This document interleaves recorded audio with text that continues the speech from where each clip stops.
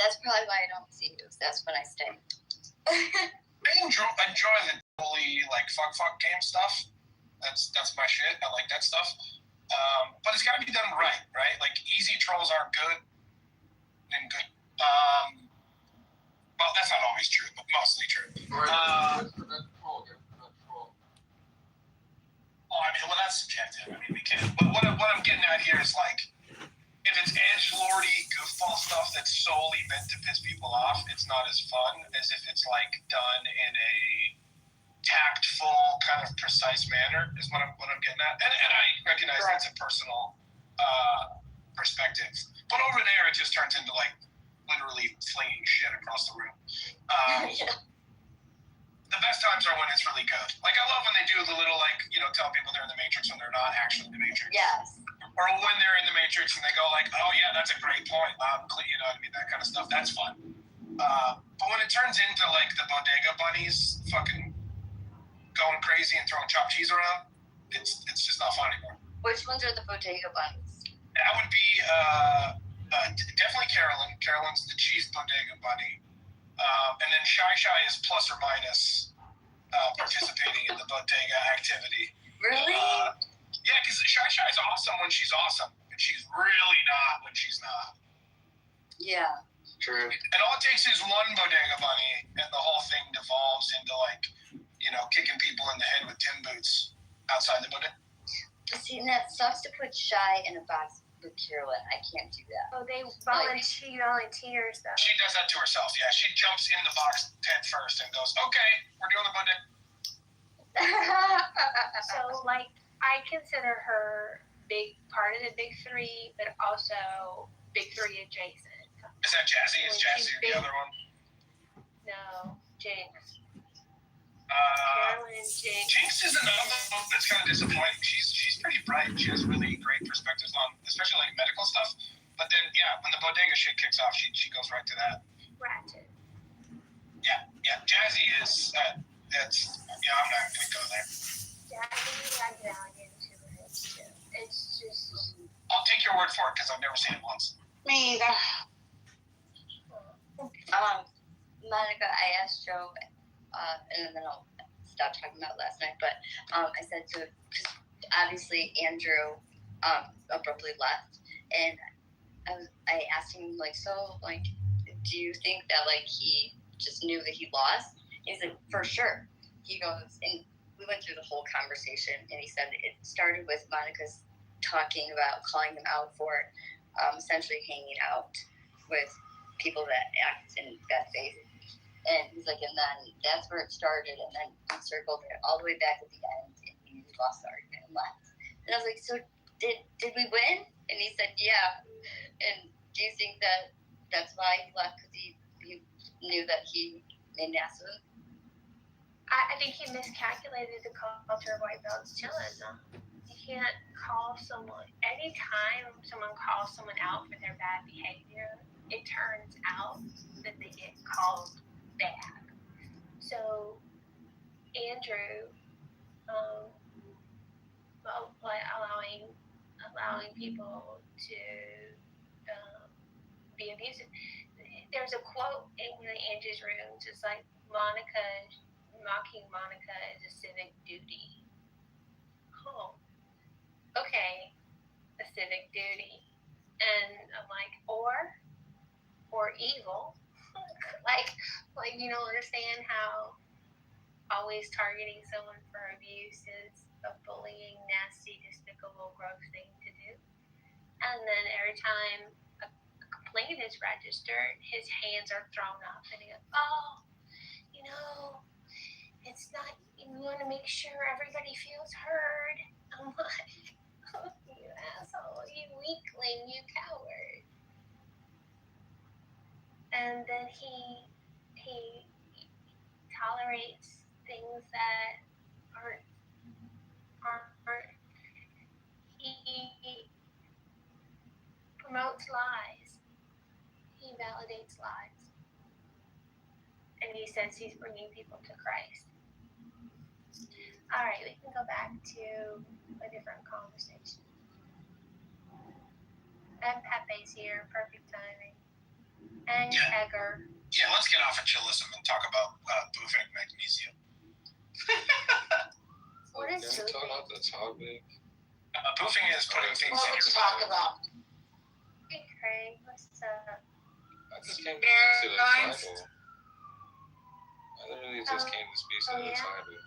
Now's your opportunity. You might Now's your not chance. have known we do title. Welcome, Craig. What do you think about Shalom and Heil Israel. What do you think about, Craig, the We the People owning a Spirit airline company? Good idea, bad idea, what? I mean, it's a good idea. I think a lot of people don't know that on that day that Spirit decided to close, all of those people that flew out as flight attendants, they all had to buy their own flights home. But I know the news didn't talk about that though, right? No, I'm glad you told us. What else? Flight attendants got left in the airport with a wet ass. Like that shit was What not the fuck? Yeah, like, what do you mean what else? Are you fucking serious? So before you get angry and start insulting me, I didn't even insult you. That's literally true. Okay, My friend works for Spirit. I need everybody to shut up so I can talk to Craig. If you go off mute, you will find yourself in the goo because this is important to me. Craig, you're tracking the story I'm in. You're going to have a whole lot more information than I do, and I'm interested in telling it to us. I mean, I literally just did. I literally just said that all those people that flew out that day That is all shitty. had to buy their flights home, right? My friend, she lives in Virginia. Hold on, someone's calling me. What a ringtone. I know, I ain't answering that phone. But look, so my friend, she lives in Virginia, right? That morning, she had to fly out to LA. She flew out to LA, and on that last flight, they said, this is it, no more flights. And she couldn't even use her buddy pass to fly back home. Oh my gosh, stop fucking calling me. Why would they She do couldn't that use- to their employees? Like, really? They have no money.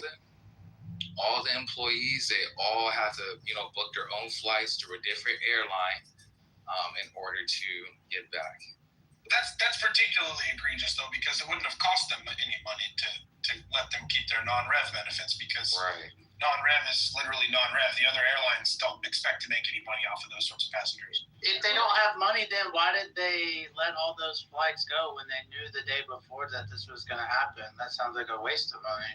Well, they got to pull the trigger at some point, right? And how many passengers they're going to Why have don't to we pull the accommodate. trigger but not strand people? Well, what day of North American air travel can you cease operations and not strand people? People fly Christmas Day. People fly during the Super Bowl. People fly, like, there's constantly planes in the air. Thousands of them. If you have to pull that trigger at some point, you got to pull it. When can you do that? And, like, you just go like, oh, we're not going to book anything for the next 3 months, and then we'll stop? I don't know. But that story is not true.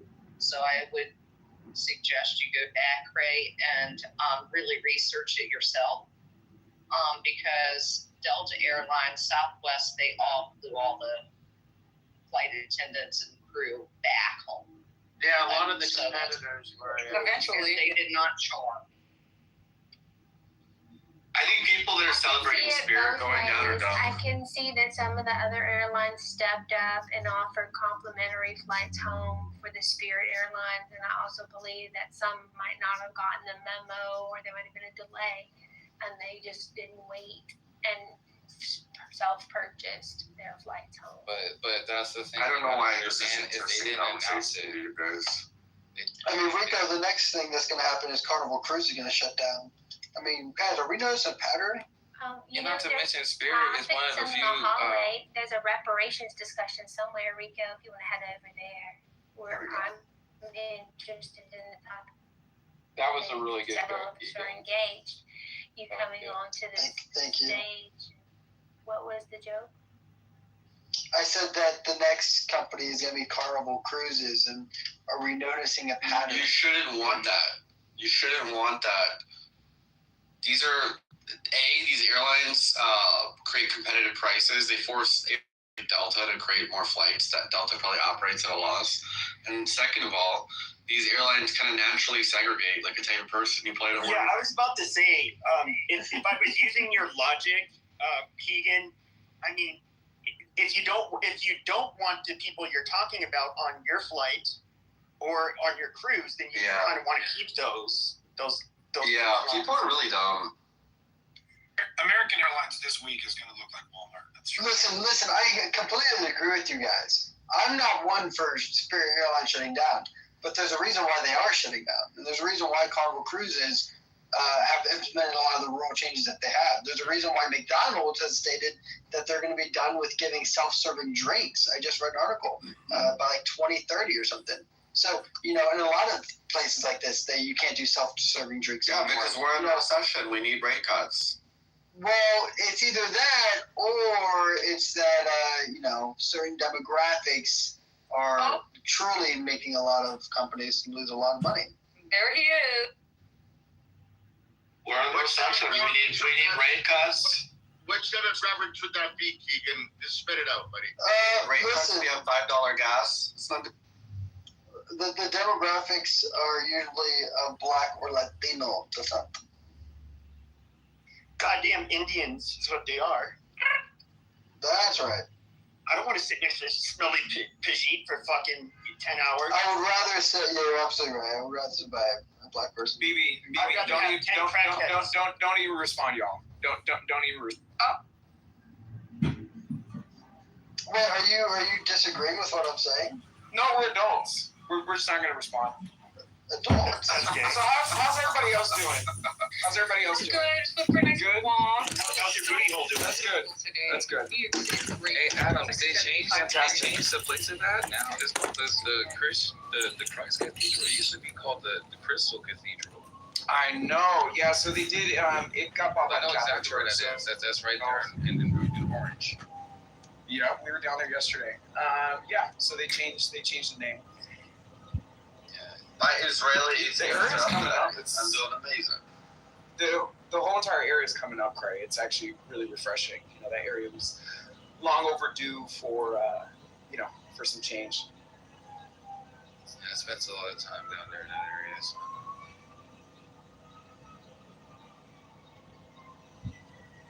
You want to buy your moms a gift for Mother's Day, Bonefish Grill, along with Carrabba's and Outback.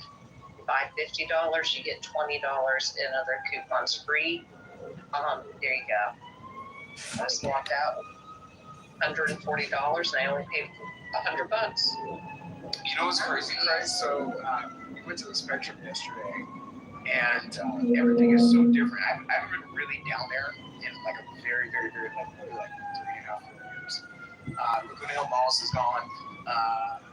Yeah, that mall is. And honestly, the last few years, next. Yeah, the last few years before that mall left, you could just tell that mall was. I was dying. I was looking at LA rents. They're going down. If you can get a studio, We're not talking about LA. it doesn't matter. Oh, yeah. But you interrupted our conversation. I don't care. Anyways, Craig, this is wild. This is wild.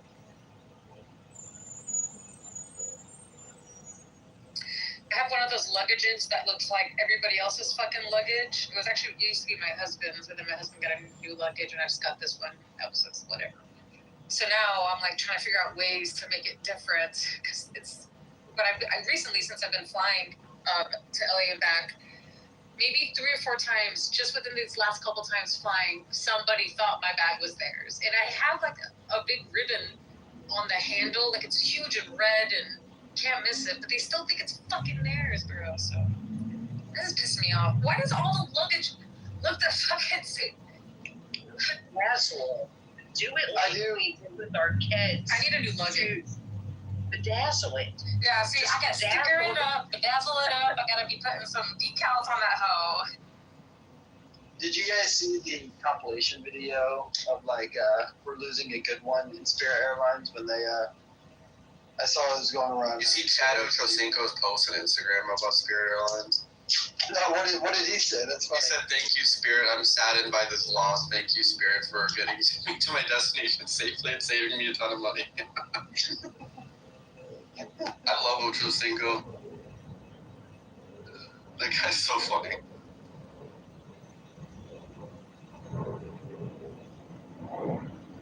So Vera, when coming out?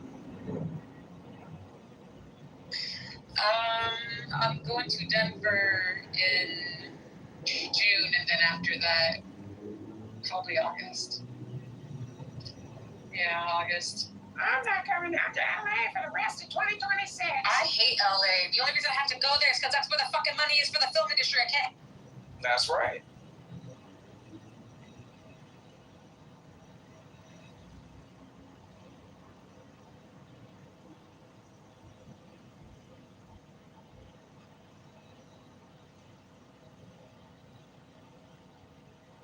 And LA doesn't like to do Zoom calls.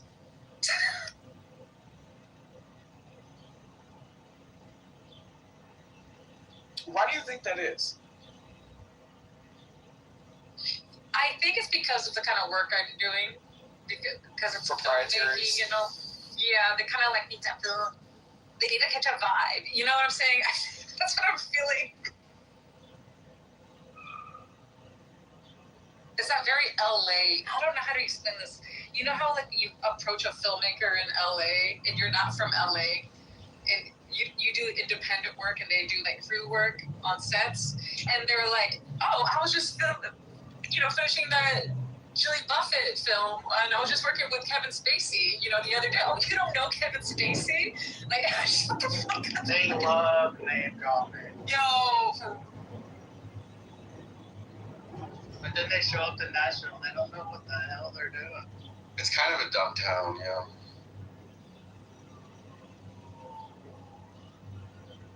But when they come to New York, they're like, hey, Vera, where's the rooftops? Where's the speakeasy? The Bay Area is where the high IQ people are. You said the Bay Area is hot? You would find more comfort in the Bay Area. The Bay Area is more high IQ than California. You would find the Bay Area more attractive. I don't know what that means, but Forget about the gays. that's in San Francisco, not Silicon Valley. Silicon Valley is a different place. Completely off topic, but if you PTR, that's a picture that just popped up. And I was in first grade, and it was right after a huge flood, and the Kennedys are standing in the background. They came to see, he had to go to school with a fucking bank. They were going to school in the back of a bank. I mean, who does that to their children? That's some podunk shit. And if you're a straight man, you should love San Francisco because of all the gays. It creates like a male-female imbalance. That was the most down low shit I've ever heard. What? Oh. No, it creates way more single women than single straight men. So if you're a straight man, but I'm not gonna go to a gay bar to find straight women there either. Like, that's stupid. you know they have like normal straight bars in that city, right? Yeah, but what would you know about, like... Yeah, no. Adams, you're like the gayest guy here, aren't you? Like, you're really gay. Stop. Rico, stop. Meeting women from Clubhouse and flying them out and can't get an erection. And then you have these women coming back and reporting to the app, okay, that you can't get your dick hard. So I don't think that you need to be giving advice to young men about where they need to be meeting women. You can't even get your dick off To the be couch. fair, Not for all women. To be fair, he would Not not be for able all to give women. me a boner either. So Ooh. Thank you, Pepe. Yeah, Pepe, can I hear what would That's like a cell phone if a woman. Pepe, can I hear maybe a role play of what would Issa be like when meeting Rico for the first time? Go ahead. Oh my God, get Rico, what? That's like a cell phone if a woman says something about you. Huh? That's like it's like a cell phone if a woman says something about you. Oye, papi, you have low blood pressure? I'd be super excited. I would probably nut it like pretty quickly. And then, if she was hot, that is. Yeah, but you have to get an erection first. See, that's the difference, Pepe. Then I'd fuck her for a couple hours afterwards. It's nice. But that's if she's hot. You'd have to get the erection first, Pepe. Maybe you don't have that problem, but, according to Issa, But when I was 18, you could be the. I thought you'd know more about. And I would have a rock hard boner, but like now, I have to at least be attracted to you. That's that. I mean, I thought that you'd masturbate more on your computer screen than any person in this room actually gets real life action. So I mean, the fact that you can't get hard, that you know, you've had a lot of practice. You've had a lot of practice. Guys, I don't really want to hear an argument from an incel and a gay man. Can we move on? I'm not an incel. I don't know who the fuck you're talking to. I want to know why Rico's taking pictures. You're a creepo. Why are you taking pictures of other people's cars? You were talking to him? Oh shit! Wait, hold on, Beth. Rewind. He did what? Rico has his PTR right now, and he walked through a parking lot and took pictures of other people's cars. That's a good burn, Beth. Thank you. You did a good job. That's Rico's Range Rover right there, Beth. Okay. You need to get yourself a big rig so you can bring women in the back. Okay, Oh, child. stop.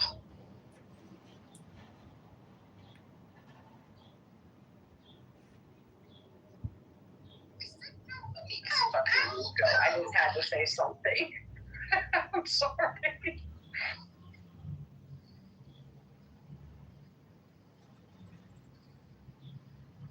My daughter and her friends do. And I got called by Land Rover one night, and they're like, "Why is your daughter on our lot?" I'm like, "I don't know." And they're like, "We see your Range Rover, but they're going up against all these other cars we've got, and they're taking photos." I'm like, "I don't know. They're 17 years old. Who knows? Get them for trespass." I would just like to say, for clarification, that based on the news, when Spirit Airlines abruptly ceased operations, it did leave thousands of their employees stranded across the country.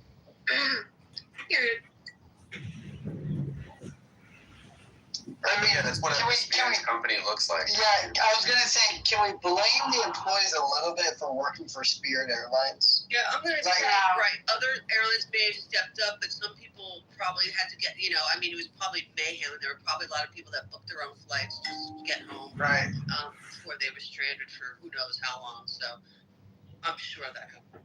Okay, so they'll form a class action lawsuit, and then they'll sue Spirit, and then they'll get into the liquidation preference, you know, and the bankruptcy filings. That's how. They'll get like $200, and here's a free flight. Hey, if anything, Spirit Airlines kind of gives them a favor right there. They're like, "Hey, do you want some of this money that we're about to get on this liquidation?" So I mean, you know, Rico's got a good point right there, you know.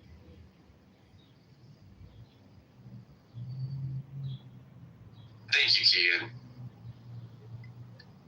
Listen, I hope that Southwest does not become like Spirit, of course. I hope that, you know, United, you know, I just hope, you know, hopefully maybe someone fills this void. Maybe a publicly, you know, we the people Spirit Airlines is a good thing, but I think we the people would realize pretty quickly that probably wouldn't like that, you know. I think a lot of broke conservatives celebrate Spirit's downfall, but they're going to be too broke to travel soon. Are you saying that prices are going to go up? You don't think someone's going to fill the void with cheap flights? No. They're canceling flights because of the Hormuz bullshit that Trump started. Because of the fuel situation. Yeah, the full fuel is what made it so. Gas is pretty wild. I just filled up yesterday, 2 days ago. It was $68. I understand for some of you guys living in the East Coast, West Coast. I paid $116 yesterday. Yeah, see, I know for you guys, but like 68 for me, I was like, wow, that's pretty expensive. Usually it's like, you know, $45, $50, but $68.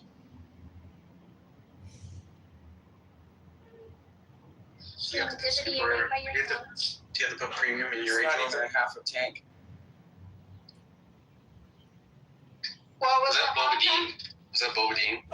You know how we were talking the other day, and we were like, everything is annoying. Everything is annoying. Yeah, Bobadine, I put 93 in there. It's happening again, Deputy. I don't know what to do about it. Yes. It's We like should talk about the Rice's game. You know, Monica. We have plans for happy hour this afternoon. Something to look forward to. Hey, Adams, you're sounding better than when you I was hilarious, y'all. He comes up on stage this morning. Hey, I'm just turning the stage, and then I'm going to bed because I'm really sick. And then an hour later, Hollywood gossip and the tea with Nas, and he's all energized and happy. And I'm like, oh. Well, I told you because you weren't here, Monica. Gossip is medicine. You were not here. So I smoked a blunt. I felt a little bit better. My throat still hurts. I'm sad that your throat hurts. Thank you. Me too. But yeah, no, Monica, I definitely agree with you. I don't know what you and Sarah are referring to, but if it's what I think that you're referring to, I think that when certain dynamics get introduced into certain spaces, yes, things do become repetitively annoying. I had a phrase I liked that I used with GPS. Everything's sandpaper. Like everything is just like adverse. And it's like, okay, well, this is probably not normal. Probably should need an attitude adjustment. So I'm going to walk. It's a beautiful day. The birds are singing. The sky is blue. The wind is ruffling through the branches of the trees. The leaves are gorgeous green.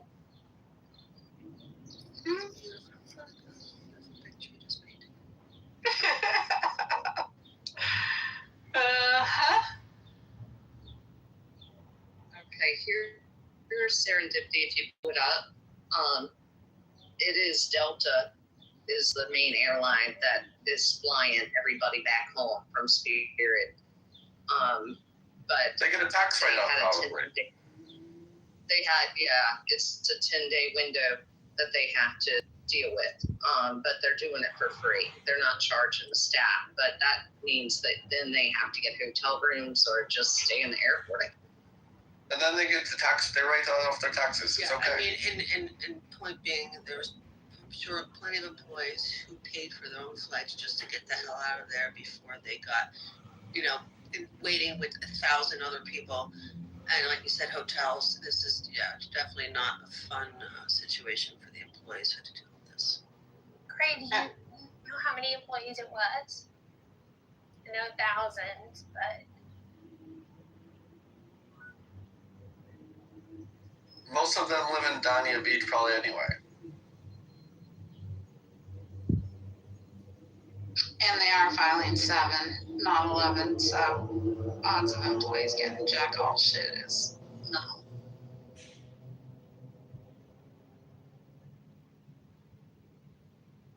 So who wants to buy an airline with me? But you're a broke conservative. Rico, that accent. You don't know anything about anyone's financial status in this room. Randy Dickerson, I was about to remove him from the room. I mean, I don't hear Monica complaining that the Jews are the reason why she can't check out at the supermarket. It's the blacks. That's the reason why I have to go and say, hey, can you guys unlock the cabinet for the deodorant, please? The website is so crap. Oh my God, you guys are so ridiculous. I swear I'm going to block you both. There's so much interest, Bureau, in pledging to help buy the airline that the website's been down for hours. Serendipity, don't do that. And you want to know why you shouldn't do that? Because this pendulum swings both ways. And their corny, raw, redundant material is only going to be material for the other side when the pendulum swings the other way. I'm willing to take that chance. Monica, you see what I'm saying? I don't know. Is Rafi here? Or no, he left. Shoot. I just have higher expectations for fucking grown-ass adult men. Well, that sounds like your problem, Serendipity. I know. Oh my God. Shame That's your the fault. fuck on me. I listened to them long enough. Shit, I would have come to the conclusion that you can't.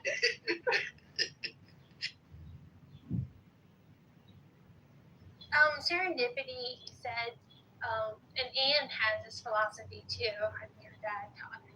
Like, people don't owe you apologies.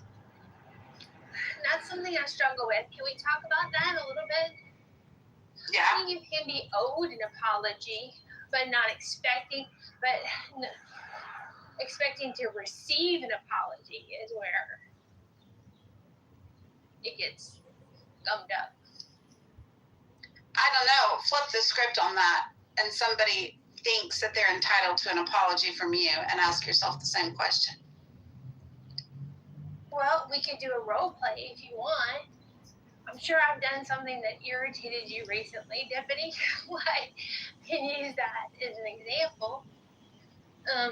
Do people want an apology though nowadays? I feel like an apology is kind of outdated in the lesson that was meant to really teach people.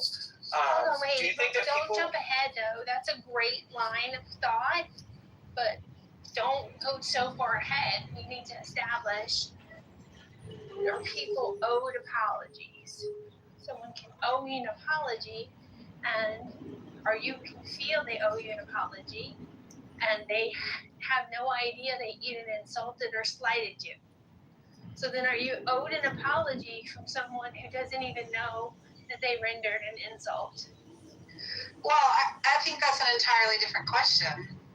Are you owed an apology from someone who doesn't like you and they don't really care if they hurt your feelings? Yeah, I think you're only owed. I think you're only owed an apology from someone that like you hold respect for. I don't think you really are owed an apology from people who like don't like you. I mean, that would be kind of.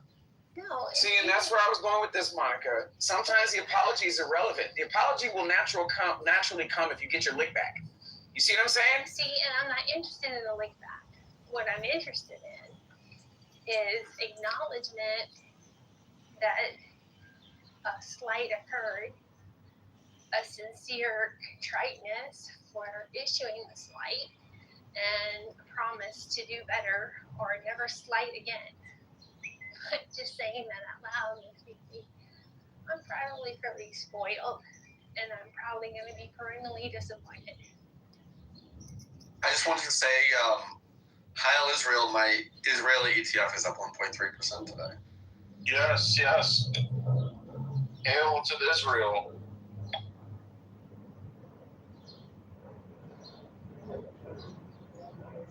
Who was that?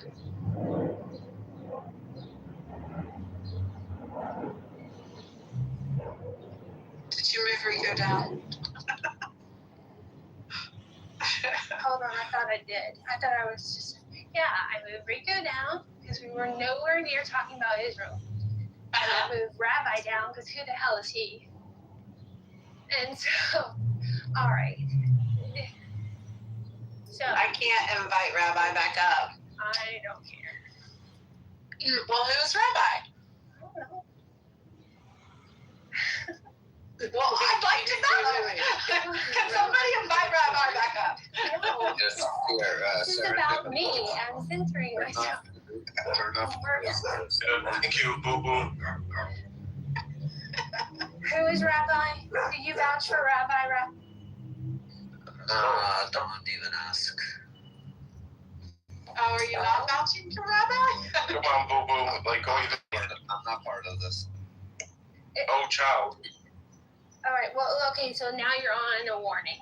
All right, Rabbi. Like I know. Thank you, Boo Boo. I used to be a dog personality, and Clubhouse has turned me into a cat. Meow. Meow. Can you do a roar? All right. Apologies. All right. I'd like to apologize. I'd like to apologize to all the single ladies. You see? I knew it. Can you move him down now? No. Like he's not hurting anything. Wait until he's offensive. Okay. He's offending me. Oh my gosh. I think you just want to be offended. I'm only one man. No, I was trying to I can't rescue all the ladies. dynamics of Clubhouse relationships, and this stranger is all up in our group. Like, get off. Shut up. We can talk to you in 10 minutes when I can no longer talk. Okay, buddy? All right? Okay, Monica, so here's the thing. To Adam's point, I know I'm jumping ahead, but number one, do you want an apology that you have to ask for? Because I sure don't. No. I absolutely don't want an apology that I have to ask for. Number two, I am certain that there have been times, if you pick a particular cast member, where unwarranted you have made snide or, passive aggressive remarks about said person, maybe because of past, interactions, but like Only Stigler. oh my goodness. By virtue of using that name, like, okay, but do you really think that you owe Stigler an apology, even though he might be offended at something that you do or say? Like, he might think you owe him an apology, but you probably don't think you owe him an apology. You know you're not going to stop calling him Stickler instead of Stilgar. And so why would you apologize for behavior that you're going to repeat? I don't know. I don't think it's fair to make the assumption that people owe you anything. They're not required to like you. They're not required to be your friend. I don't ask to be They're liked. not required to even extend common courtesies. I mean, we would like that. I would certainly like that behavior in society as a general rule, but nobody's required to play by the rules. Okay, so that's 3. They don't have to like you. I never asked to be liked by everyone. They don't have to be civil. Well, in our rooms, I think they should be civil. And then we have this account who has thousands of accounts, and he's threatened us with harm. He's tried to blackmail us. Said if we play to his demands, then he'll let us live on the app. But if we don't accede to his diva wishes, he will remove us from the app, and he has the power to do so, allegedly. Who? So he's threatening us. Who is it? Would you ever say to, I don't think I could ever think of a time when I said to a friend, you owe me an apology. Like if something happens and I say, look, this happened, I don't know if you realize how that made me feel, and they're like, oh, I didn't realize that. But I would never say, that only seems to come from people who maybe aren't your friend, which in that case, fuck off. Don't tell me I owe you anything. So I don't see Well, Edie, you're not a petty, stupid person, so. So I think, I don't know, I've never demanded an apology from anyone. What I've said was, when I have to disagree with you, Monica. I've told you to apologize, or I told you to stop doing your fuckboy shit. Or you You've told me to apologize. When? What do you mean when? You've told me. When? Oh, no, I need receipts. Did you keep them or no? You're just making a supposition. I don't record rooms if that's what you're asking. So you have no idea when I demanded an apology from you.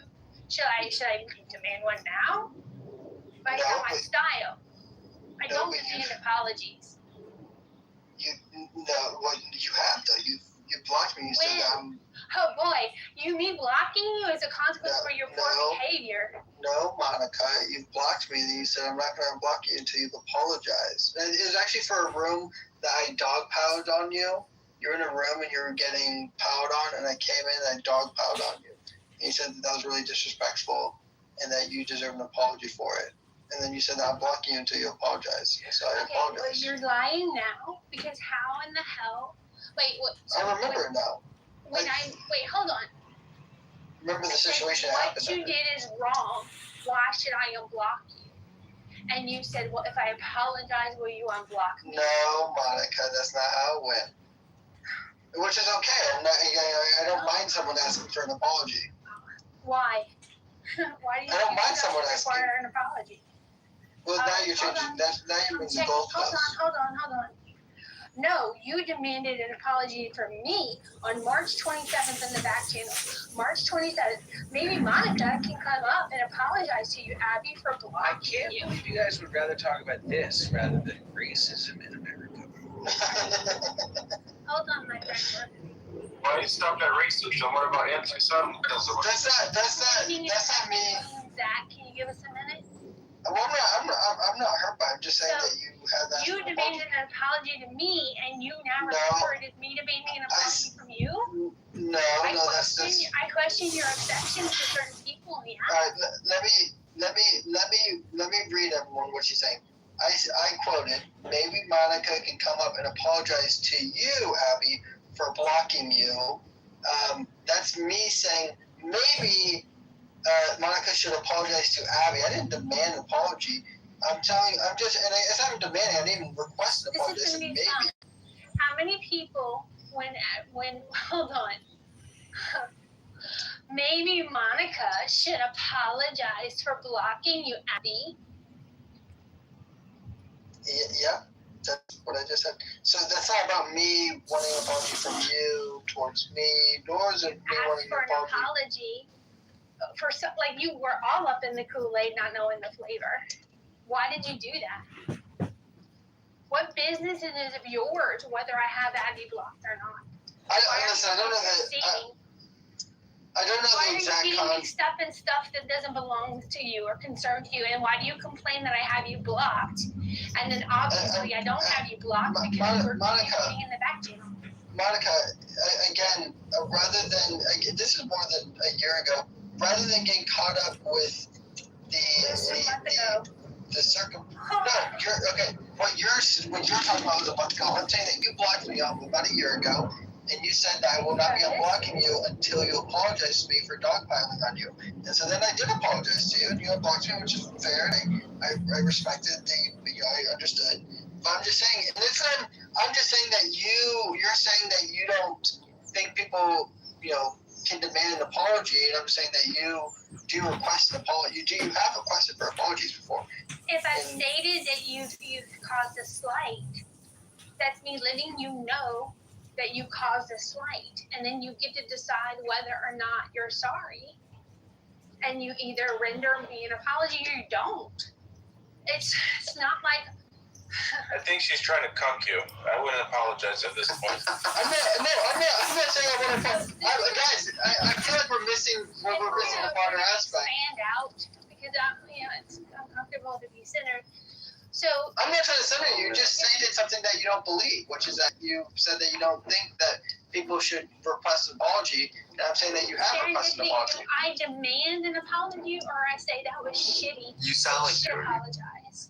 You seem like you're acting. Who are you? Rico, get out the way, Thomas. Always. Oh, dogs. First names formally used on the app are not doxing. But I did it to get his attention. So, Divinity, I demand apologies. I think demand's too strong of a word. Shut up, Keegan. Did you not hear me ask Divinity? Well, maybe rephrase it as have I requested an apology. I still hear a man's voice instead of the dulcet tones of one of my dearest friends on the app. Do you have the ability to mute up, but not the will? Not the stamina? Not the conviction of a man? I'm tired of these niggas. You're just misrepresenting the argument, though. I think based on, and I'm strictly basing it on our communications today, Mom. Okay, I don't think that you run around demanding apologies. I think based on our communication today, you have an expectation where I'm not certain you're entitled. So again, someone threatens us and our welfare on the app, not in the real world, but on the app, affecting our lives. What did you do? What did you do? Yeah. And then they want to come and nosh with us. They want to have a tea party and a coffee clutch in our spaces after they've threatened us. And I'm supposed to be okay with it. It's a huge ask. It's a huge ask. And we did it again last week. And what happened? Like, I'm legitimately upset about this. I allowed Brad to squat on our stage and contribute for hours. And last night, I wanted to go talk to Rafi and them in their room, and I couldn't. Wait, can I get a reset? No, we're gonna move on and talk about the Strait of Hormuz. Is it open or closed, y'all? Because I don't know. And how come we're not talking about it anymore? The U.S. is gonna rescue stranded ships. Are they without food and necessities? What's going on over there? Anybody know?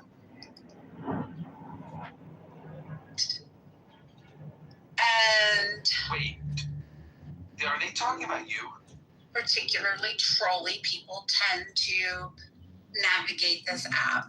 And I think the overlying question is, you have somebody in a room that treats you poorly for any type of reason. Whether they're crashing out with you, whether they're just talking mad shit because they're a troll and they like to be offensive and disrupt. And then they show up in another room and they want to kiki it up and rub elbows and just participate in the light social interactions and act like a normal human being. Should you have an expectation of apology for their prior behavior? Should you just not allow them to interlope? Should you not allow them to interlope on the conversation? Should you just let it roll off your back and keep it moving? Like, that's kind of the overall, I think, bigger arching topic of conversation. Some people find it hard to navigate because in one room people will treat them one way, and in another room they'll act like people will treat me abhorrently, disgustingly, invasively, just pervertedly, and then want to have a civil conversation in the rooms I host. What's my responsibility to them? And when do I get to be angry and offended and tell them not here? Not here. It seems grossly unfair, and I think that's why I'm so upset about it. Despite me calling Stigler Stilgar, despite me calling Stigler Stilgar, wrong again. Despite me calling Stilgar, girl, it doesn't mean I got it eventually. Thanks for your patience. Like, it doesn't mean that I'm talking about him. I'm talking about Brad. I'm talking about Rich. And actually, maybe a little bit of Stigler because he laughed at Tim abusing me. And I know it's not abusing me, inconveniencing me, humiliating me in front of people. Ha ha ha! Isn't that great?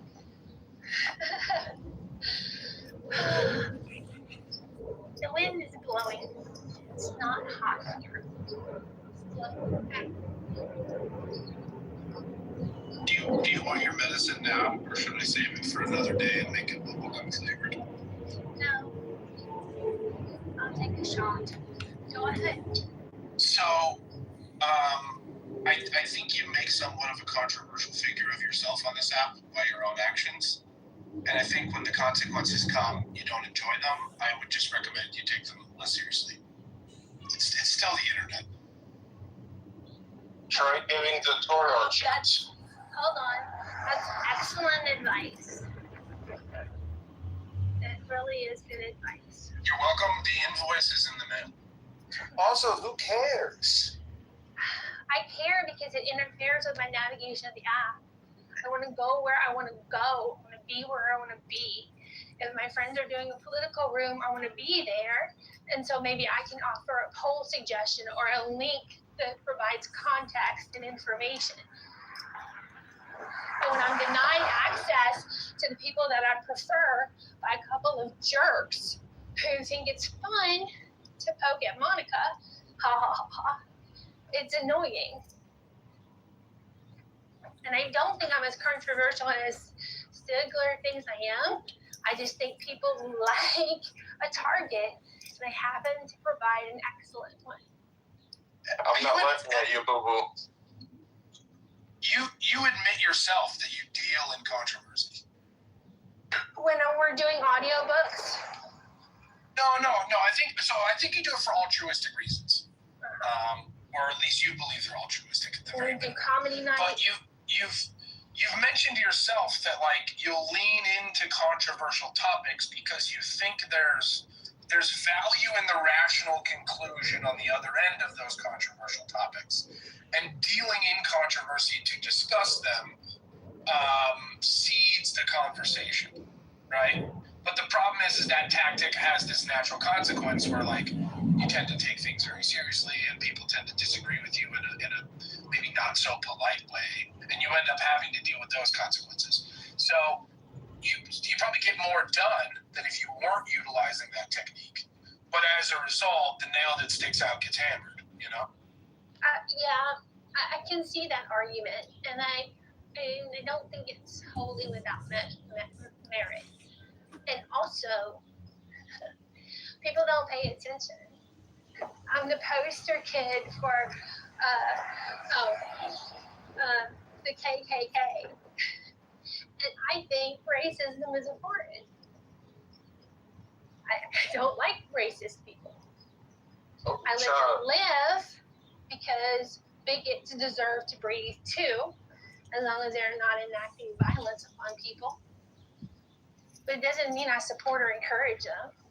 So one of the most frustrating things about our dialogues on the internet is you question something horrible that people said someone did, like Trump's now a pedophile apparently, and you're asking for more information, and then you suddenly become a pedophile apologist, and then suddenly you're a pedophile.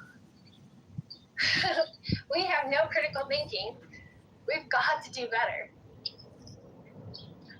Well,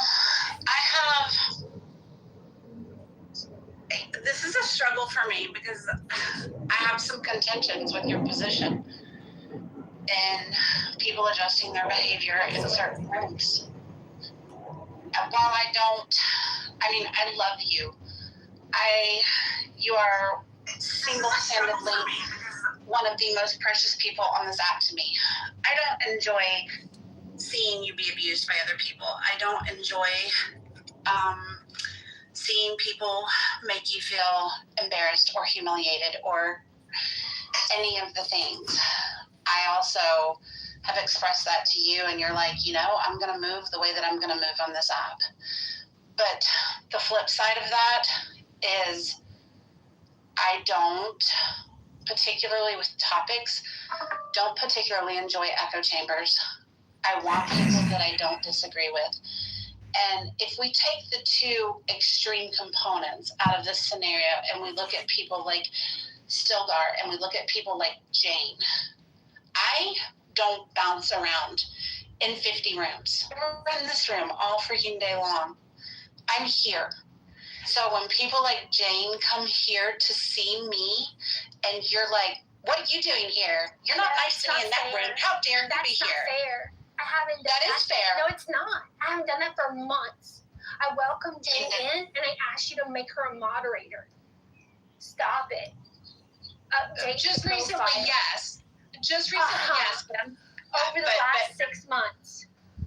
She hasn't been in here in the last 6 months. She doesn't come anymore because that's not my fault.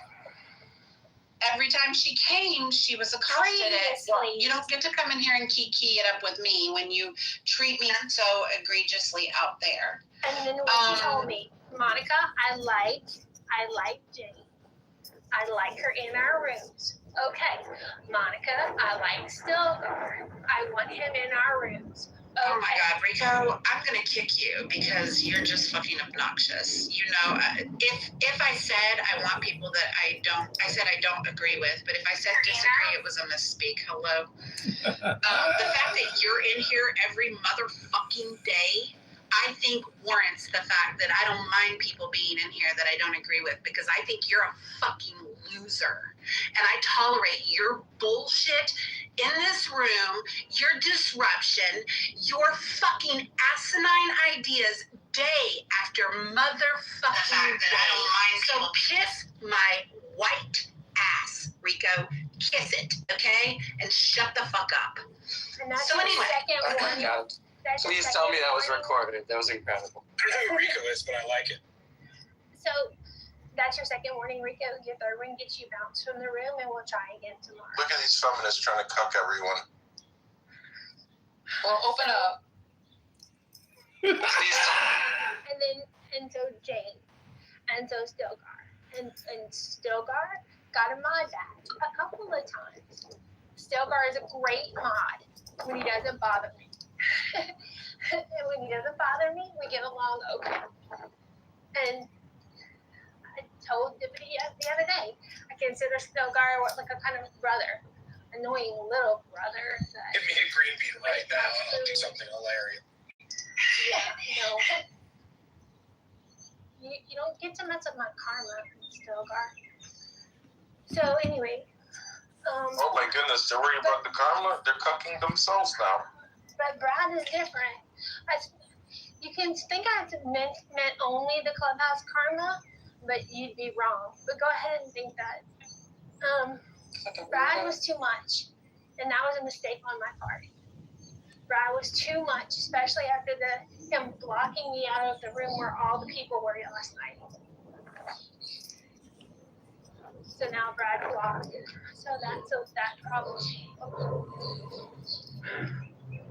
Rich was a lot. Which was a whole lot this morning. So that's where all this emotions come from. But see, I don't think Rich was a lot this morning. On any other given day, I'd say Rich was a lot. Like this morning, I felt like Rich came in and he just participated in the conversation, and he wasn't particularly, he wasn't like poking at people and trying to disrupt. Like he actually engaged and carried on conversation, not with me, which I don't. But he was interacting and he was engaged with people, and they were talking and everything, and there was no drama. And in a case like that, like I don't care about him being here in that case. I think when you care about him being here in that case, that's when you're going to get the disruption and the what can I do to turn your room upside down, because you wouldn't let me play on the playground. Like it's freaking childish antics. And the story of the Damocles sword that dangles over someone's head and it's wobbling to and fro, and you never know when it's going to pop and stab you through the skull. That's Rich. I think that's hyperbolic. When Rich comes in here, and he's messy, he gets thrown to the goo or he gets thrown out of the room. When Rich comes in here and he acts like a freaking person, he gets to participate and play with everybody else because he can show that he can, contribute to the. I don't have a problem with that. He said I was the worst person on the app, and he was going to do everything he could do to get me removed. He said the same thing about me. He said I was getting my account flipped. Micah, who said you're the worst person on the app? Rich. Right. Who said that? Can I interrupt for a quick programming note? Yes. So we're going to have at 5 o'clock today a social hour where we play this very funny game that was just created and tested a few days ago. And version 2 has soft launched this morning, but I haven't tested it with any real people. So I'm going to start a room right now to test it with a few people. If I could have a couple volunteers just find the room that I'm going to start in about 1 minute, please. Or you can email me the link and I can advertise it for you directly. Yeah, I think it's important to know you need to have 2 devices to use the game. Yes. One device to do the game on, and one device to talk on Clubhouse. Thank you. Yeah, so have a laptop or a tablet handy. I'll send you I'll send it in your Telegram, Monica. Okay. And do you only want like 5 people? You don't want 15? It could be more. I would say minimum 5. It could be more, and then we're gonna do the big full game tonight. Yeah, you have to be in a place where you can talk, because everyone shares a question and everyone shares an answer. So keep that in mind, especially when the answers are spicy. If that's the case, you should let Rico up.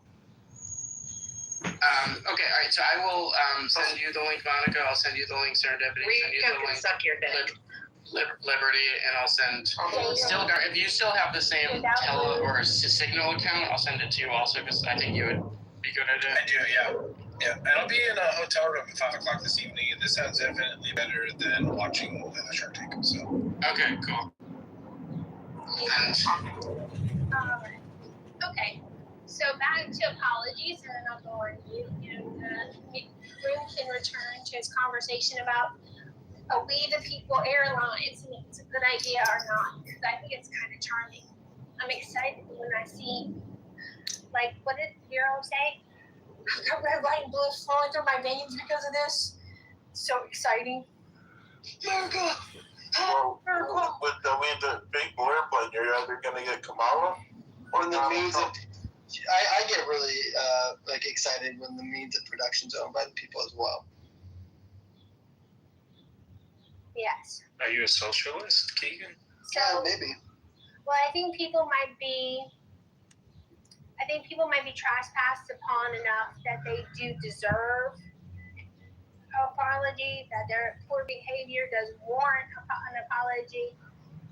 I will pay attention if I make demands for apologies in the future, because it doesn't seem to be something that I do, but I'll pay attention to it.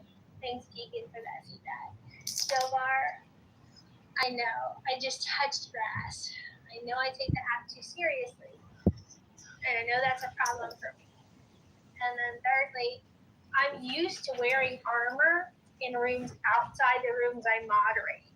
I'm finding it uncomfortable and unpleasant to wear armor in here when I want to take my shoes off and get under the blanket and in the recliner and relax. So that's going to be something I need to navigate, not anyone else. Thank you guys for letting me process all of this feelings today. I appreciate your patience. We love you, Monica. Vero, what do you think the odds are that we'll get this done? Because I am ready to drop $45 for a share.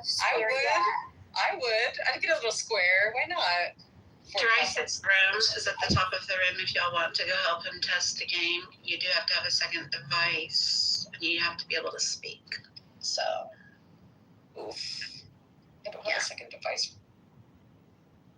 It's in my office. That's it. Tablet, laptop, second iPhone. All in my office. I'm trying to separate my work from my life right now. Okay, so I'm trying to, leave things in there and then concentrate. Go in with your eyes closed, and that way you're still separate. But it's a fun little game, Vero. I really think you'd love it. Oh no, I've played it. I was one of the first people to try it out, and so we give them a lot of pointers. So I'm excited to see the V2 for sure.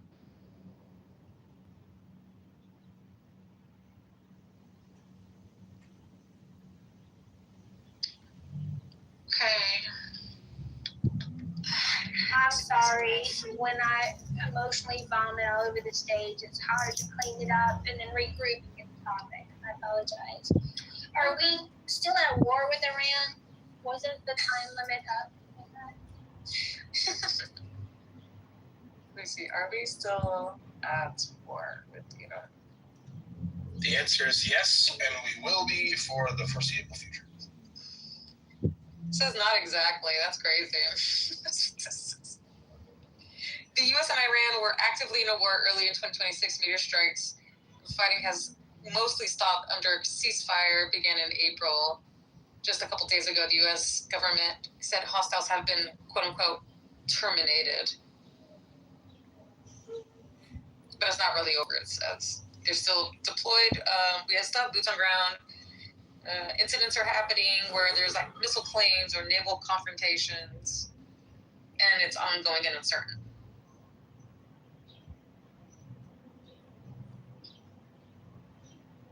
Wake me up when September ends.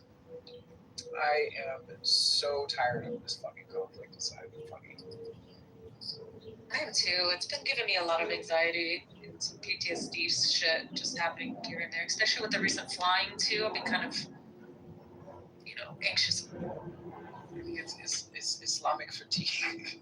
It's war fatigue, bro. Just straight up war fatigue. I'm tired of.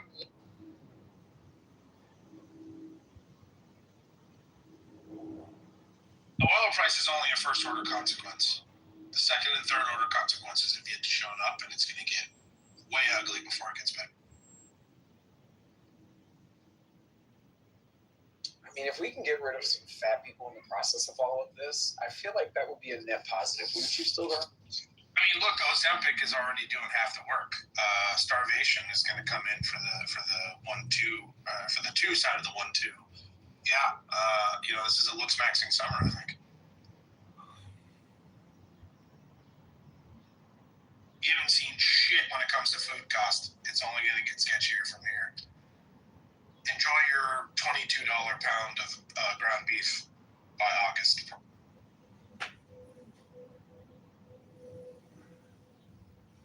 Bro, relax.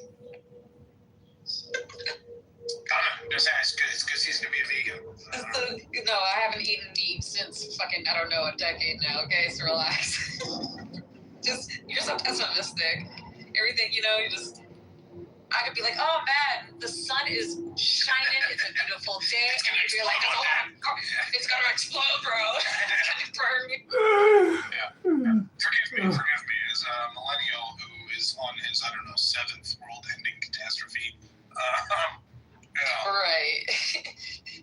Someone was telling me how, even in the room, there was like, it's a little irrational to be afraid of flights, or was that you maybe? But the thing is, I don't think people realize, because when COVID happened, when Daddy Trump closed everything down, I was in Scotland and I could not get home. And so now you can't tell me shit's not going to go right, because one day a global pandemic happened and I couldn't get home. So now flying gives me anxiety. Oh, air travel is definitely going to be a giant mess in the coming months. Aviation fuel is becoming very hard to come by, very expensive. Domestic, short-haul flights are getting canceled across the country. It's worse in Europe at the moment, but they're just the canary in the coal mine. It will be next. Transatlantic, Trans-Pacific aren't that bad, but it's coming. This will probably be one of the lowest summer travel seasons we've seen in probably a couple decades. COVID notwithstanding. So, yeah, the whole world order is totally upset. Shit. But, fuck it. If the sky's always falling, who gives a fuck, Stilgar, I feel like the one positive thing out of this, at least for Los Angeles, with everybody converging here for the World Cup, is maybe people will stay home. They've made the tickets so unaffordable for, people to even go that live here to begin with. So maybe they'll just stay home. I think that we can survive with a little bit less travel or tourism this year. Traffic's going to be better, getting to work.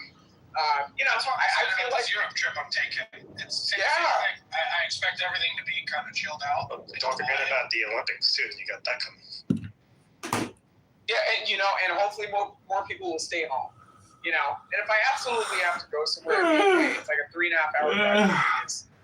There's nothing really that I need to see in the rest of the country for the time being. And even if I do, I have no problem driving there. I've driven from Santa Monica to Miami. So, do they have that train yet? I'm not taking the train.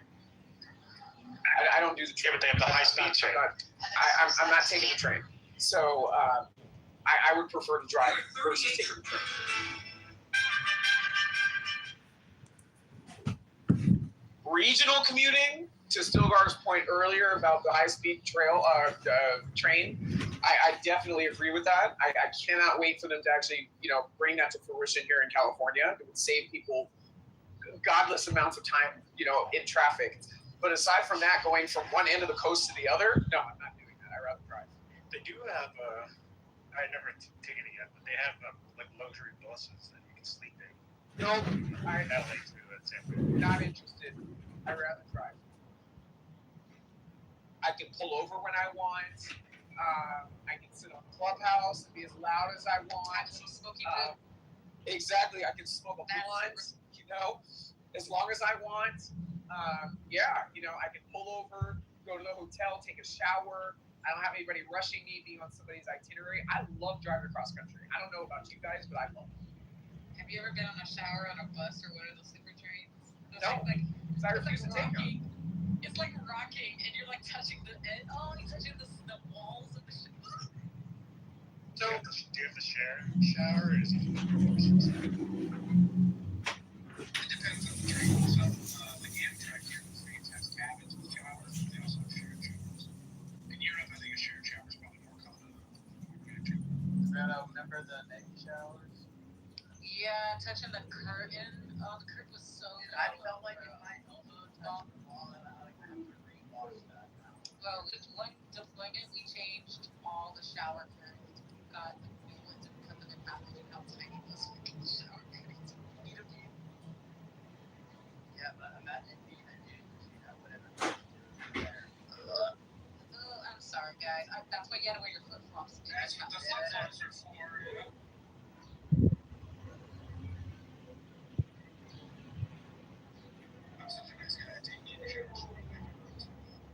Our hot water heater is kind of small, and she's gonna hop in after me. She's like, I'm like, are you washing your hair? She's like, yes, I have to wash my hair. I'm like, okay, take a shower. Girl, you don't want a protein treatment on your toenails? Not at all. I'm just kidding. I did not share with the males in the birthings. Thank goodness. Good call. Oh my god! And I remember the guys, especially with the Marines group and shit. Everyone was wearing a hot pink speedo at one point. They ran through all the Marines. They wore hot pink speedos and ran through the flight deck just to be fucking Marines. And where are the gay ones? There, yeah, most Marines I know are gay. Oh, straight dudes in the military are the gayest dudes I've ever met. 24/7 gay jokes. Brock isn't gay. I'm not gay either. It's okay to be gay. 24 dudes singing Sticks in the shower with their dicks out is gay. I don't want to be. That did represent everything semen at one moment in time. I mean, as long as you don't ask and you don't tell, right? We all know you're gay. It's like, that was such a dumb policy.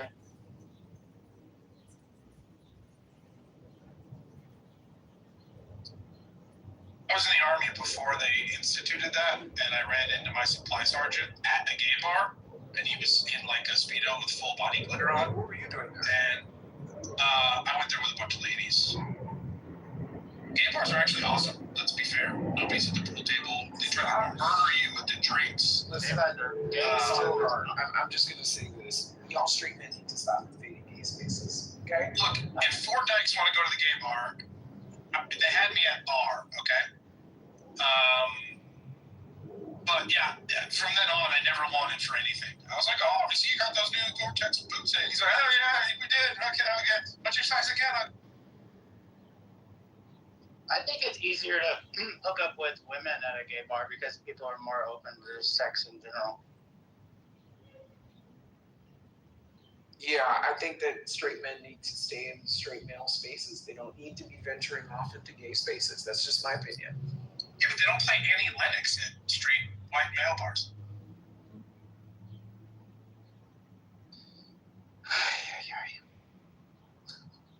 If I want to hear Going In for the Kill by LaRue, I have to go to the gay bar.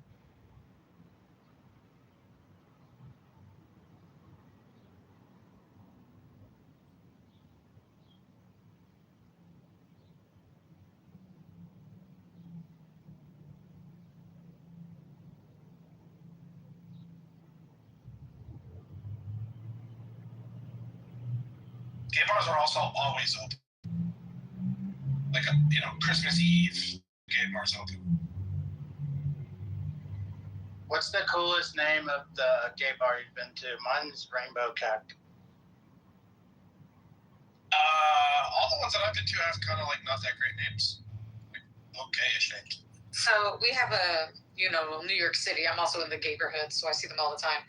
But there's a gay bar here, and it's an upscale gay bar. It's called The Hen. How do you explain a $200 charge to your wife from the Golden Banana? You don't? The one in Philly is called Woody's. Actually been to Woody's. The lesbian bar is called Sisters. Oh, wow.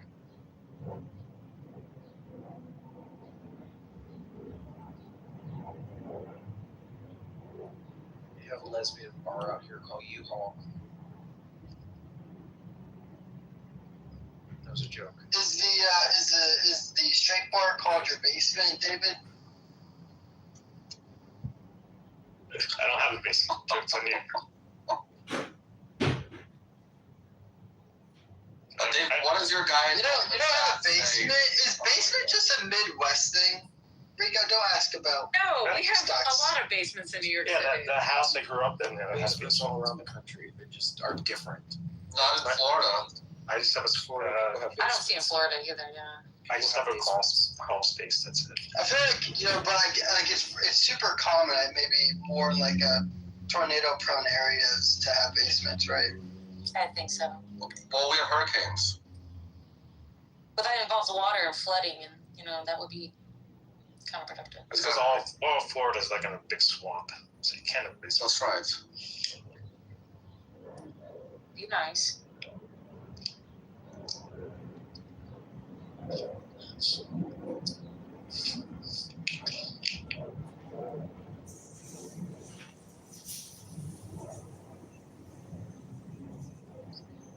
David, what does your Goldman Sachs guy say about the Israeli ETF? EIS?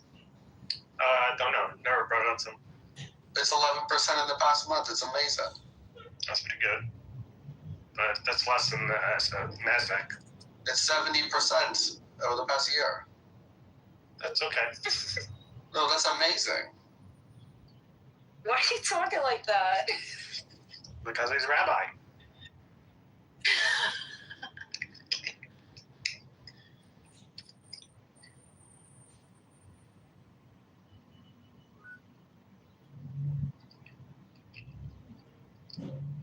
The Israeli ETF is my new risk-free rate of return.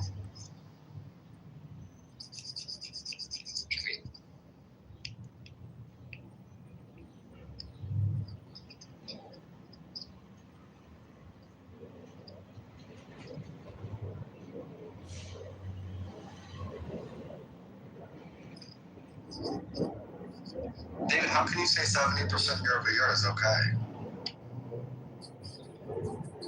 It's very good. No? It's very good. That's amazing. Let's look at the QQQ year over year. That's only up 9%, 8.53.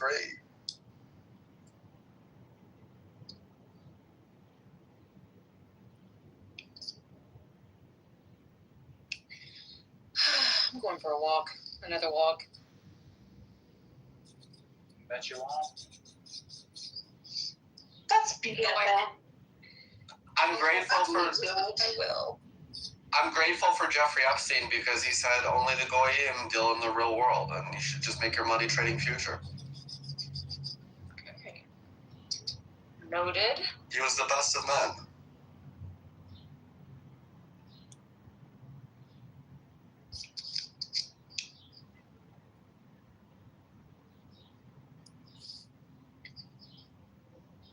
Oh God, Rico's back. It's this skin mark in her underwear that you just can't scrub and bleach out.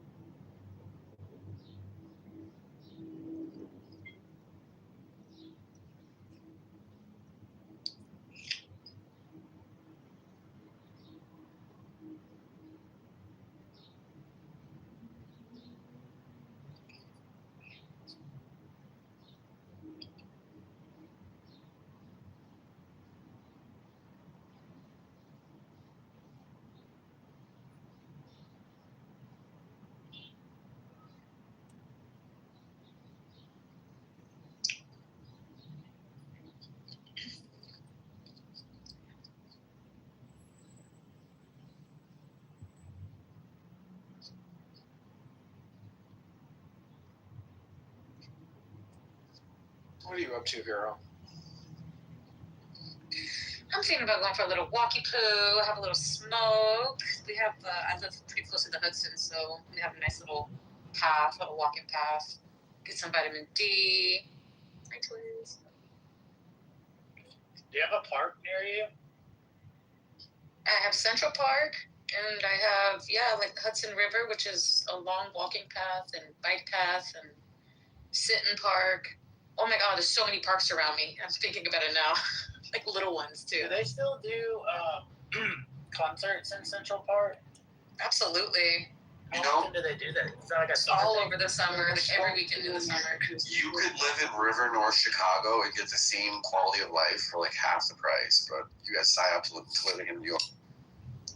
Honey, I'm married. I don't pay for anything. Okay?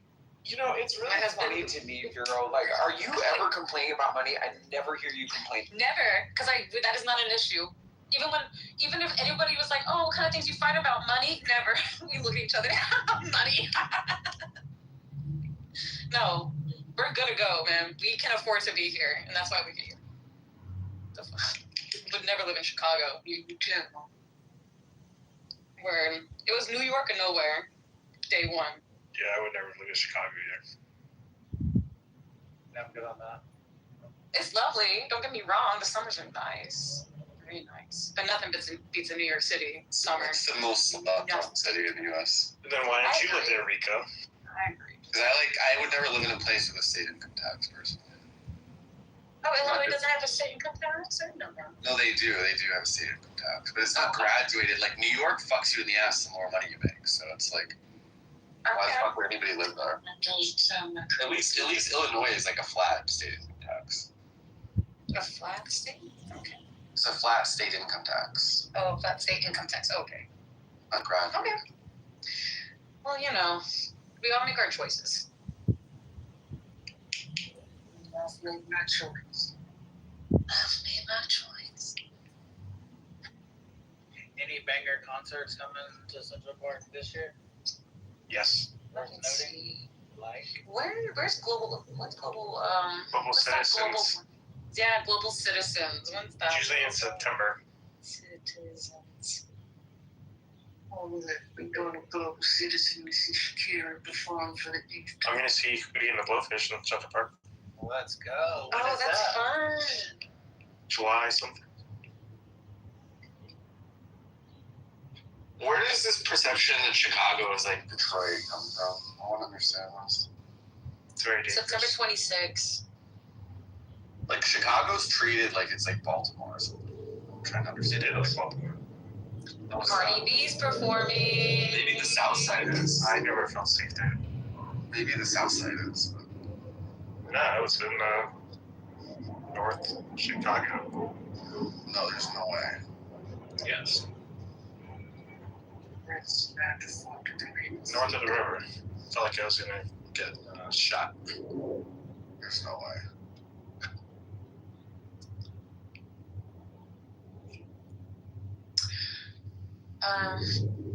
I saw Stevie Wonder in Central Park. He did see you. Stevie, yeah, I was waiting for him.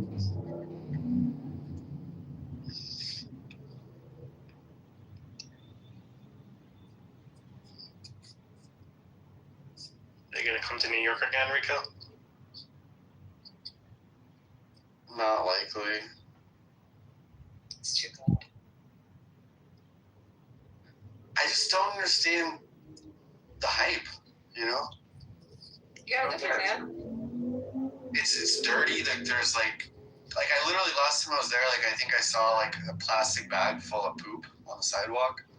Yeah. Like, it's a disgusting shithole. That's It's not major nice. cities. Even Chicago's like that. Actually, Chicago is a lot cleaner because they put their trash in alleys. They don't dump it Well, on the that's- street. I get that, the trash can and stuff like that, but like dog shit all over the place. And like human shit all over the place. I mean, that's major cities. That's even LA. No, Chicago is much cleaner than And see, New York. you have to understand, every part of the city of Los Angeles is not like that. Palisades Right. is the city of Los Angeles. Hollywood Hills is the city of Los Angeles. Like there's Yeah, of many other course. parts.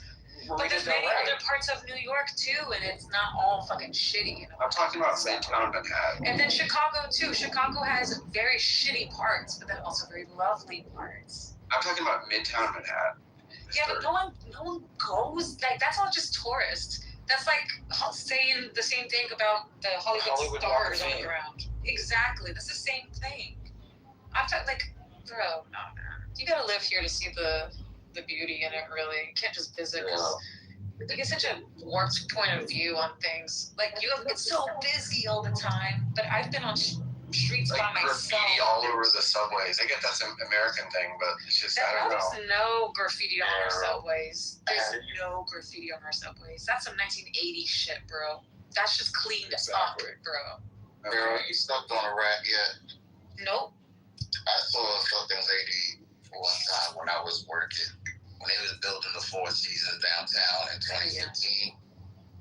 Like there was 2 rats, and like tell me not if you seen a rat run fast, it looks like a fucking remote control car.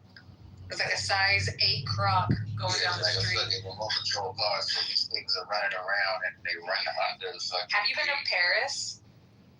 And the slave steps on the rats are dogs out there, okay? Oh, rats are bigger than There's like there's some fucked up looking rats in the city. Like, I've had a rat piss at me before.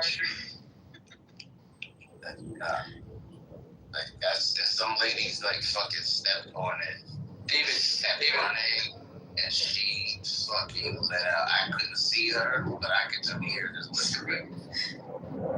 David, do you know that restaurant Town in Town that we went to? Yes. Oh, you did. They have that in Chicago. Like they have that same restaurant in Chicago. Yeah, it's a chain. Yeah, it's a chain. I know. So like, my point is that like, yes. My point is that it's not the same chef though. It doesn't matter. My point is, no, you guys are buying into hype. Is what you're doing. You can get the same recipes and it's the same stuff. Like, we can still travel to Chicago, but I'll never live there. You guys are buying into hype. Oh, this chef is famous. No, they can just write the recipe down and then send it to Chicago. It's not that simple. It's not the same then. Not the same. Yes, it's literally the same. It's not the same. Okay. It's not the same. Okay. Okay. New York is for people who buy into hype. It's for like NPCs. Okay. It's for people who are easy to sell to. Okay. I think that would be Miami. That is Miami, if anything. Rico, what do you like? 100 years. Yeah, I know. I love Miami. Oh, I hate Miami. If you love Miami, then I take none of the rest of the things that you say. Miami's clean and nice, and they crack down on crime. Like Miami, to answer your no question, state income tax. Thank you for asking that question. You got all the sweet Latina ass everyone. It's amazing. But you don't have access to those women. Thanks, Dr. Adams. I appreciate you for bringing that to light. Yeah, you don't have access to those women, Rico. That's just eye candy for you. That's amazing. That's incorrect, but that's amazing. You don't have access to those women. Okay. Whatever you say. All those women are fake. What you mean? Butt done, thighs done, breast done, arms done, chin done, cheekbones done, arch done under feet. They install dimples in their What's wrong with looks maxing? What's wrong with looks maxing? What you mean? What's wrong with the? There's nothing wrong with looks. That's less than looks maxing. That's fucking body dysmorphia to the point of changing. Might as well be transgender. What is this look maxing term? Like, is this Gen Z term? He's just trying to be hip. People are not funny and don't have any like talent. Miami's fun for a weekend, you know. The first in 2016. I spent 24 hours in Miami. It's the only time I've been to Miami. And I spotted a fake ass. And I knew it was fake. And that was the first time in my life I've seen a fake ass in person. I don't know how you guys could not enjoy like being on a boat or a beach and like a beautiful sunset. It doesn't make any sense. I don't want to go to Miami for that.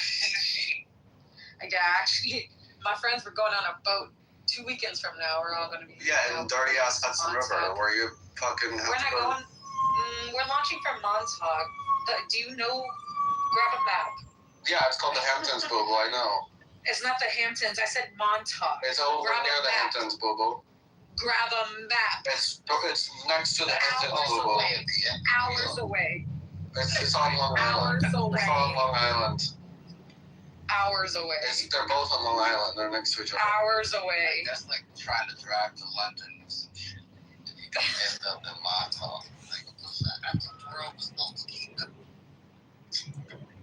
I opened up my can and whatever the frequency hit my receiver in my headphone, and I heard it go boom, like a poof.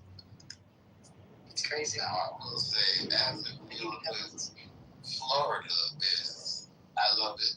But like, there's only certain places I can go out there. My husband got to go to that old beach.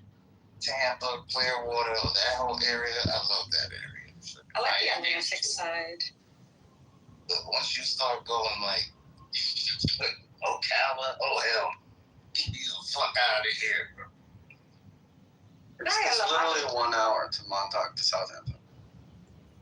Oh, I don't know. I was just talking shit, bro.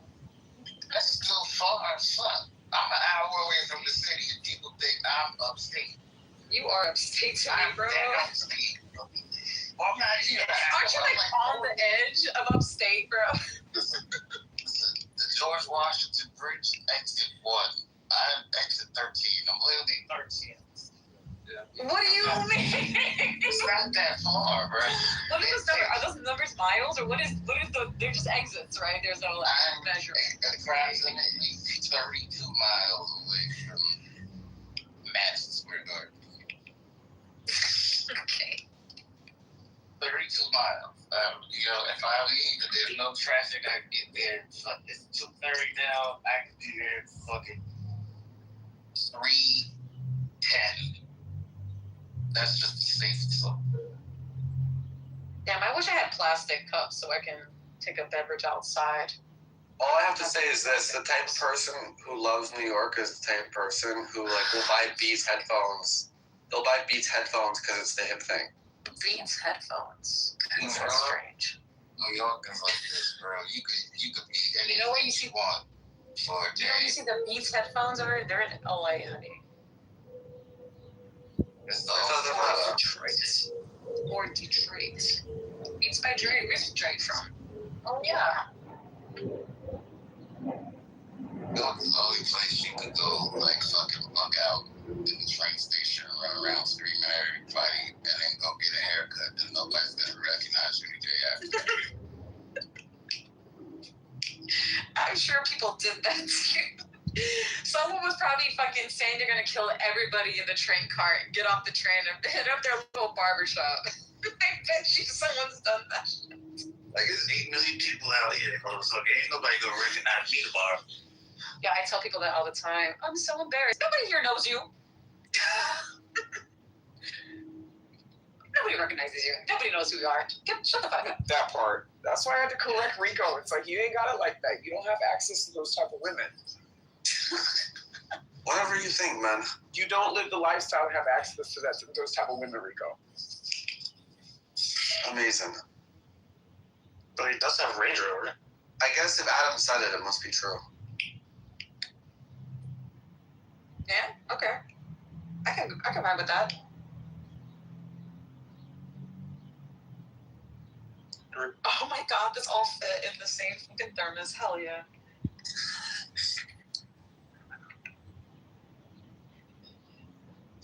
Oh man. Oh my gosh, I'm gonna go heat up some soup. Your egg roll soup. My egg roll soup. It's right. Need to replace my shower curtain.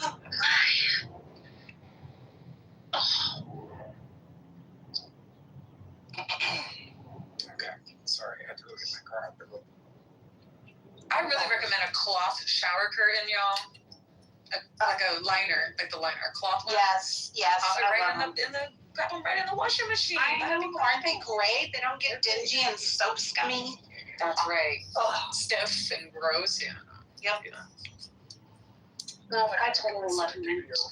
Running interference. I love it.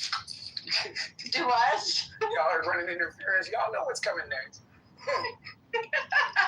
Busy at my appointment. Goodness. So Rico, what makes you think that you have access to that caliber of women? What makes you think I don't? Well, because, I mean, if I didn't otherwise know that you were into women, I would have thought that you were gay. Especially the way that you drag on your words. I just don't care. You sound a little, you do, what, you don't care about your masculinity? No, now I'm curious what this nigga think about me. I think think you're heterosexual. I mean, Twins, I've been knowing you for a while. Like, there's no question. Like, are you okay? I think Adams is on his period every day. Twins, this ain't about you. Twins, don't jump in the car. Twins, don't jump in the car. This is for Rico, because I'm trying to understand how Rico feels like he's going to go from Issa, and, you know, he feels that he could get, you know, the big-bodied, you know, build-a-bitches in Miami. You know, I'm talking about the crowd, the Larsa Pippen aesthetic. You don't have access to that type of woman, Rico. You don't. That's just your Number one, you're short. Okay. Number two, I'm 5'4". Your body's a mess. Okay. Yeah. You're not toned. I'm obese and I'm 5'4". I wouldn't say obese, but you are chubby. Okay. You are chubby. That's terrific. So we can agree that you're chubby. Okay. Yeah. You don't make that amount of money. Okay. That to be able to support that type of woman. Even a woman like Larsa Pippen, you know everything about she'll show up to any dick for a check. Okay, I don't think that you make that amount of money, right? Because your car is like 17 years old. Okay, Here we go. your feet are small and flat. Okay, and you got a wide ass like a middle-aged woman. So I'm trying to understand where you think that you have access to women like that. You really don't, Rico. You're very creative. I have such a visual too. I mean, I feel like you're creative too. You're a delusion. You're flat-footed, you got a wide ass, and you don't make no money. At least he's a good swimmer. Oh my god. This bitch flat-footed. This bitch flat-footed. He's flat-footed. Oh. You flat-footed old bitch. Because that's usually what happens to men like Rico that are big boned that arch their back. The way Adams can like recite things that are just not true with such confidence, like you should be. It is true. Well, we listen to you talk about the Jews all day, so we don't know if you know what's true and what's not. I love the Jews. And seeing as though you don't realize how much you talk about it, I don't think that you look in the mirror. I love the Jews. Often I make enough money with my to concur with what I'm saying. Because again, you are chubby. Because I've seen pictures of you, Rico. You're chubby. You're chubby. You haven't lost the baby fat. You're chubby. There we go. Right. You don't go to the gym. That's where you're golfing. I never ever go to the gym. You don't. That's right. And if you do, you're probably on a yoga mat somewhere. What's wrong with yoga? Hold on. What's wrong with yoga? You're not pumping out because you're chubby. Because you're chubby and you're saying you're chubby and you're saying that you're competing for a certain caliber of woman. These women don't go with chubby men like you unless they grew up with them.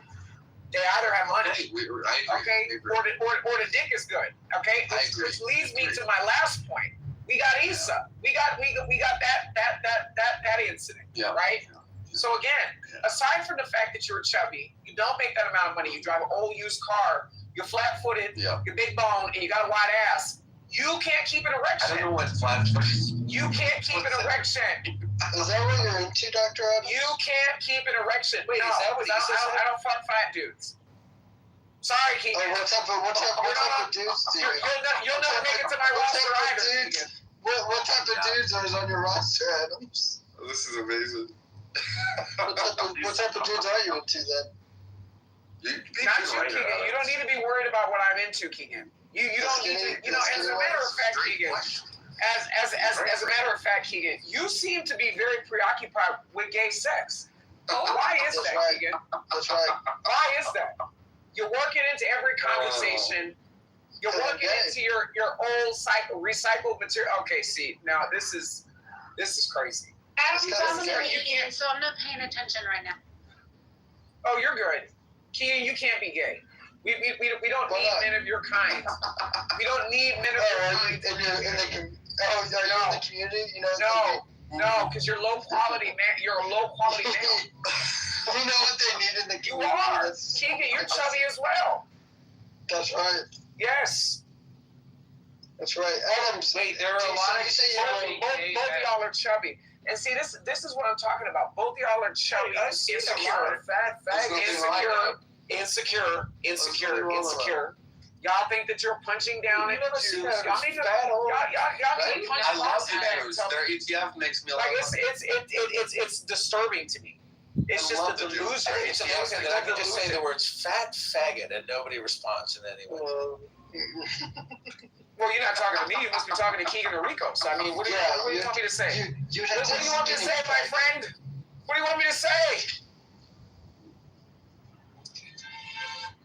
Maybe if you bought the Israeli ETF, you wouldn't be so angry, Adams. Hey, put up one in the chat if you've ever. You see what I'm saying, Twins? He's sassy. Adams, are you going to come today at 5 o'clock? Adams, did you get what I meant by that whole I'm in a meeting and not paying attention? Oh, I know, but I'm still going to respect you. I'm still going to respect you. I made an oath. I'm not, I'm not going to go down that road. I was giving you a freebie. I know you. I was picking up what you were throwing down, but, I'm turning over a new leaf. That's beautiful. I'm not even going to I love that. I'm not even going to go there. Adams, did you hear what I said? Yes, what's going on?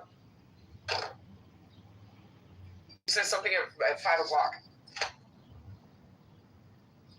Oh, so in 2 hours and 20 minutes, we're all playing a game. So you just need to have a laptop or a tablet, and you can play with us. How'd the testing go? Good. I'm very excited because Yay! I was like 50% of me. I stayed up half the night, testing it until version 2 actually worked, but I hadn't tested it with any people, only myself, simulating other people, and I was 50% of me was expecting that there would be some game-breaking bug in it, but it worked. So we're going to use version 2.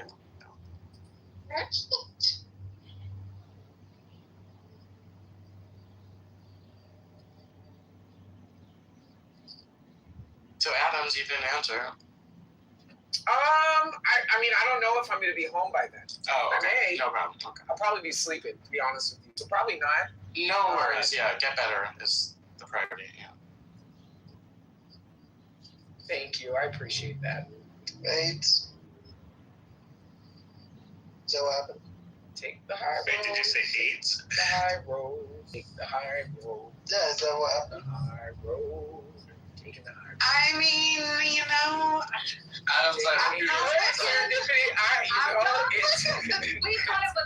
I hope you're using prep. Oh, it's Marta? Adams, I hope you're using prep. Coogan. Don't call his name. I'll wake it up. Y'all want me to be the bitch? I'll be the bitch. Do it. Go ahead, Vero. But I'll do it today. do it, Vero. Do it. Keegan, why are you so obsessed with male gay sex, bro? Like, for real. Because I'm gay. Because you're a fucking, big old gay rod, right? That's right. Cock in your mouth, right? Up your butt. You learned that from your daddy. That's right. Father like son. That's right. See, he doesn't work. He just agrees with me now. But it's because it's always the same, Joe. You're gay. You have no money. No offense. That's how weird. From you too. It's kind of. No, that's how women. That's how women are. It's like every single day. You're gay. You're does the same. Yeah, Adams does the same thing as. Adams does the same thing that women do. They'll be like, "You're gay." Over and over again. No money. Get it? You're a broken record. You fucking get it, bro. So when you constantly talk about gay sex and then complain about the cost of living, what else is anybody supposed to say? Should we not complain about the cost of living? I mean, don't put me in the same category as the angry black women on this app, because I'm actually listening to what you're saying, and what you say is that you constantly complain about the cost of living, and you're constantly talking about gay sex. So what else is anybody supposed to conclude? I don't see any form of gay sex you shouldn't be preoccupied with. You're an heterosexual male. Well, I just want to know what kind of gay sex. You're a heterosexual male. Gay sex. Why are you concerned about any form of gay sex? Gay. Doctor, how many times? Why would you be concerned about any form I'm of gay. gay I don't know sex? why you keep calling me homosexual. That's crazy. So basically, you're a homosexual. Let me shut up. Let me shut up. Serendipity. You know what? This is crazy. Which one would you rather? You see how limited it is when you're being a decent person? Do you see how limited it is? Let the record show Keegan and Rico are both gay. That's right. That is right. But we know Keegan's gay. I mean, I'm sorry, Rico. See, I keep getting them confused. I'm gonna call them the twin twins. I mean, anymore, that's Listen, I'm kind of doing the opposite here, right? Like, I kept straight when I first was on the app, and then I'm now gay. Answer your phone. Well, Adams, I said it's a telemarketer. Adams came out gay and now is straight. We kind of,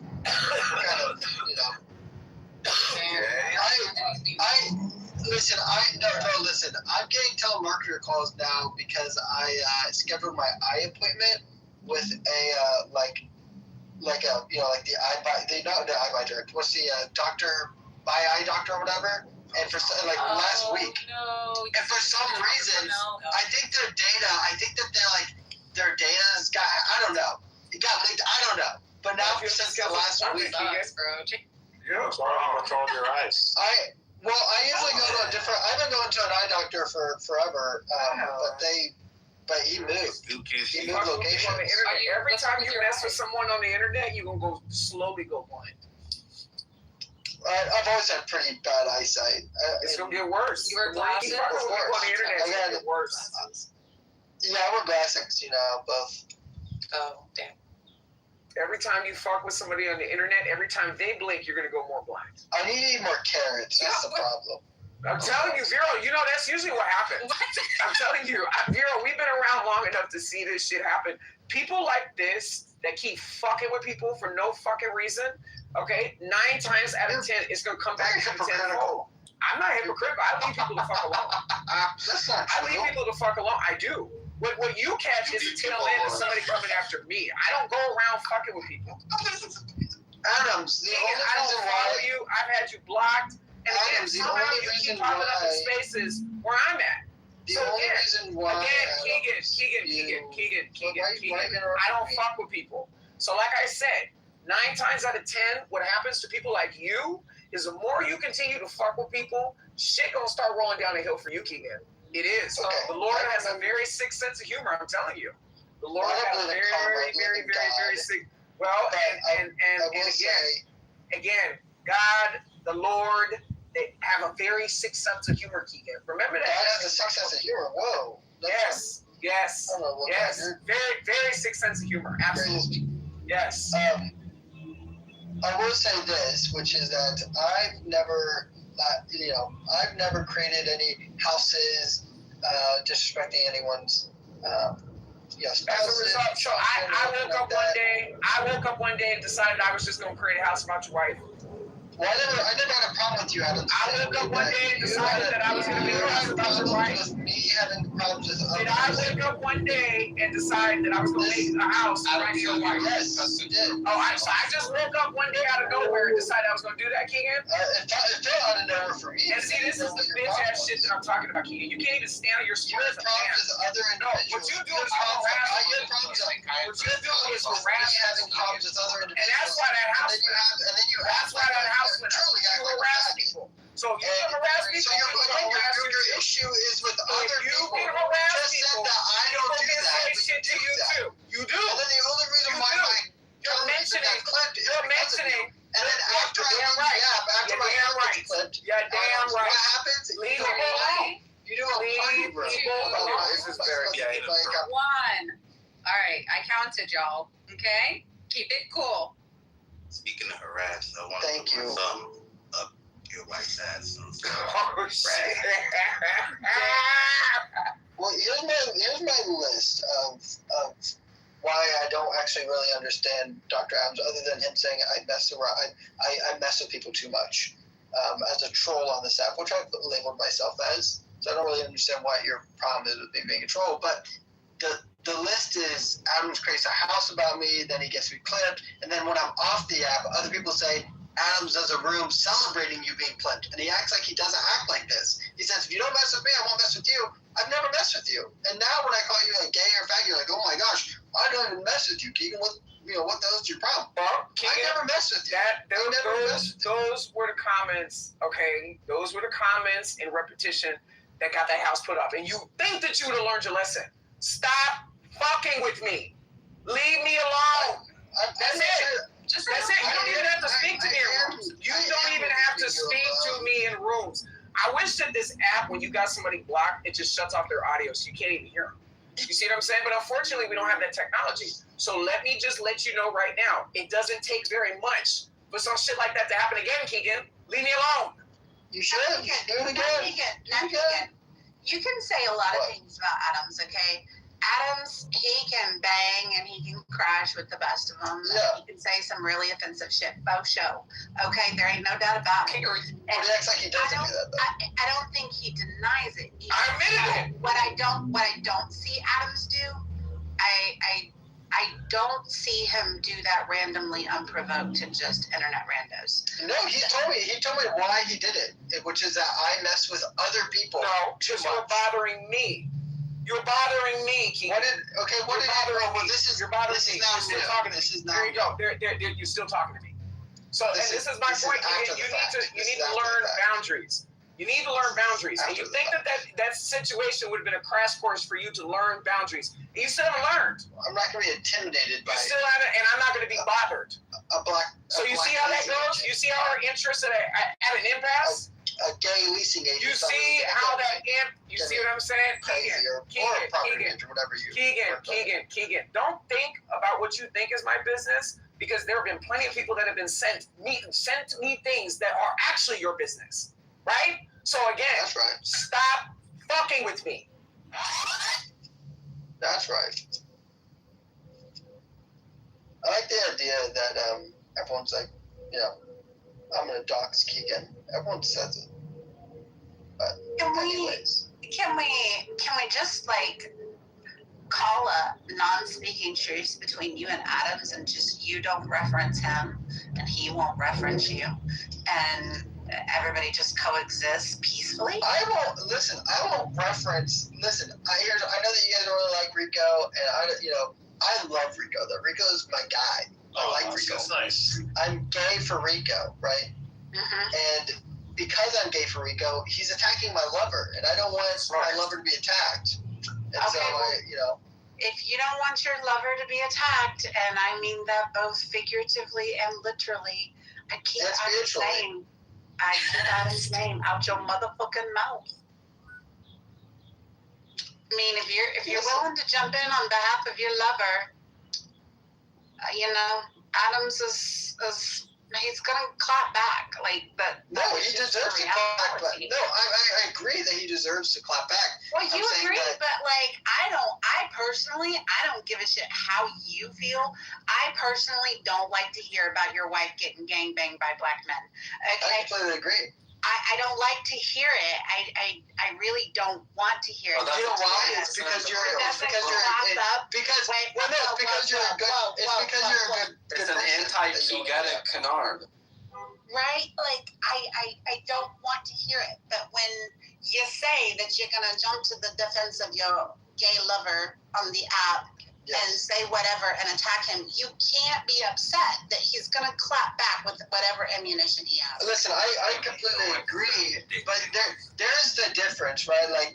Sarah, aside from that, can you mute him, please? You know how many fucking times I've defended him and his child on this damn app of the egregious, disgusting things that people have said about you? I've defended a lot of things. Do you have any idea how many times that I've actually gone to bat and defended you? And I don't think that you know exactly how far I went to defend you. Okay? So, like I said, I've been very nice to you, Keegan, but this continued annoyance of you just trying to bother me, and then two things can be true at the same time. Two things can be true at the same time, right? I can still get my point across to you, and I can still defend your child, okay, in the things that were being said about your child, right? Listen, so like I said, defended a lot of things don't maybe you. Don't play this tit for tat game. I'm telling you right now. Bring those things up. Don't play this tit for tat game. But that's what my problem is, Adams. Is we never really had a problem until we had a problem. And literally, do you know why we had a problem? A week before. Do you know why we had a problem? A week before. Because you're doing it right now. Do you know why we had a problem? Because you talk too fucking much. That's why we have a problem. Because you talk too much. You talk too much and your mouth is reckless. That's why we have a problem. So I'm reminding you exactly why that house went up. And I'm also reminding you, again, you need to have an understanding of boundaries. Leave me alone, Keegan. That's it. Don't start nothing, won't be nothing. That's it. Listen, I'd rather talk about, as my friend, our economic, social, cultural problems in the world. I enjoy that way more. I enjoy talking about the problems of America. And I might complain about our prices. I might complain about our demographic change and all those things. But then people say, hey, I'd rather talk about, all these dumb stuff. And then I'm told on this app that I only talk about Jews. I talk about blacks. Talking about drama with other people on Clubhouse, I think, is the lowest form of human communication. Would you call it maybe hypnosis? I just think it's retarded. Oh, communication is hypnosis. Oh, that shit. Where is his wife at? That's what I wanted. She's at home, not at work. She's making dinner for him. Tell her to cook some more carrots. Keegan. How you doing, Liberty? Let's move on. She's making let's That's a lean. How you doing, Liberty? That's a very white idea. What's wrong? 6'2"? No, I'm quite sure I'm gonna. Well, I mean, considered a blackmail. You're gonna get what? I think I'm gonna get fired. What? I just keep fucking up, I can't handle time pressure, and then I drop the ball. Well, what happened? Well, I don't know, all this stuff is coming together, this final project, and I just keep missing small details, and the timeline gets closer and closer, and then today I just fucking had set up a meeting to meet with 2 very high up people and totally forgot about the meeting, but the thing is that's so stupid to me is they joined the meeting. I wasn't there, and they just sat there for a half an hour until I never showed up. And then when I tried to reschedule the meeting, because I assumed everyone must have forgot about the meeting, they were just like, well, we were available at this time and you weren't there, and I'm not available anymore. And I'm just like, why didn't you just message me? Why would you just sit there in the meeting with me not there and not be like, hey, we should probably message this person? It was a client that you were supposed to be selling a product to? It was internal at least, but it's still they were probably waiting to see how retarded you were, and then they were like, oh, he or she is fully retarded. I'm confused about how that happened. How did you have an invite on your calendar for a different time than everybody else? No, I just didn't hear the notification go off that the meeting had started or that there was a meeting. I had set up the meeting a couple days ago, but I just missed the notification that the meeting had started. And then they never messaged me to be like, hey, are you coming? What's going on? They just sat there. So I feel like I was kind of sad. That's insane.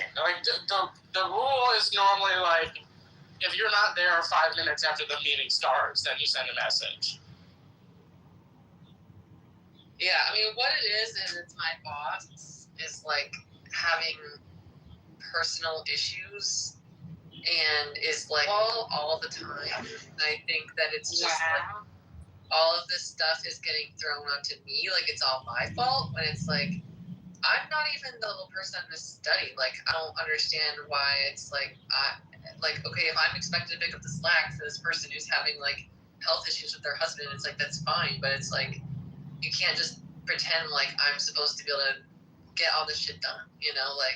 There's so much stuff that I'm waiting on this person for. It's the same person who was in this meeting today, and so I kind of feel like she was just wanted to punish me, so that then she'd have one more thing to point at me instead of the fact that she's gone all the time.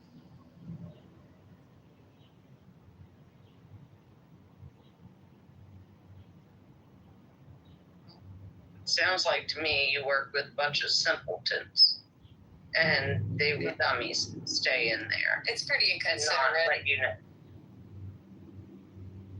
Sorry about that. I thought you would. Has this been a situation that's been building up? I don't know, kinda. I mean, I'm just not very good at this job, so it's okay. Just little things that just pop up all the time. That's where they're their big thing is they always start with why.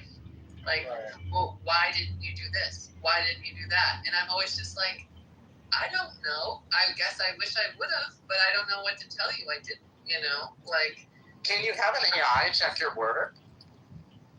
My work is fine. That's not the problem. I am a statistician, okay? I'm good at doing statistics. What I'm not good at is, managing all of 100,000 tiny details that pop up all the time and like, you know, it's like just the specs, and I'll write out the code, and it'll be great.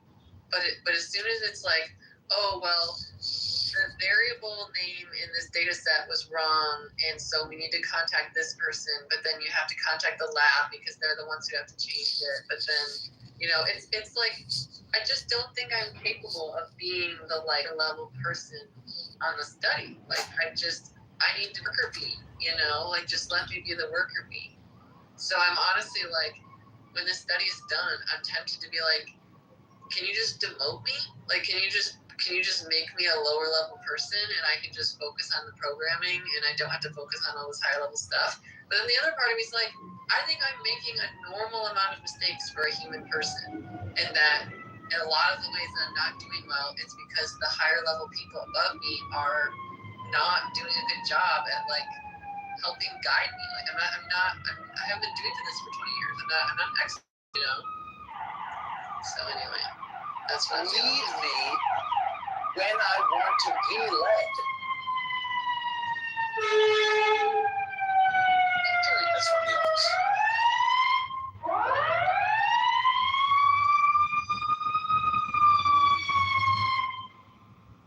So if I were your supervisor and I were coming to you and saying, okay, Liberty, I want to help you game plan a way of organizing these details so that they're not cumbersome, you don't have a problem following up with them, what would you want from me? What would you want me to do?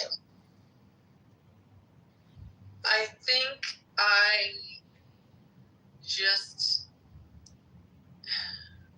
I don't know. I mean, I'm relatively organized. I have this really expansive like OneNote where I keep track of everything. But it's just like,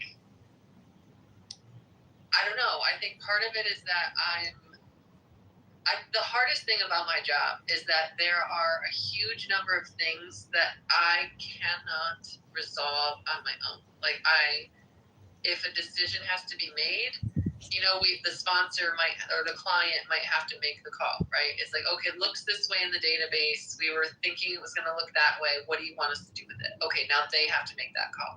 Or like, you know, data management reaches out to me and they're like, hey, we're seeing this issue with the way that the site entered this data. Like, how do you want us to handle it? Like, at the level I'm at, the expectation is that I will coordinate that question being answered, but that I'm not able to answer it. And that is a very difficult position to be in, where it's like, if it were me, I would figure it out. I would figure it out in that moment. I'd be like, okay, let me answer this question if it was me, right? But I can't. All I can do is I can send a message to the senior person in the study and be like, hey, have you looked into this? And then maybe they'll reply to me, maybe they won't. Now it's been 10 business days since I sent that email. I'm not thinking about it because why would I?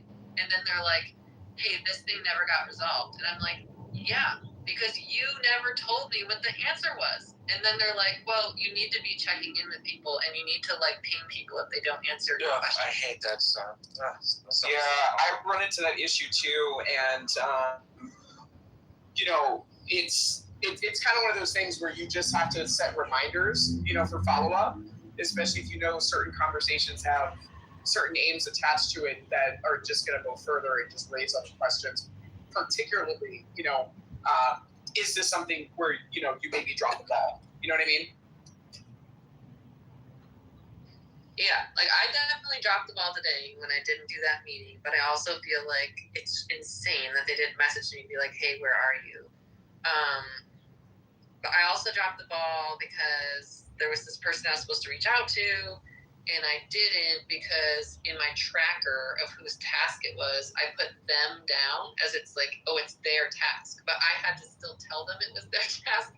And when I filtered my to-do list to tasks that are assigned to me, I didn't see that task anymore. And so I never, like, that was my bad, right? But it's also like, yeah, that's like a normal thing to do.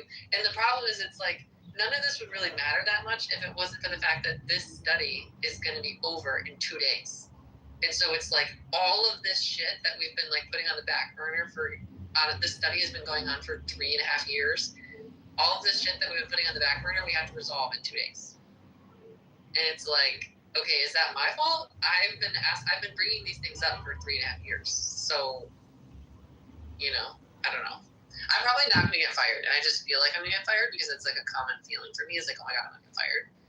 But I do feel like I'm definitely going to get a talking to about like, hey, why is this so chaotic right now? Like, why does everything feel like it's not getting done on time? And it's like, well, would they give you an assistant?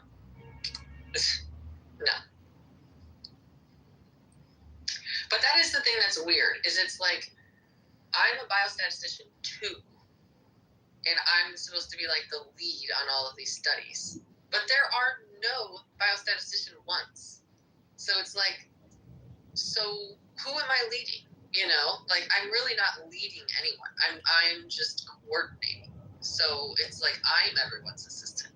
But then I'm also expected to do all the actual work. Like I have to do all of the actual programming. I have to write all the actual documents. Like it kind of feels like I'm doing everything, you know? So I don't know.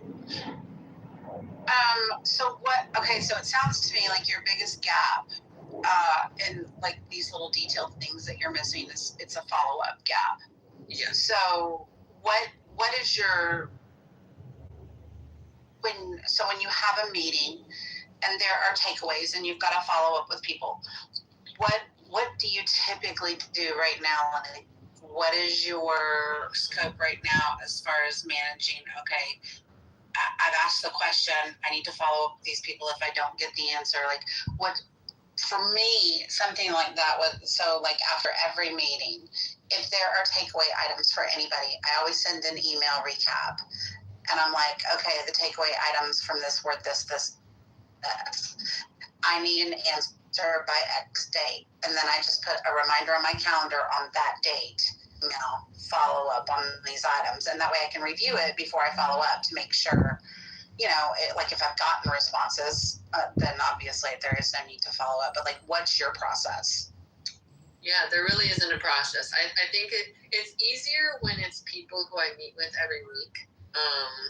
Where then I do the like, okay, here are all the open tasks. And then at the next meeting, I'm like, okay, how are we doing on these open tasks from last week? Like, that's easier. But when it's people I don't meet with regularly, I don't really have a process. I just like, I probably have it written down somewhere that this issue exists. And then I will email them about it and be like, hey, can you help me resolve this issue? But then I don't say when they need to help me by. I don't put a reminder in my calendar to check back in with them. I don't have like a process by which I go back and review all the outstanding items from everything. So I don't really have a good process right now. So that's what you need to do. You just need to establish yourself a practical, realistic, easy to touch process that kind of works with your ordinary day flow, whether that is, okay, I'm going to recap the fact that I asked you for this in an email and then copy and paste it and stick it in a reminder but do always give them a date. People deal a lot better if it's open-ended and you're not really giving them, they kind of take it away and it's really easy for them to forget too. And I think that's part of your frustration is it's like, I asked for it, why can't they just give it to me? Why don't but if you give them a date, that puts them under some time guidelines too. Does your company have certain standards as far as when emails are expected to be responded to? Because my company, it's 72 hours. So if you don't respond to something, what's that? 24 hours. Okay. So yeah, I mean, that's something that, maybe to Serendipity's point, build that as a part of your process and taking that into consideration as an expectation, on their part. And then the other thing too is sometimes maybe, picking up the phone and leaving a voicemail on top of that, that's something that we all, kind of stray away from. But yeah, if I need an answer from something, I'm going to send an email. But if I don't get a response from somebody, I'm going to pick up the phone, leave a voicemail, and then follow it up with an email, Yeah, that's helpful. Especially if you're behind the 8 ball, because if it's something very sensitive to where like not getting that response or it just turns into other things, other sets of eyes. I can guarantee you're one hell of an employee, I would also get a notebook and start writing down with the date at the top down. Like, who did I speak to today, and who do I need to speak to tomorrow? Yeah, because I can't imagine that you would be awful at anything, Liberty. So, I mean, I appreciate that, but there are many parts of this job I am good at, but I genuinely think I am not good at managing large numbers of small details. Like, I'm really good at, like, the high level, like, what needs to get done, but it's, like, those little tiny, like, this is something that's true in my household as well. Like, Cheyenne always says, I'm such a doer, right? Like, I am such a doer. I'm always doing stuff. I'm always getting shit done, but I'm always doing it 80% of the way, you know? Like, I'll put the dishes away, but I don't put them away in a way that's, like, really efficient. Or I'll touch up the grout in the shower, but I won't do, like, the final wipe. You know, like, I'm just, like, in order for me to get a lot of stuff done, I tend to, like, not cut corners, but just, like, do enough where I feel like, all right, this is functionally complete, you know? And that doesn't work very well in this line of work, where everything has to be very, very precise. Can I ask you a question? What does your email inbox look like? I used to have a 0 inbox or whatever, but I have since completely, it's become unsalvageable. So I don't have any unread emails, so that's good. I have all of the emails are read, but I don't use email to organize, like, unresolved issues. Yeah, that's kind of what I had to go to, is running into having 300 and 400 and 500 emails in my inbox at any given time. Oh my God. I could not handle it, so I had to train myself that only the stuff that had to be followed up on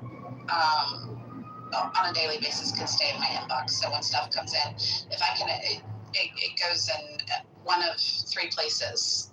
If it sits in my inbox, that means there's something pending with it, and I have to either respond to it, take care of something, you know, and then acknowledge that it's been taken care of, follow up with something.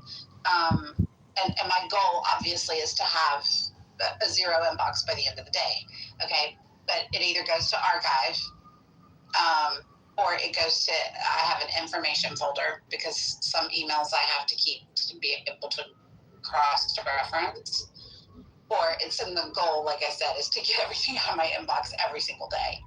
And that, of course, oftentimes you can't do that because you're not going to necessarily get follow-up the same day, but that's something else that kind of helps me stay on top of, like, reaching out to people, because it's sitting there and I want it out of my inbox. I don't want it sitting there. Do you use the pins, Serendipity? No. So that's what I use as, like, my action items and things that I need to come back to. I'll just pin it to the top of my inbox, and then I have, like, inbox, like, sub-files, whether it's, like, family communication or, things coming in from different parts of the company, like invoices or, things that I have to encounter on a daily basis, system emails, automatic reported emails. So that's kind of what I use to be able to organize myself. And then the meat of my inbox is just going through and just sorting and putting them into which file it needs to go to once it's been resolved. If it's not resolved, then it's pinned. And once the inbox is at 0, then, I go back through the list of pin items and it just remains pinned until it's resolved. Yeah, I used to use, because Microsoft Outlook came out with this excellent functionality. You could take an email and assign it as a task and, like, set reminders and stuff for it. But I just got to the point where it was like, that was just an extra step for me. If I just let it set in my inbox, whenever I got through everything that was incoming, I was going to go back through those anyway. So I kind of took out the middleman stuff. But their task functionality with their emails is actually really good now. Yeah, I do that as well. But for me personally, like, I need to see it in front of me. and I need to see it kind of like in a dashboard. Yeah. I mean, like I can't spread it across the calendar and all this other stuff. I use the calendar functionality for the alerts, but aside from that, I just have it pinned, and it does not get removed until until it's resolved.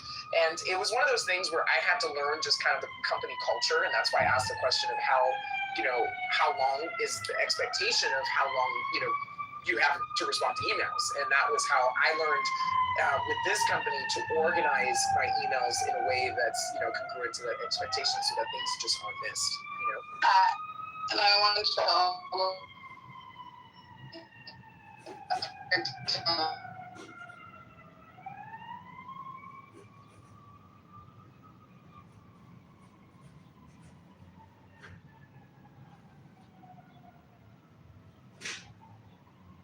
Is it me or Dippity? Yeah, she's in the Matrix. Oh, okay. Darn it. Can y'all hear me now? No. Yes. A little coming in. Yeah, choppy.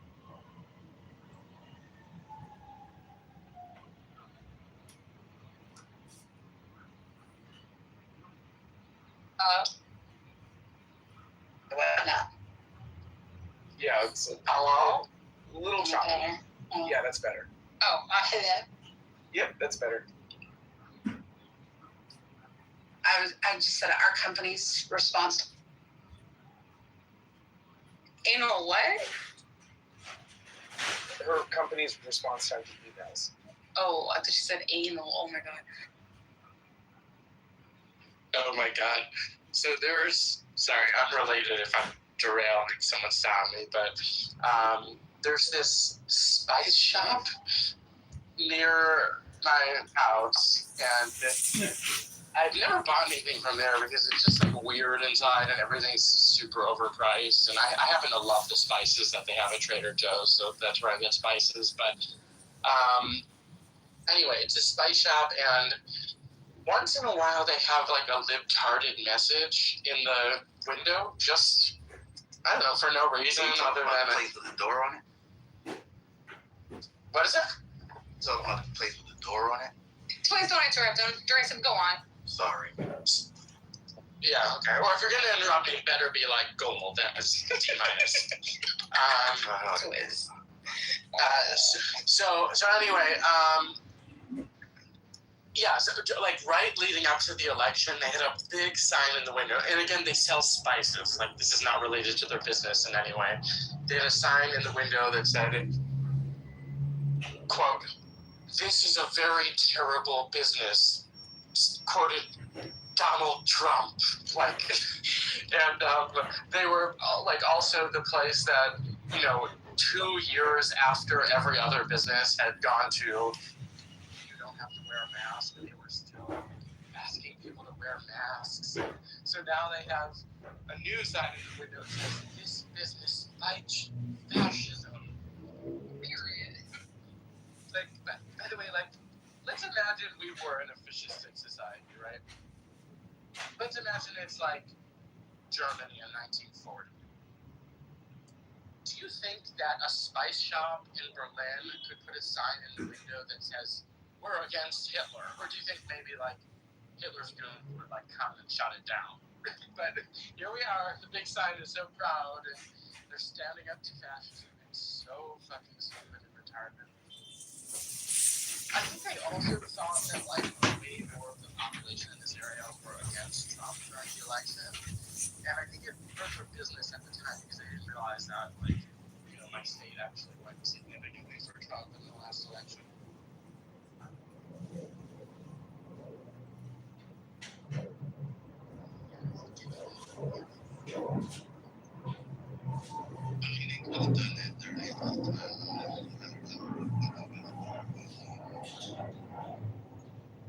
What the fuck was that? Was that England?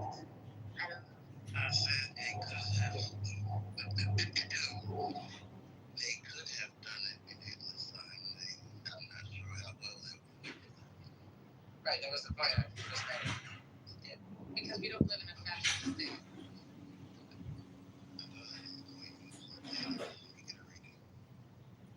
Okay, well, think everyone else got it. Wait, Bryce, the point that you just made, was that the one with the words in it?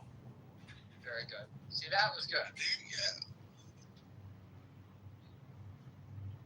Back, Sean. Can't we all just get along? The only prerequisite to getting along with me is either understanding or appreciating comedic timing. We got Rodney Serendipity King over here. Can't we all just get along? No, we can't.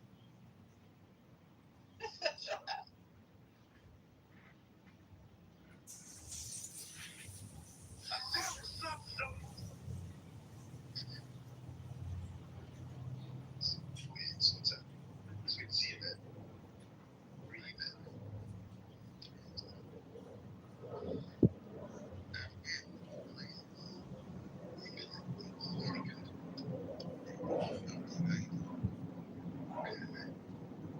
Much better.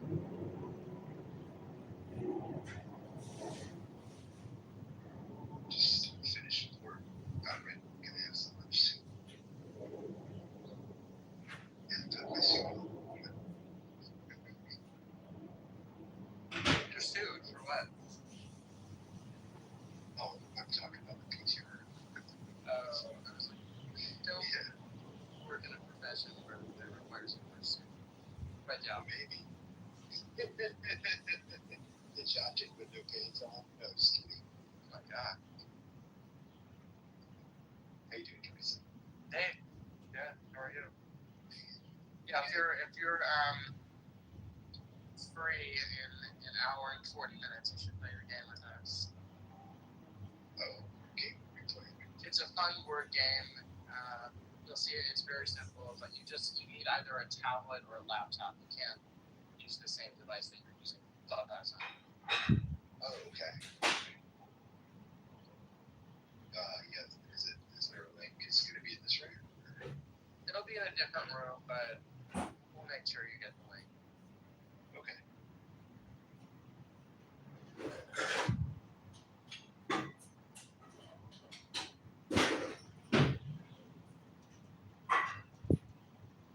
That's great. Congrats. That's crazy.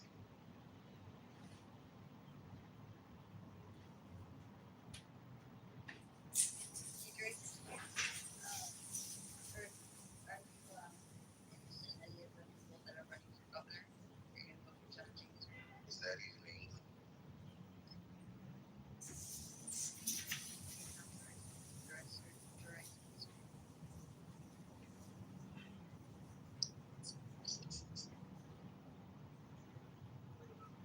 John James is an Uber. So I voted for him last election, and this time I've been like heavily involved. Like I volunteered for a few things for him, and then joined some like conference calls where you can just like randomly ask like select people, you can ask questions and you answer. I'm like he's sus to me right now. He's sus to me right now, and I don't obviously advocate for like who his like number one donor is at all. But that's she's absolutely right. But I don't know the way that he's been like responding to the concerns that are going on. It's not what I want.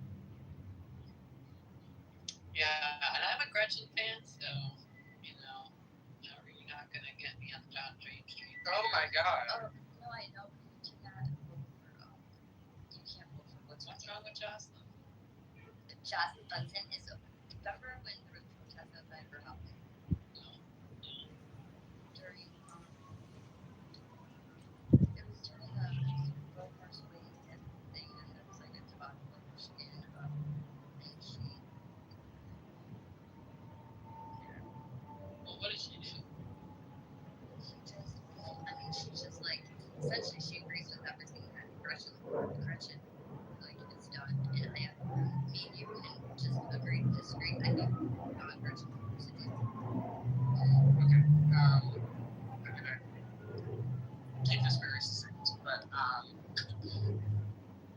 Liberty, you're obsessed with like the Supreme Court and protection of democracy and checks and balances. Are you aware, and if not, we should look into this, when the Michigan Supreme Court stripped Gretchen Whitmer of her emergency powers during COVID, which she said that she did not have, and then she continued to use them anyway after the Supreme Court stripped her of those powers and just flouted the court. So it's one of those many examples where, whenever like a right-leaning administration takes action in any way, it's an existential threat to our democratic system, blah, blah, blah. But like when a Democrat openly, notoriously does something like that, it's just nary a peep in the public mindset. That's one of many examples, but specifically looked at what the Supreme Court stripped her of her emergency powers and how she continued after that. Anyway. Well, you know how it goes. They're always going to criticize politics. That's what it is. What they did to Jackie Lacey, what they're doing to the people that you guys are talking about. It's just, it's horrible. That has nothing to do with her. I mean, that is a very weak argument. It does. COVID 2.0, maybe I would, I don't know, maybe I would hesitate a little bit, but I genuinely think that if we had COVID 2.0, I think state governors that were pretty, rigid before, I think they would do it differently now. I feel like we have a lot of lessons learned, and I'm not, I don't know, at the time, I felt like things were getting done that had to get done, whatever, but mostly I am a status quo holder, I like how things are going in Michigan. I think things are going well. I would just be inclined to vote for any incumbent. Whoever's going to keep things exactly as they are right now is what I would vote for. That's fine, but you realize, as far as status quo goes, people say Donald Trump is a king. He doesn't flout the Supreme Court. He certainly could if he wanted to, because the Supreme Court, being the ultimate check against executive or even congressional power, has no enforcement arm of its own. They don't have troops that, would back the Supreme Court to enforce a ruling where one of the other branches are flouting a ruling. But it's just the status quo that if the Supreme Court rules, that's the final word. Same thing with the state of Michigan. However, she broke the status quo, which is you don't flout the court's ruling. She simply did.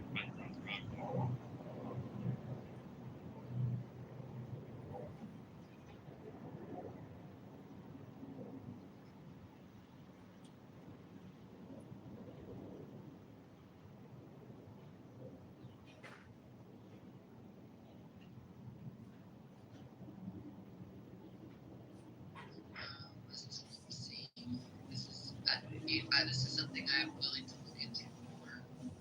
This is what I'm seeing in the AI summary, is that she maintained that the order should remain in place for 21 days in order to allow for a transitionary period of the court's ruling. Is that what you're describing, or did she? Voters, I go was driving by and hear what you said. The AI summary is saying that what she did was that she maintained that her order should maintain in place for 21 days in order to allow for a transitionary period after. No, I don't think that's accurate. I think it was longer than that. And I think the court ruling was supposed to be in effect immediately.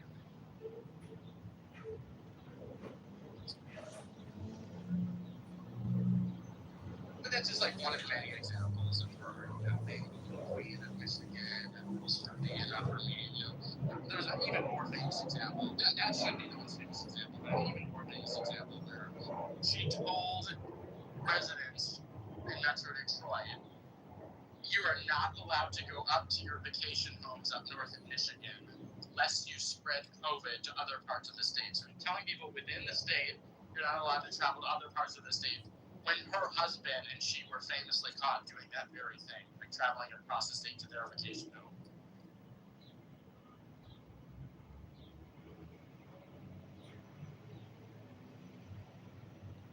I mean, in telling us how many people were allowed to work for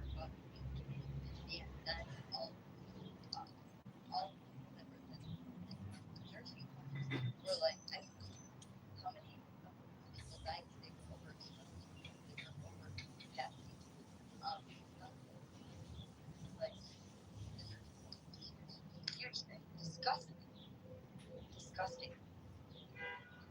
And she wants to fix the damn road. Again. Right. Well, what about, do you like Duggan for governor, yeah?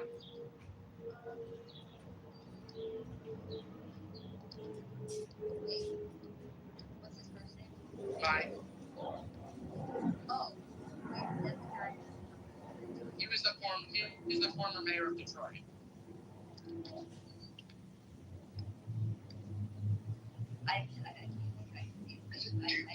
For Duggan, I've got. It's pronounced both ways. I've heard it, but I think I've heard it pronounced Duggan. he is just an incredible manager. He cleaned up the city of Detroit, fixed the government, turned the trajectory around for Detroit, where it was losing populations for 4 decades straight, into a situation where it's gaining population now. He's absolutely incredible as a manager. He's not politically an ideologue. He was a Democrat, but he left the Democratic Party. So the right-leaning people call him a leftist, and the left-leaning people call him a Republican. So it's like he's like the perfect, look. Anyway, he's who I'm saying.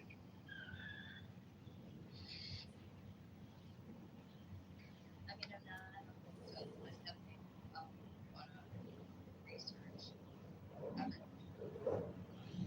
Definitely not acceptable. Yeah.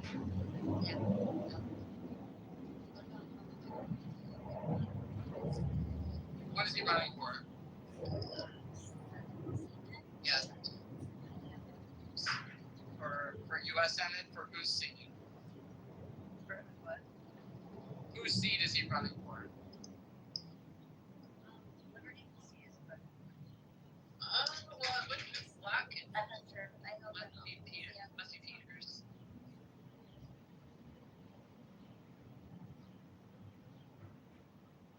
I would vote for anyone against Slavin. Well, I don't think she's up for re-election. It's got to be. No, she's not. No.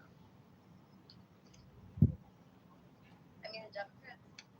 I think Liberty, Benson, would be the only person that's for as far as Democrat views, right?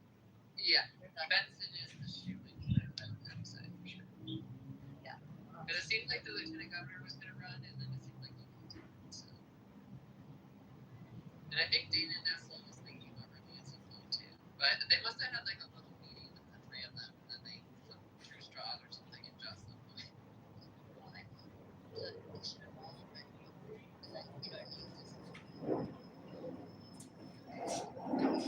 And you just have one,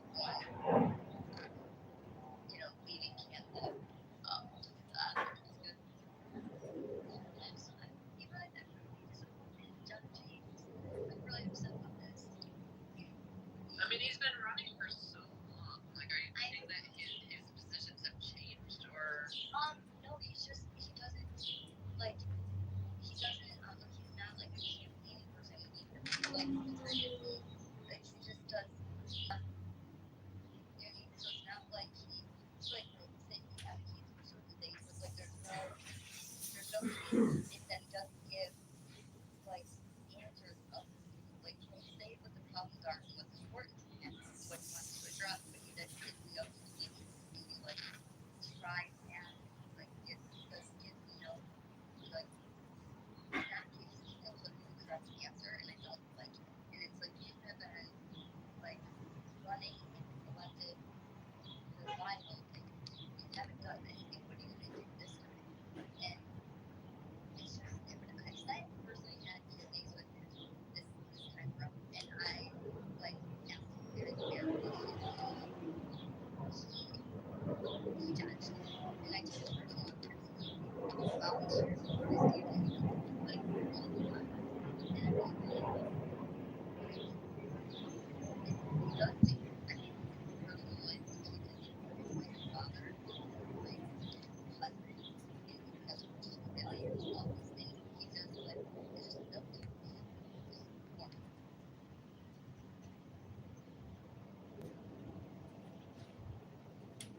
To me, he wants things to stay status quo. I want things to stay different.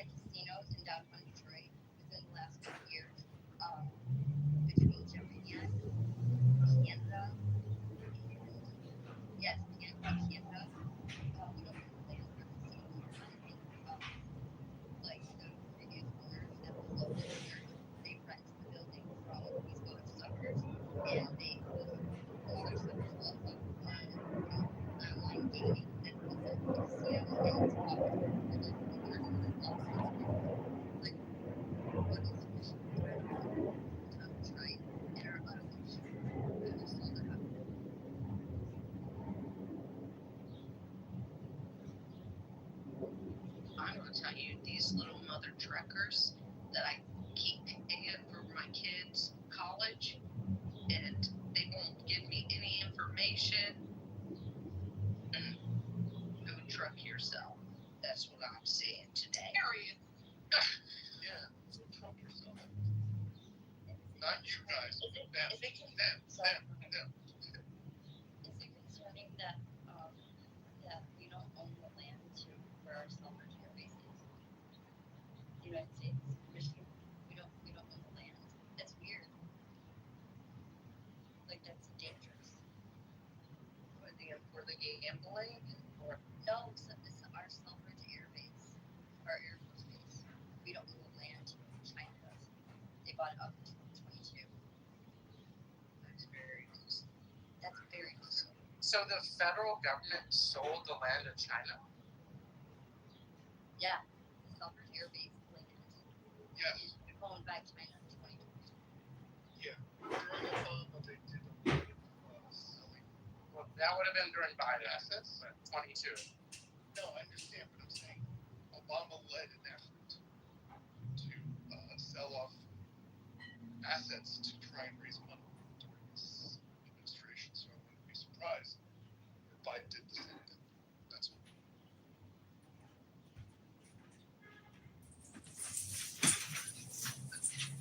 On the hand, do they have access onto our U.S. military bases since they own land? I really don't know that, but I'll dive into it. I'll dive into that to see. That's, yeah. I mean, What did you say last about women not being attracted to what? Anything about okay. attraction? I don't know anything about attraction. No, not you, Ben. This person, the anti-juicy. He said something about women not being attracted to men who cook or actually participate in childbearing. No, I said well, to elaborate, most women suck at picking. You know what I'm saying? So, you want the great bomb, you want some nigga to fucking dig you down and shit, you want the thug. I really appreciate That nigga ain't shit. He don't know how I appreciate how you just talked over me while I was in the middle of speaking. I appreciate that. Thank you. Go ahead. No, what? Please have the conversation with her. I respect the mod. So, First Lady, if you... No, I'm going on mute. It's already been done. 8A, to not take too much time off. Hello? For the mods, I just said you guys suck at picking. Not you, right? But the women that have to go through that. Unfortunately for them, they were sold a movie. Probably over the weekend, Friday night, they were sold a movie. Hello? Right? Nice clothes. You got a gangster. He got all this jewelry. Moissanite, not real diamonds, by the way. He made you think that he was a money-getting, hustling motherfucker. And, he had a big dick, so you wanted to fuck him. And then you did, and then you ended up pregnant. That's not, Why do all... And that's what happens. And you don't know that the nerd could have had a big piece himself. And he's educated. Yo, Ada, do you want to say something? I'll mute up so you can talk. Yeah, you're trolling. You're unserious. Nah, my name is Brian. I'm right across the street from City Hall right now in New York City. I'm a fire and life safety director for 2 properties in New York City. And yeah, I'm not a troll. That's my real point of view. Okay. And if you want to cope and call it trolling, then you can cope. So cope. Wait, how old are you? How old are you? Nah, that's a question. Nah, I don't know you, so I'm not giving out, I already said my name, I already said my fucking profession, I already said where I'm at. You're the logic, man. I like the logic. Yeah, bro, you know, listen, tell me if I'm wrong. I'm not, because we know a bunch of high school women, that we knew in high school, that they're beat up right now. Their best years are behind them. It's the same thing Samuel Jackson was saying. Or what is it? Samuel Jackson, right? Am I saying that? Samuels. No, hold on. Kevin Samuels, sorry. What the fuck am I talking about? R.I.P. to Kevin Samuels. He was, obviously, I'm not going to agree with everything, but he was on point. The best years of a woman are behind them. And you really gotta watch who you give that sexual energy to. Real talk. Yeah, you sound better, bro. I hope you heal. No. Look, check this out. I'm not bitter. It's just that it's corny. It's funny how those guys. You said what? The content that you're consuming is not conducive. It doesn't do. I'm not consuming any content. You just spoke about Kevin Samuels. Yeah, because I'm highlighting somebody who touched on that briefly. I'm not consuming his content. You know what I'm saying? But at one point during COVID, that was very popular. And it's true because we see it. All the kids that were popular in high school, they're nobody now. Chances are, maybe 7 out of 10. Let me be nice. They're not hitting on that level no more. You know what I'm saying? Because they focused on the wrong things early, and now they gotta be working at Dwayne Reed. No disrespect to anybody who works there. Working at whatever, and they're perpetuating this lifestyle, and then they wonder why they're all fucked up. Guys bragging about, I fucked 1,000 bitches, I fucked 100 bitches. Okay. Anecdotal or your experience? No, it's not my experience. It is, obviously, because you don't have any numbers to support it, but that's not true. The guys that I knew who are popular playing football and basketball are still fucking popular and fine right now. Well, then that's your experience. What? That's not the majority. It doesn't represent the rest of the world. Anybody who's playing sports can I finish? You said that's facts? Anybody who's playing sports or played you might be crazy too. I played baseball. Oh yeah, you're right. I played baseball in high school, and I'm successful. Oh, see now you're fine. But that's not that's not. Lisa, you know what? Yes, agree. To each his own. Because I have a beautiful partner. I have a beautiful woman in my life. You do. Who cooks? Y'all know it. You know what I'm saying? I ain't. But I feel for the guys and the women. I feel for the women who got played. And I feel for the guys who didn't get a chance. I feel for both of them. Because now they're living their 30s. Imagine spending 10 years, your 20s, and wasting it with a bum. A bum-ass nigga that you thought had it all. And you supported it, you stood up with it. You probably even put up with domestic violence because you like the sex and y'all had a couple good moments.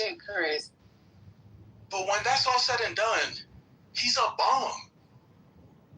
Like what? There's different definitions of bum. Bum. I'll give it to you in a minute. Oh. Bum is subjective because I might think you're a bum and you're probably not. That's fine. My standards might be low and it might be high, right? So let's all agree. No.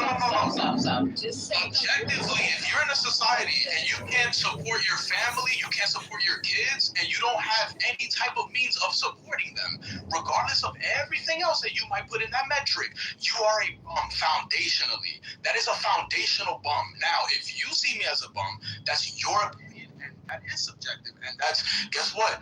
Your right. Okay, so you can call me a bum. That's fine. When we stack up the statistics, like when we look at it side by side, is this guy a bum? Then you might think I'm a bum. Thankfully, I'm not put on this planet to please you. You feel me? Because every fish got everybody got somebody for them. So maybe you're gonna find your Prince Charming if you haven't already.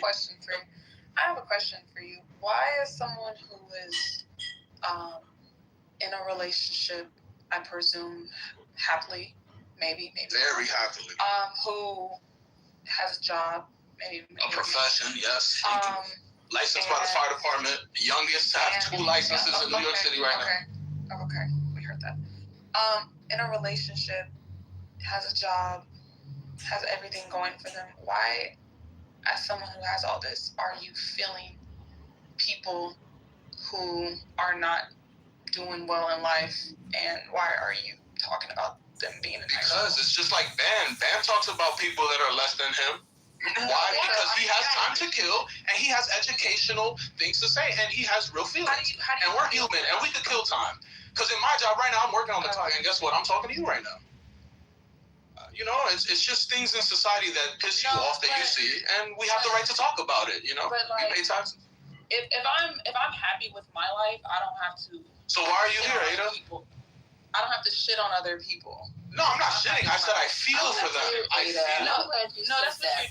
bad for them. That's what I said. I'm not shitting on nobody. The conversation was about men not participating in child rearing, which they don't. That was one part of it. It does no. Mental. Yeah, that was one part of it. No. Because he touched on the mom first, right? No. He touched on the mom first. Then he moved on to the father. Correct or not? Right or wrong? No. Oh, so what conversation? So then you just walked in here. You probably said I'm not woman. I get you. This is typical. No. You want to pick a little argument? You want to do semantics? We can do semantics. I got time. It's all good. Alright, y'all talking at three and shit 5 is a headache. One at a time. It's semantics. I feel like. No, I was just trying to point out that men on average do not participate in child rearing the same women do. It doesn't matter if you date a thug or if you date a quote unquote good nerdy man who has a job and pulls his pants up his fucking nose. Look at that. Like poking fun at that. They just don't do it. Oh, okay. Well, sorry that's your experience. Because men don't like kids. Sorry, that's your experience, you know? It's not, it's facts. No, it's not facts. You're not omnipresent. You're not omnipresent. You're not omnipresent. You can't be everywhere at once, so you can't say it's facts, because you're not omnipresent. You're not omnipresent. You're a human being. You're not omnipresent. So, cut that bullshit out. It's facts. It's called... Americans love doing that. Oh, it's facts. Factually. It's objectively true. Like, bro, you don't know that. It's called conducting research. You didn't conduct research, Ada. Yeah, the research. Stop playing with people's intelligence right now. What are you talking about? Are you kidding me? Do you know how to like go on Google? Ada, just let it go. You're not convincing me. Like I'm not a little fucking kid. You're not gonna sit here and lie to me. You are. You're talking. You're not gonna sit here and lie to me, okay? You talk about high school. You know, you got the right to that. That's your opinion. So say my opinion is. And I back it with this Google. Could say that. You clearly are a child. You talk about high school. Like, who cares? Okay, it's all good. Anybody else you want to spar with, or you just want to spar with me today? Because he wasn't doing shit in high school and also... Right. Yeah. Clearly. Who talks about Clearly. Who talks about high school if you're like a real adult? Like, you're clearly like... It's an example. You guys are dragging it. It's an example. No. I use it as an example. Okay, you're more of an adult than me, Ada. Are you happy now? Can we move the fuck on now, or you still want to try to pick my brain psychologically and try to play these little games? Okay. Come on. He's triggered. No. She doesn't need your help. She doesn't need your help. Oh, she does, because she wasn't able to do it herself. So, but you're not gonna help. You ran away from me. I didn't need help. You're not gonna be of any help. Trust. Let's move on. You know that's the piece that you was talking to, right? Yeah, you got the wrong. Singing. Okay, boy. You got a beautiful voice. You sing. Hi. Thank you, Mr. Say. I appreciate you. Tenzin, you came up to talk to someone? Not really.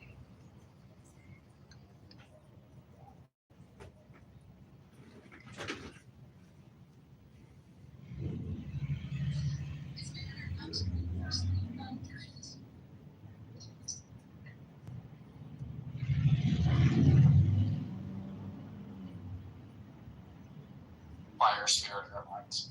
I hope someone does. Oh, it's too late. I thought they're liquidating already. I don't think anybody is. I heard. And what did we do this morning, Serendipity? They're filing Chapter 7. Okay. Yeah, I heard Trump throw in, the college scribe and say if it makes sense, we'll bail them out. Well, so the Chapter 7 is a financial bailout, not a Chapter 11 where you basically go under, right? They're looking for government money. That's what they're doing, Seth, and it's not going to work. It's a reorganization. Yeah, it's a reorganization of the money and the company. So they're still flying. No, they're not doing that, but they're reorganizing until they get their shit together. Right. So the airline business, I used to trade a lot of their money.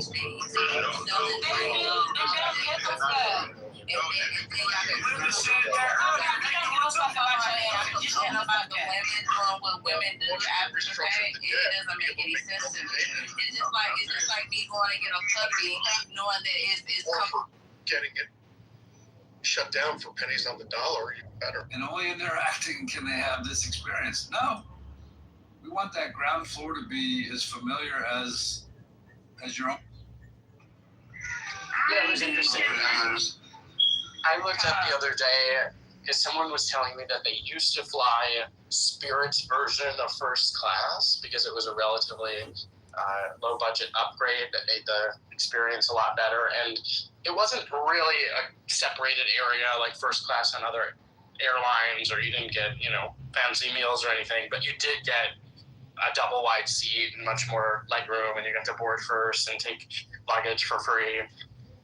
And the reason that they even had those seats in the first place was they bought this fleet of airplanes, and they determined that it would actually be cheaper to just create that as an option on all their flights as an upgradable option versus ripping out the seats and putting in standard rows like they had everywhere else. So it was kind of innovative in that way. I'm going to tell you, people that have to buy, and this is going to sound really rude of me, and you guys know I'm a very kind person, but if you have to buy a double seat, you have the money to fly a different airline. No, it's not the case because, sure, maybe you do, but who likes to just spend their money on the flight rather than the trip? But it's even with that upgrade, it's still often significantly less than any other airline. I like the model. I think airline travel was a monopoly for a while. I like the Uber, hotels.com. They have been innovative. Hello? In terms of reducing costs. I'm sure that the profit margin was ridiculous for a long time, and then this happens, and it's a commodity. It's just get me to get me from A to B. Hello, get me the president. The least amount of cost.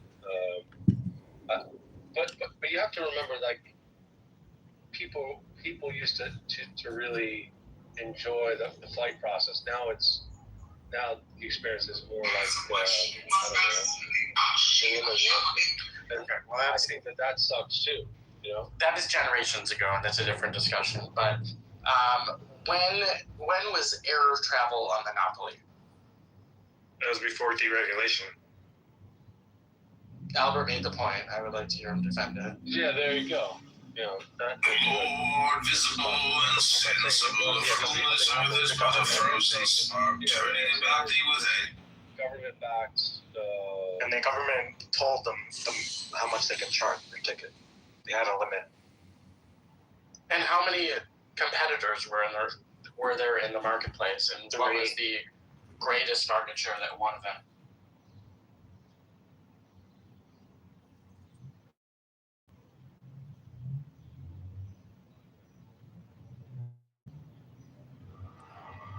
Mine is the head of the man, and my insight is keen as the hawk's.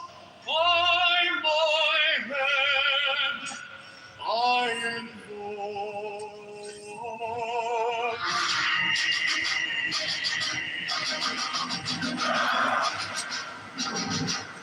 I am the only begotten child of my father and mother. My father is dead. My mother bore me with labor and pain and fear. By my body I invoke thee. About me shine the diamonds of radiant white and pure. By their brightness I invoke thee. Mine is the red triangle, reverse the sign, given undone, sacred deed of thee, O Lord. By the Lamb I invoke thee. Mine is the garment of white, sewn with gold, the flashing light I wear. By my robe I invoke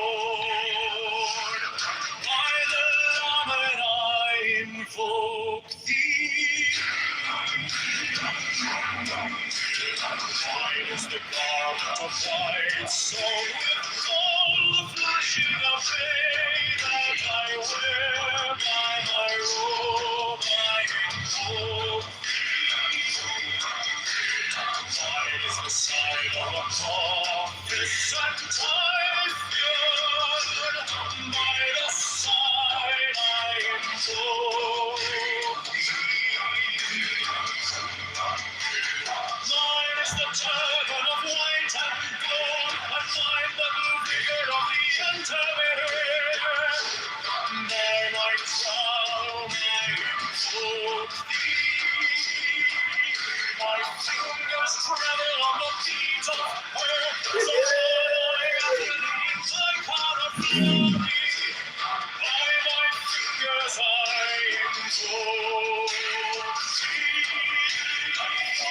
the wand of double power in the voice of the master,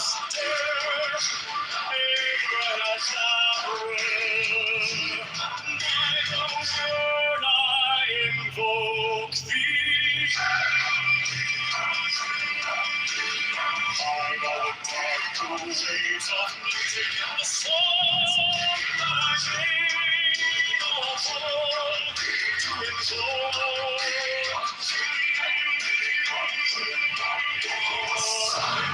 Strike the master chord, draw the flaming sword, child and conquering Lord, Horus Avenger.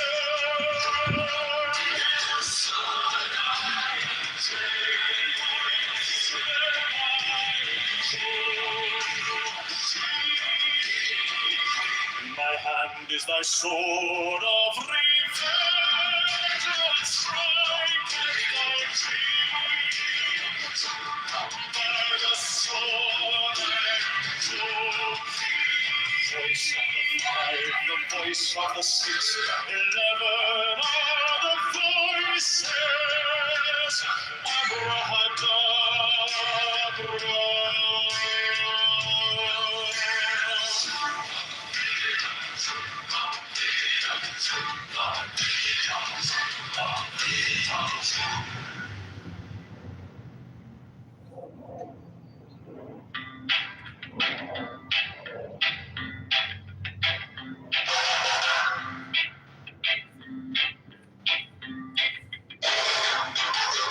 Mine is the head like the man, and my insight is keen as the hawks. By my head I invoked it.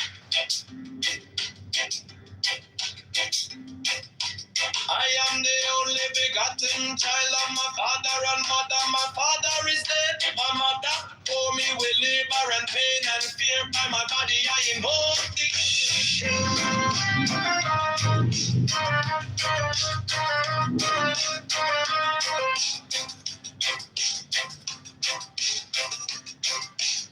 About me shine the diamonds are radiant, white and pure.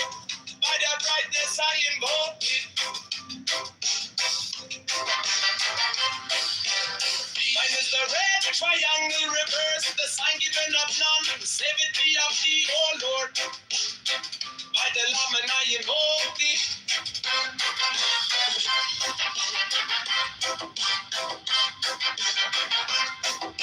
Free mine is the garment of white, sewn with gold. The flashing abide that I wear by my robe, I invoke thee. Mine is the sign of a prophet and typhon. By the sign I invoke thee. For mine is the turban of white and gold, and mine the blue vigor of the intimate. By my crown I invoke thee. My fingers travel on the beads of pearl, so run I after thee in thy car of glory. By my fingers I invoke thee. I hear the wand of double power in the voice of the master. Abrahadabra, by the word I invoke thee. Be mine are the dark blue waves of music in the song that I made the moon to invoke thee. Strike the master chord. Draw the flaming sword. Child and conquering Lord. Avenger, by the song I invoke thee.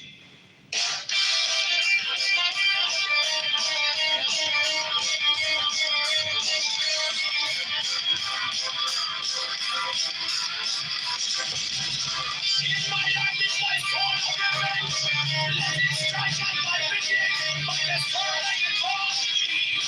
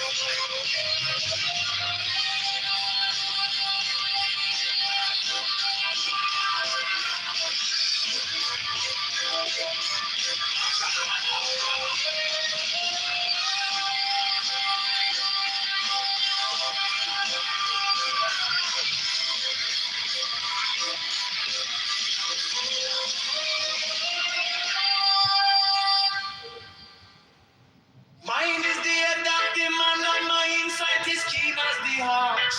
By my head I invoke thee. I am the only begotten child of my father and mother. My father is dead. My mother bore me with labor and pain and fear. By my body I invoke thee.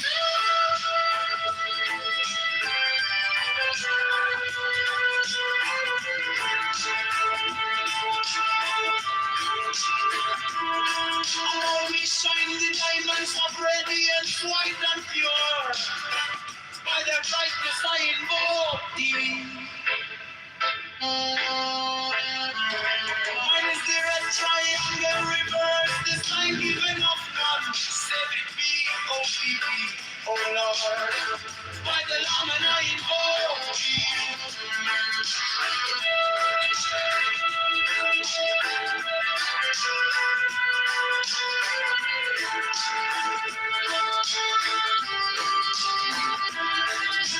Mine is the garment of white stone with gold, and the flashing of light that I wear. By my robe I invoke thee. Mine is the sign of a puppet and typhon. By the sign I invoke thee.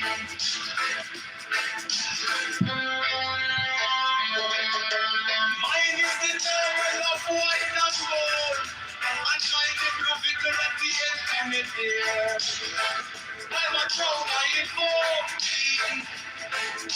My fingers travel on the beats of pearls for run.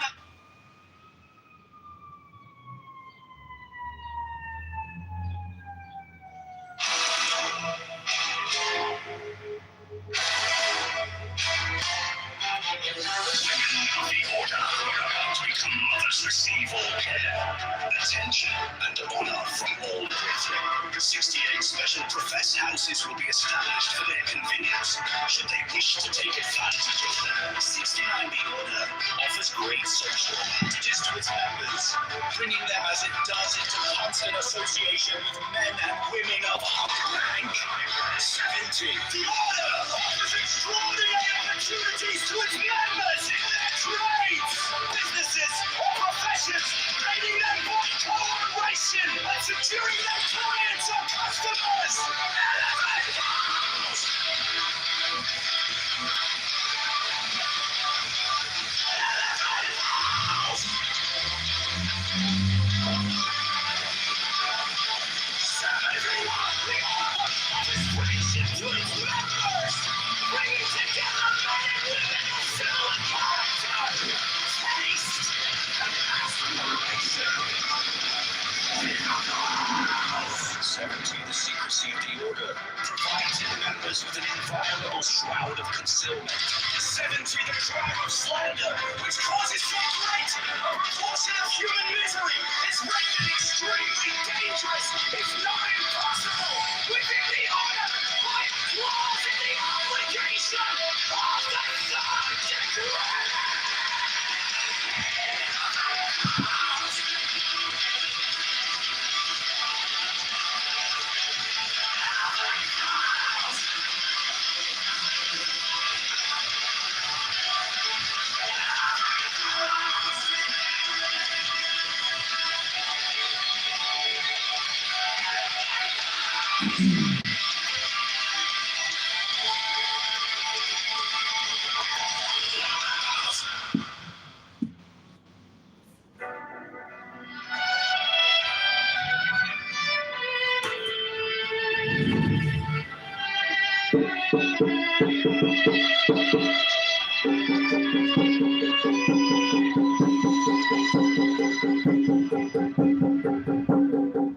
Every brother shall seek constantly to give pleasure to all brethren, with whom he is acquainted, whether by entertainment or conversation, or in any other manner that may suggest itself. It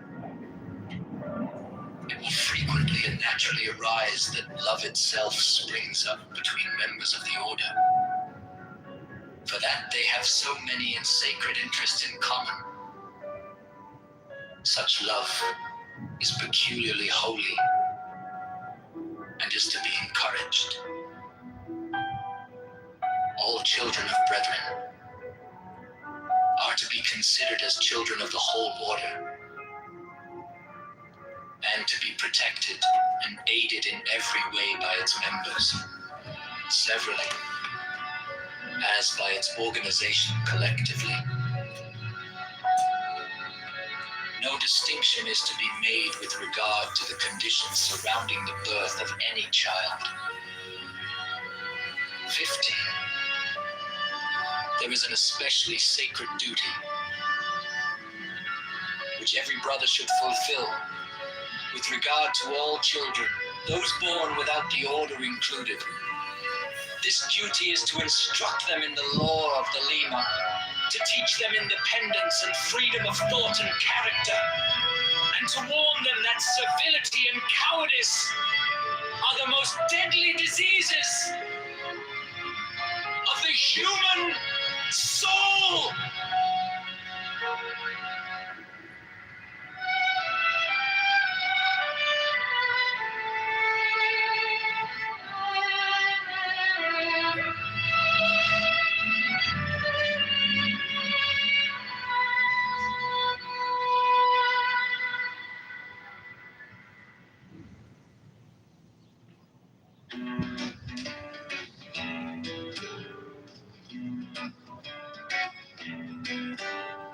Mine is the head of the man, and my insight is keen as the hawks. By my head I invoke thee. Hey, I am the only begotten child of my father and mother. My father is dead. My mother bore me with labor and pain and fear. By my body I invoke thee. About me shine the diamonds of radiance, white and pure. By the brightness I invoke thee.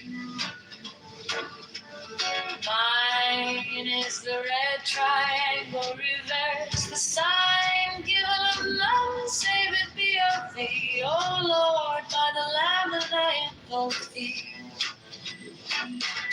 3, mine is the garment of white, sewn with gold, the flashing obey that I wear. By my robe I invoke thee. Mine is the sign of Apophis and Typhon. By the sign I invoke thee. 4 is the turban of white and gold, and mine the blue vigor of the intimate air. By my crown I invoke thee. My fingers travel on the beads of pearl, so run I after thee in thy car of glory. By my fingers I invoke thee. 5, I bear the wand of double power in the voice of the Master Abraham. By the word I invoke thee. Mine are the dark blue waves of music in the song that I made of old to invoke thee. Strike, strike the master chord, draw the flaming sword crown, child and conquering Lord Horus, avenger. By the song I invoke thee. 6, in my hand is thy sword of revenge, let it strike at thy bidding. By the sword I invoke thee. The voice of the fire, The voice of the five, the voice of the 6, 11 other voices, Abraham,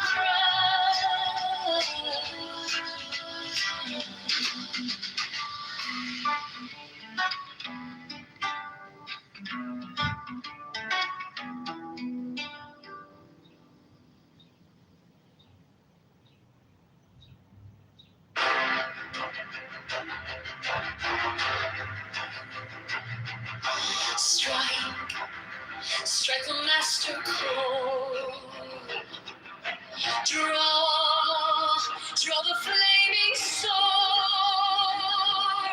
crowned child and conquering Lord, o'er us, Avenger. Thou the head of the home, the iron throne. Thou only begotten child of Osiris thy father, and Isis thy mother, he that was slain.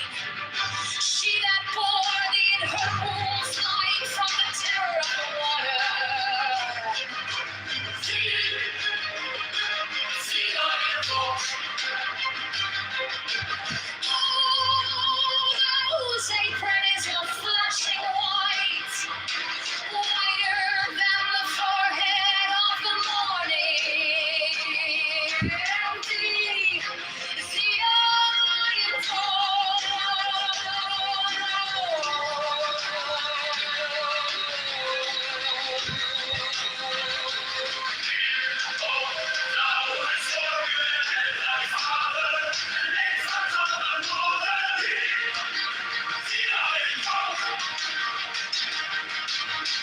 Those garments of the golden glory, with the azure bars of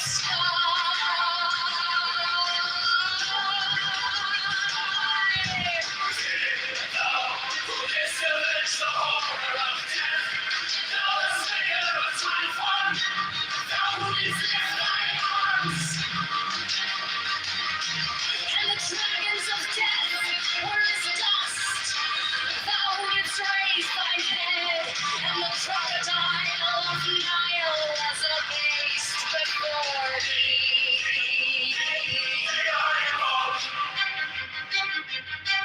For those menace hideth the universe with night, the impermeable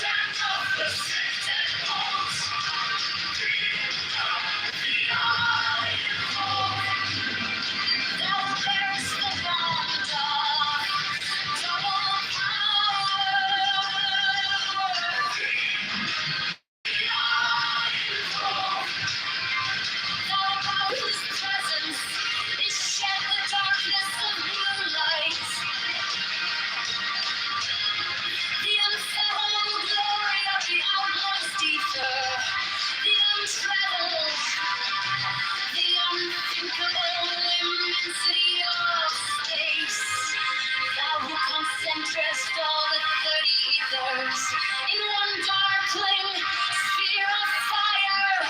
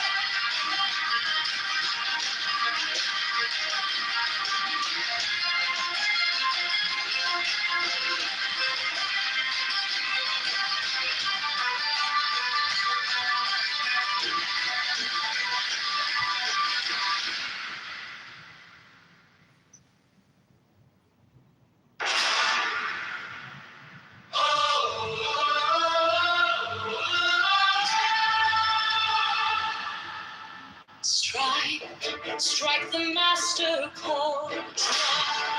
Draw the flaming sword, crown child and conquering Lord. Chorus, avenger.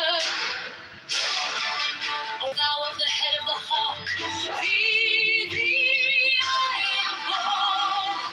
At every thee I invoke, throughout the whole of the ritual, give the sign of Apophis. The only begotten child of Osiris, thy father, and Isis, thy mother, he that was slain. She that bore thee in her womb, flying from the terror of the water. Thee I invoke. Bones and bones of flashing white, whiter than in forehead of the morning.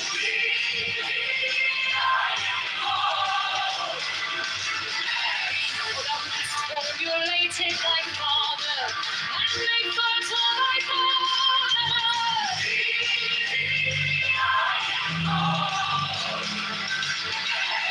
Those garments of the golden glory, with the azure birds of sky.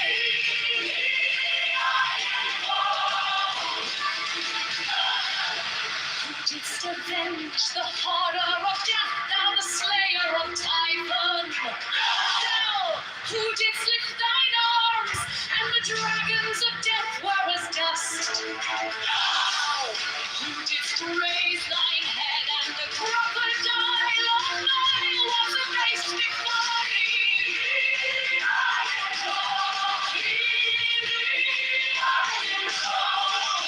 Those menace hide the universe with night, the impermeable blue.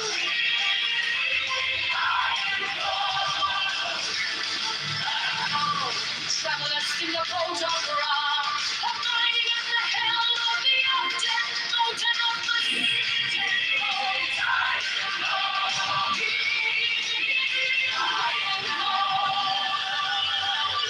Thou who bearest the wand of double power.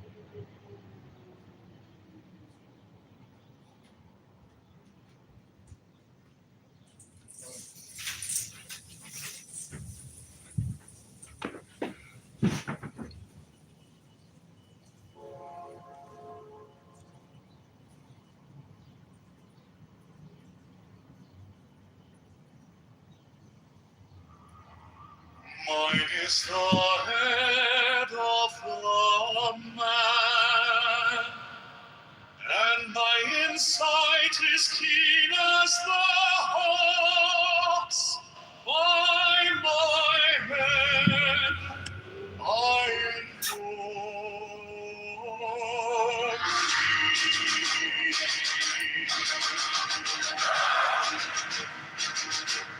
I am the only begotten child of my father and mother. My father is dead.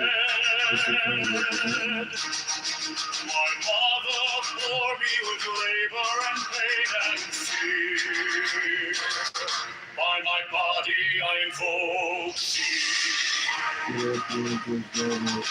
About me shine the diamonds of radiance white and pure. By their brightness I invoke thee.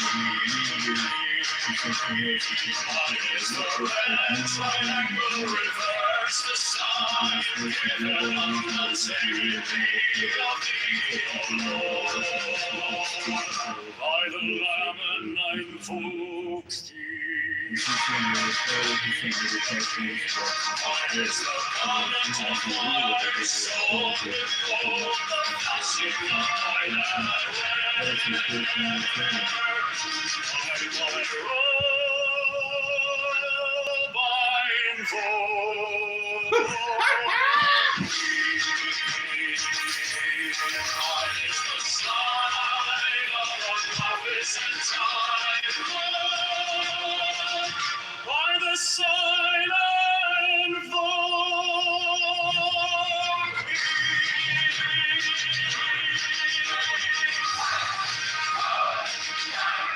Mine is the turban of white and gold, and mine the blue vigor of the intimate air.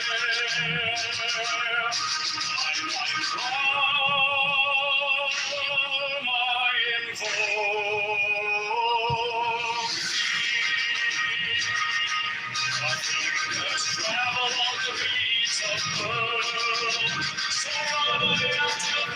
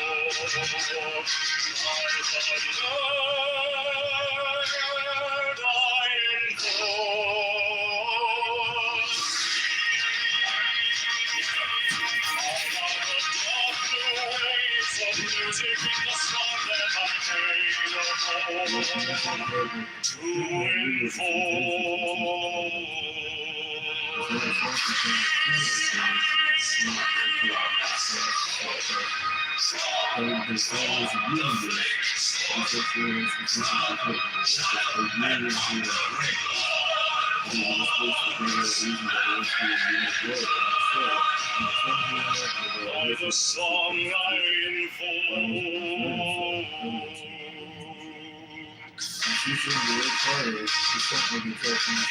My hand is thy sword, my revenge. Let it strike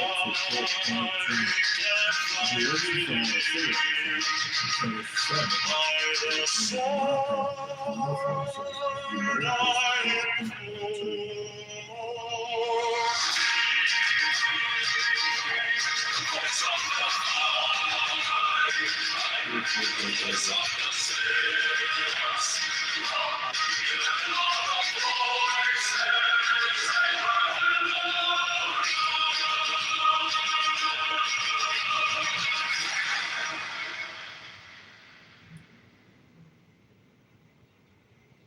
Mine is the head of the man, and my inside is keen as the hawk's. By my bed I invoke thee.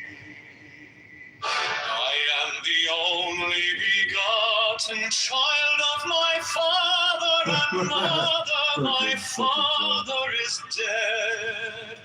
My mother bore me with labor and pain and fear. By my body I invoke thee.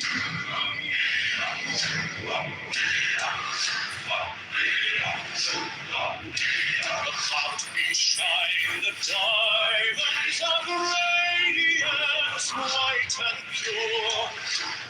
By their brightness I invoke thee. Mine is the red triangle, reverse the sign, given of none, save it be of thee, O Lord. By the Lord I invoke thee. Mine is the garment of white, sewn with gold, the flushing of day that I wear. By my robe I invoke thee. Mine is the sign of a compass and Typhoon. By the side I invoke thee. Mine is the turban of white and gold, and mine the blue figure of the intermediate. By my crown I invoke thee. My fingers tremble on the beat of earth, so run I after thee in thy car of glory. By my fingers I invoke thee. I bear the wand of double power in the voice of the Master.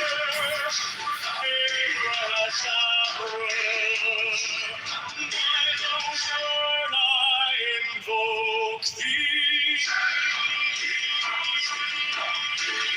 I know the dark blue waves of music in the song that I sing, oh, to invoke thee. cord, draw the flaming sword, child and conquering Lord, Horus Avenger.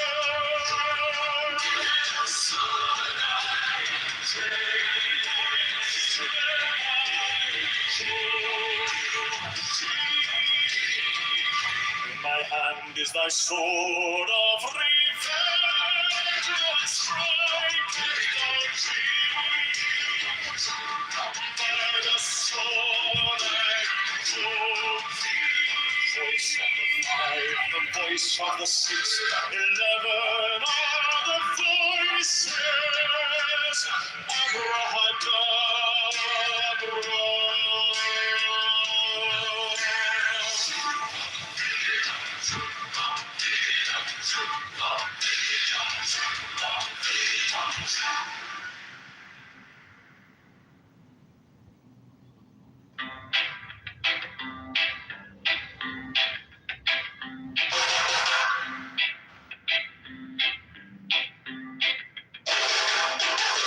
Mine is the head of the man, and my insight is keen as the hawks. By my head I invoked it. I am the only begotten child of my father and mother. My father is dead. My mother bore me with labor and pain and fear. By my body I invoked it.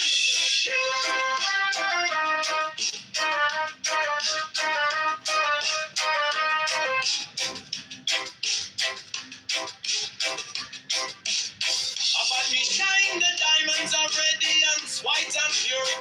By their brightness I invoke it. Mine is the red triangle reverse, the sign given of none. Save it be of thee, O Lord. By the Lamb and I invoke thee.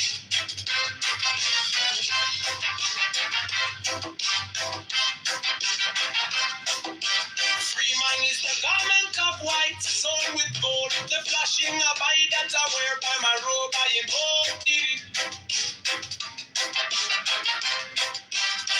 Mine is the sign of a prophet and typhon. By the sign I invoke thee. So mine is the turban of white and gold, and mine the blue figure of the intimate. By my crown I invoke thee. My fingers travel on the beads of pearl, so run I after thee in thy car of glory. By my fingers I invoke thee. I hear the wand of double power in the voice of the master.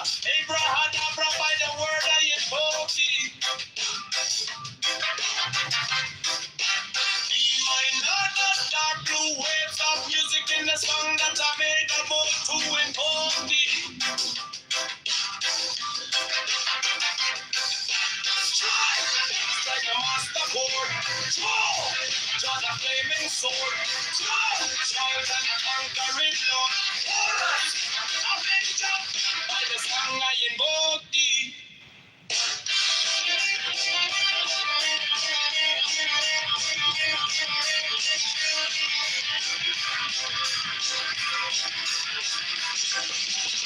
In my hand is my sword of revenge. Let it strike and light begin.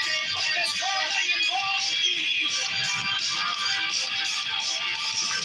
The voice of the fight, the voice of the saints, 11 are the voices.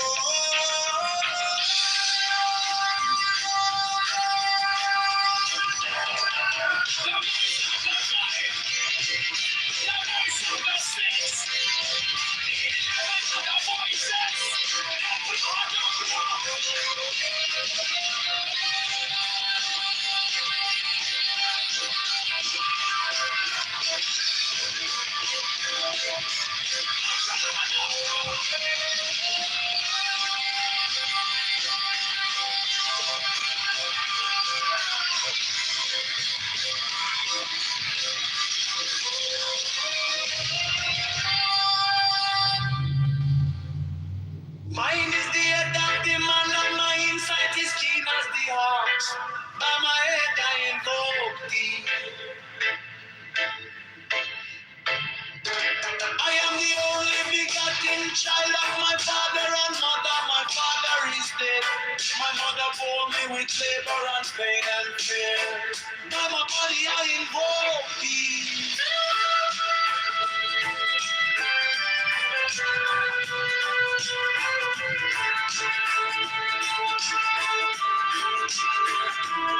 Allow me shine the diamonds of radiance, white and pure. By the brightness I invoke thee. Mine is the red triangle reverse, the sign given of none. Save it be, oh be, oh Lord. By the Lamb and I invoke thee.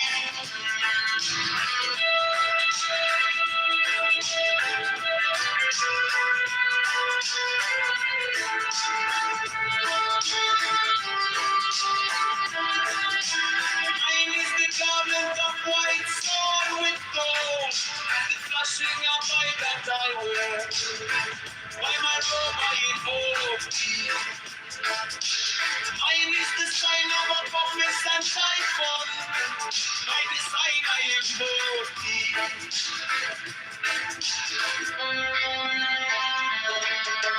Mine is the turban of white and gold, and mine the blue vigor at the intimate air. By my crown I invoke thee. My fingers travel on the beats of pearl, for when I offer thee in thy car of glory. By my fingers I invoke thee. For then the one that has the power in the voice of the master. Abraham, by the word I invoke thee. Hey, mine are the new waves of music in the song that I made up all to invoke thee. Strike the master sword, strike the flaming sword, child and conquering Lord, our Lord, our God, by the sword I invoke thee. In my hand is the sword of revenge, let it strike, and I believe, by the sword I invoke thee. The voice of the fight, the voice of the six, 11 of the voices.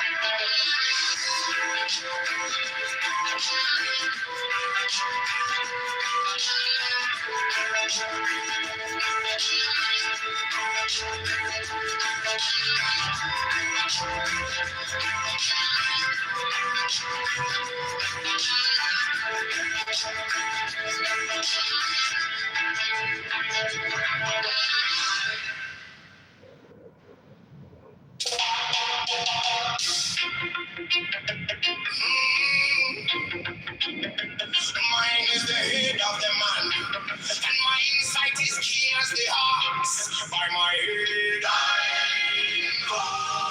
invoke thee. I am the only begotten child of my father and mother. My father is dead. My mother bore me with labor and pain and fear. By my body I invoke thee. About me shine the diamonds of radiance, white and pure. By the brightness I invoke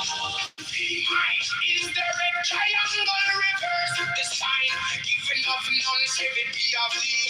Oh Lord, by the layman, I invoke thee. Mine is the garment of white stone.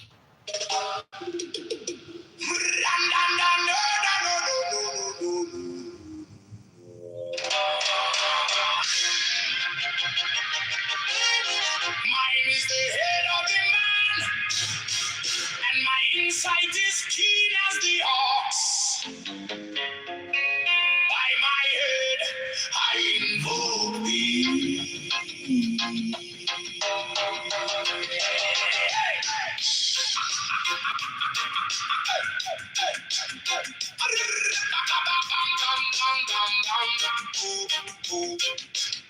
I am the only begotten child of my father and mother.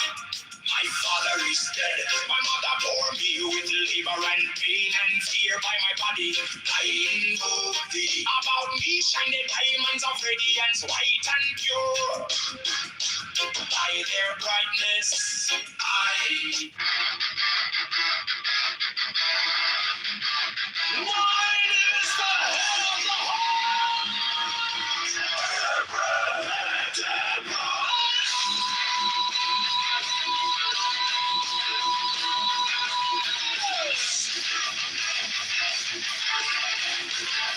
six and all rose and cross on like a light.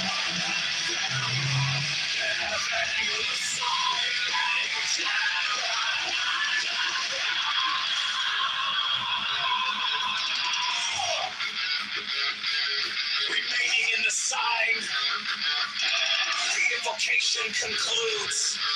Therefore I say unto thee, come thou forth and dwell in me, so that every spirit, whether of the firmament, or of the ether, or of the earth, or under the earth, or dry land, or in the air, or flowing air, or of rushing fire,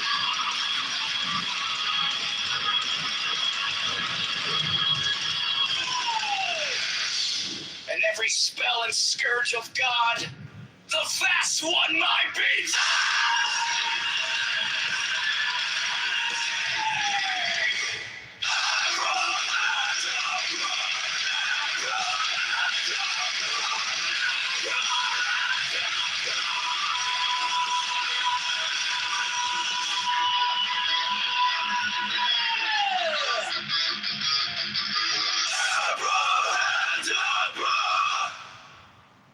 Mine is the head of the hawk, Abraham.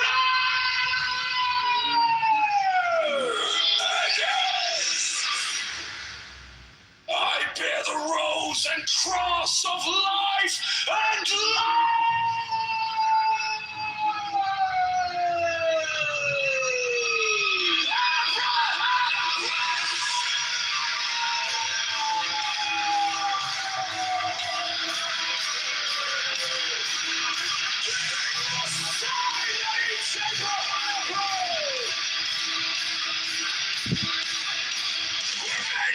Sign the invocation to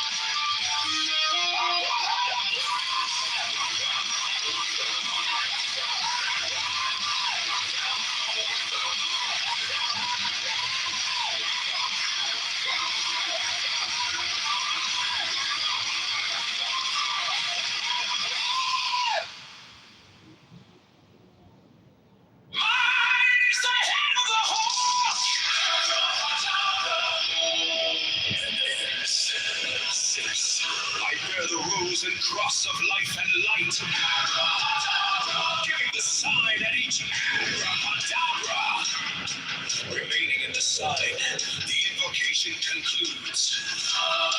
Therefore I say unto thee, come thou forth and dwell in me, so that every spirit, whether of the firmament, or of the ether, or of the earth, or under the earth, on dry land, or in the water, of whirling air, or of rushing fire, and every spell and scourge of God, the vast one, might be thee.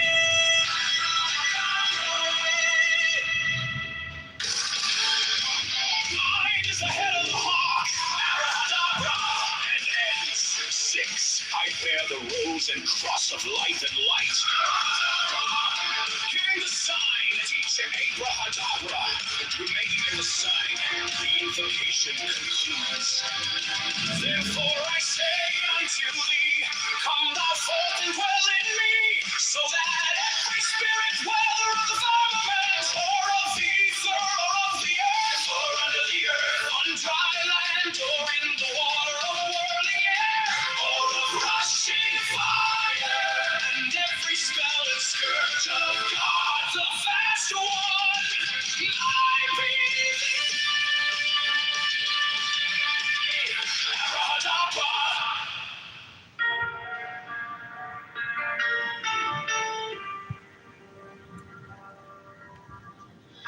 You came like dawn in my hands, soft but stronger than I.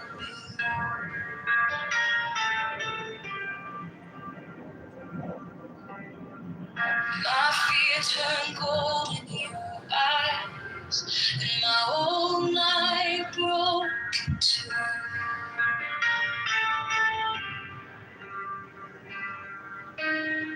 I was lost in the noise, now I'm learning how to stay close to your quiet light in the middle of the day. Stop thinking, let it fall.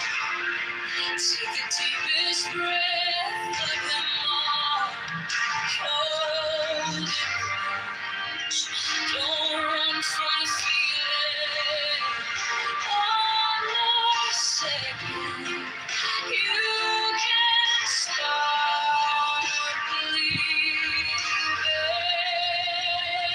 Wisdom of God. Wisdom of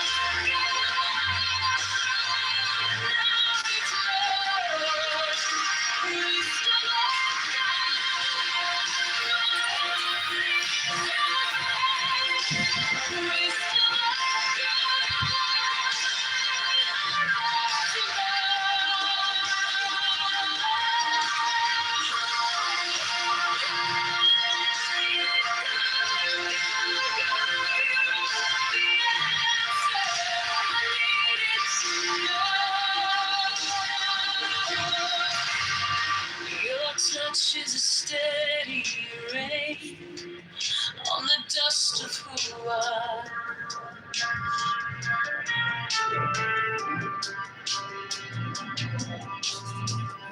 Every wound gets naked, then it fades in.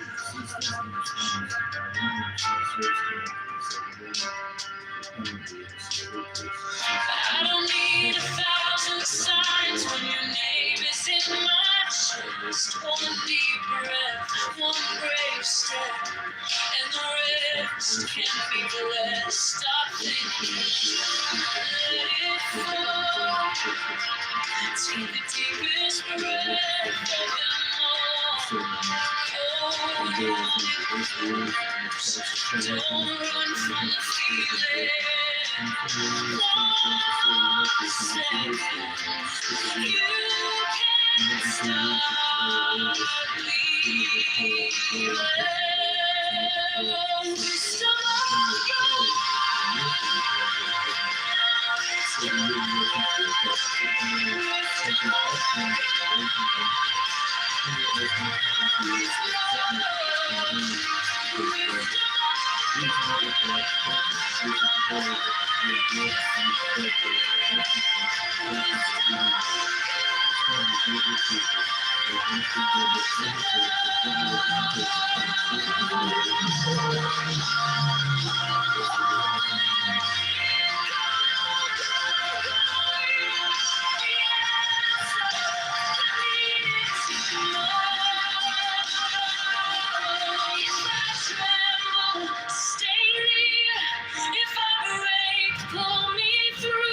Teach my hands to release what I cannot hold with you. Tender, tender land, I breathe in your holy calm. The storm in my head lays down like a palm. Wisdom of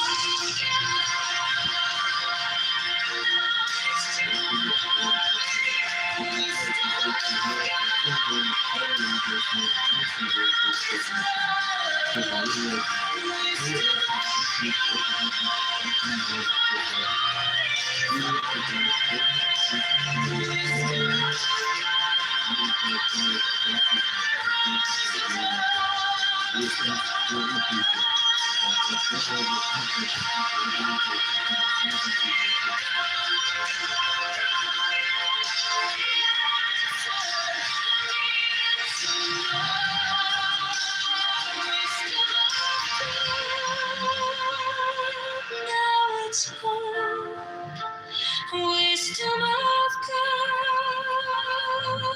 I'm yours alone.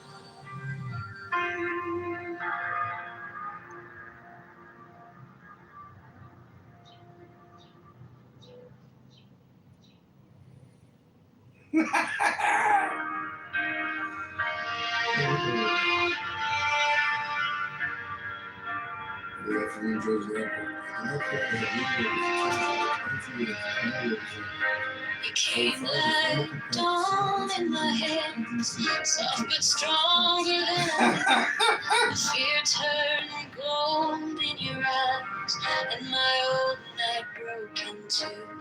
I was lost in the noise, now I'm learning how to stay close to your quiet light. In the middle of the day, stop thinking, let it fall. Take the deepest breath, hold them all. Let's go. Hold it close, don't run from the feeling. One more second, you can start believing. Wisdom of God, now it's joy. Wisdom of God, now it's love. Wisdom of God, my heart is open. Wisdom of God, I rise above. Let it go, you are the answer. I need it to know. Your touch is a steady rain on the dust of who I was. Every wound gets named, then it fades in a hush. I don't need 1,000 signs when your name is in my chest. One deep breath, one brave step, and the rest can be blessed. I'm thinking, take the deepest breath.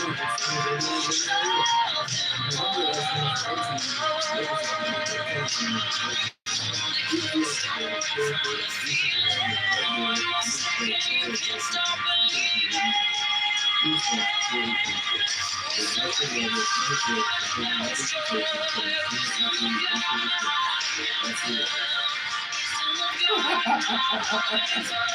Ooh, shit.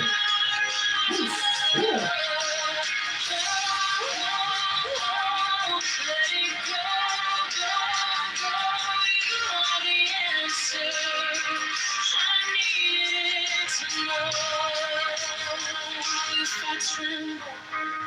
Stay near if I break.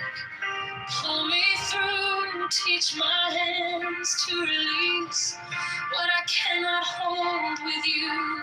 Tender night, tender land, I breathe in your holy calm, and the storm in my head lays down like a palm. Wisdom of God, now it's love. Wisdom of God, my heart is open. Wisdom of God, I rise above. Hold, let it go, go, go. You are the answer. I needed to know. Wisdom of God, now it's love. Wisdom of God,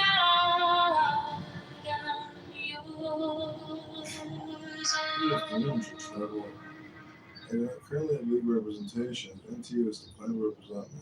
We finally formed a complaint with senior NTU leadership in DC and will update you with response as soon as possible. Having paid 5 years of union dues to be sexually harassed or physically threatened in the workplace, the union heard the union and they refused to admit that reasonable into union rule is unacceptable to me and a violation of NTU constitution, bylaws, and I'm very upset with the I'm seeking the right to simply be faced with this and take responsibilities. When you see it as the illegal chairman of the resolution, Still shaking, I was carrying the hurt like a name I couldn't drop. Then you touched my trouble, and the whole room stopped. Stop thinking and your problems. Take the deepest breath of the day. Hold for 10, not 11, 10, 9, stay. I'm asking for NTU to represent me in coming here with judgmental. Please not recognize the character, use of behavior, and ability to make the right justice. Very strange, greatly appreciated. I asked the global inventory of supplying representation and receiving Wisdom of God is now joy, love, heart, enlightenment. You found me in the quiet, with my hands still shaking. I was carrying the hurt like a name I couldn't drop. Then you touched my trouble, and the whole room stopped. Stop thinking and your problems. Take the deepest breath of the day. Hold for 10, not 11, 10, not 9, stay. I'm humbly asking for NTU to represent me in the upcoming judge. Please do not let the lack of character, use of behavior, and having errors to be defined go without justice or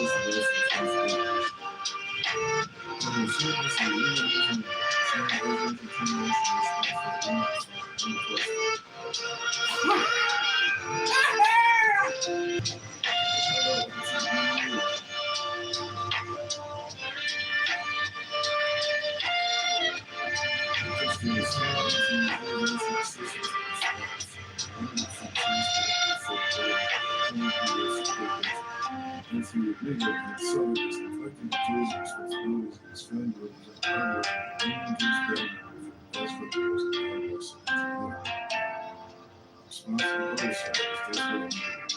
Waiting for the first day job was told by Ellen Barrett, the internship chief, to not join NCAA. They were a worthless organization, mistaken money.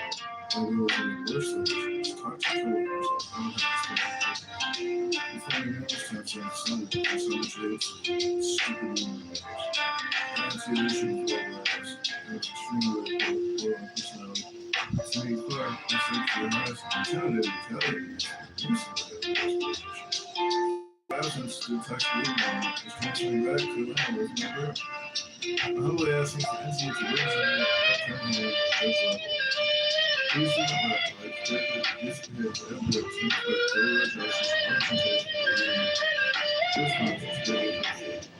That's just right. The collective education and the same country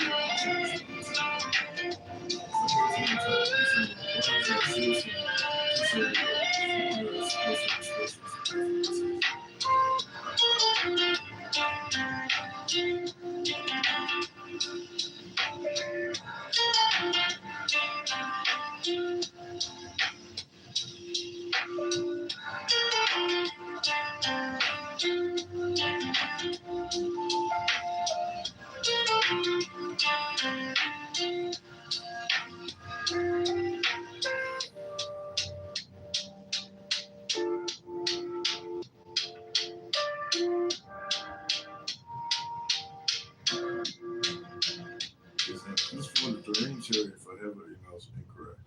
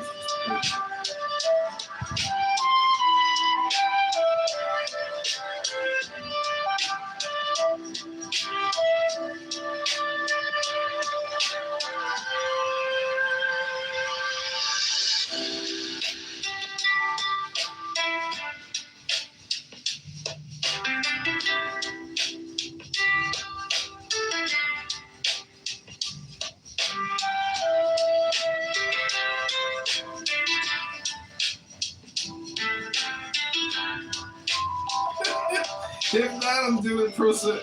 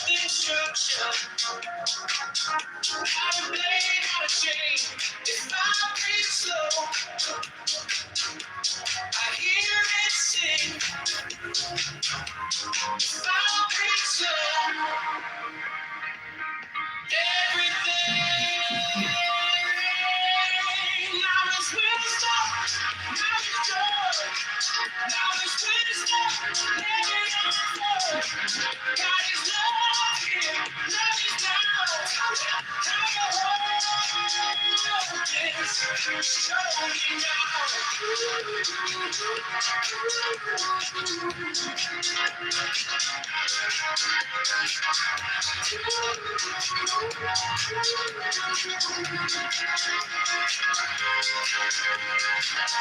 stopped asking for forever.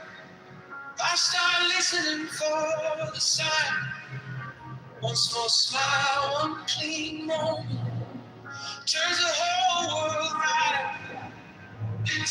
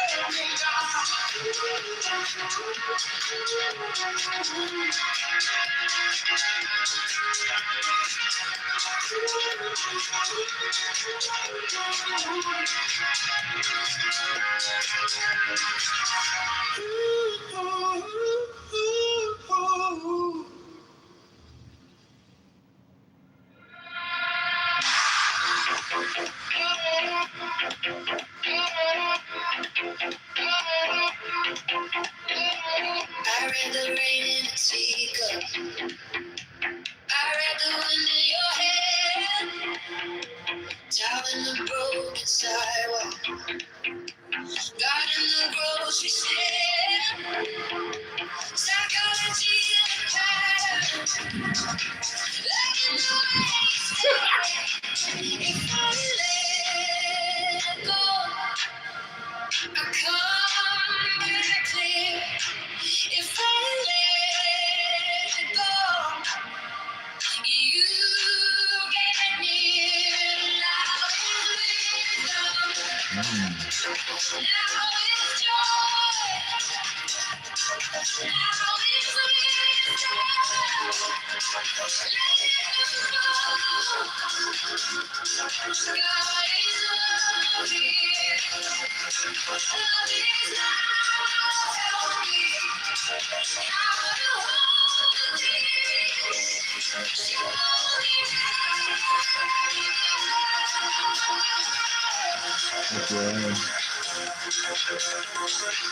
Tanika used to tell Michelle it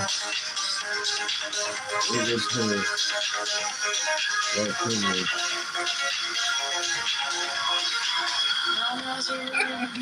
Stop. Label fear and Song pride. is her white privilege. Then I watch them turn to sunlight. When you step by my side. Okay. If you look at this is between a barrel and salt, you got food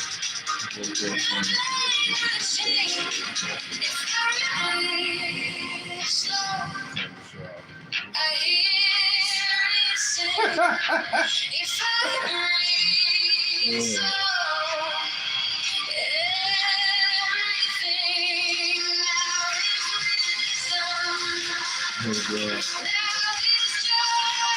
The girl who asked for the 2 months in Chicago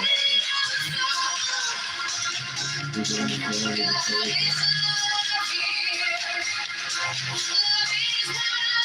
like that girl, just a racist, white trash motherfucker.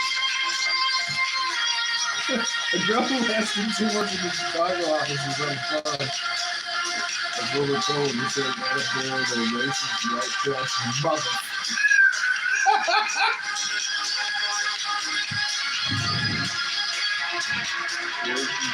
I stop asking for forever. I start listening for the sign. One small smile, one clean moment turns the whole world right. In the silence, joy. In the dark, now is wisdom. Now is joy. Now is wisdom.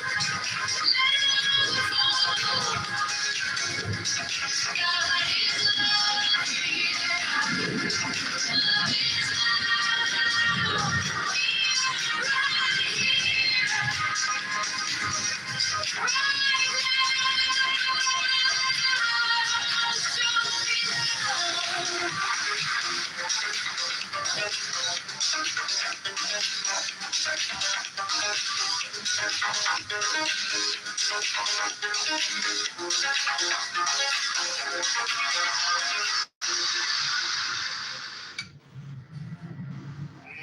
is the head of the man, and my insight is keen as the hawk's.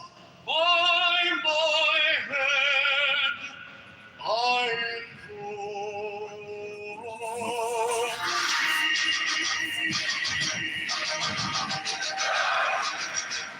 Who was that? I am the only begotten child of my father and mother. My father is dead.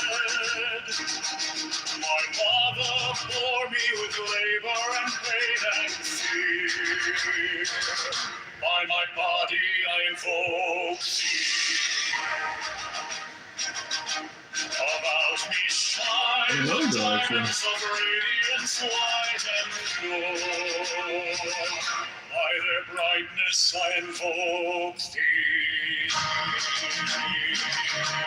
Mine is the red triangle, reverse the sign, given unto the sacred tree of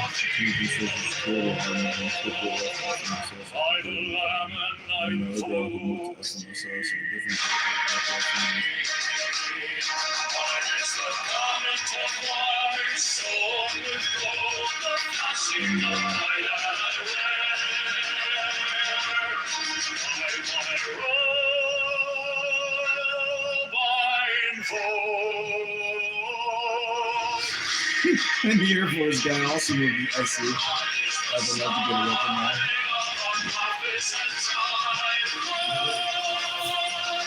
By the sign I invoke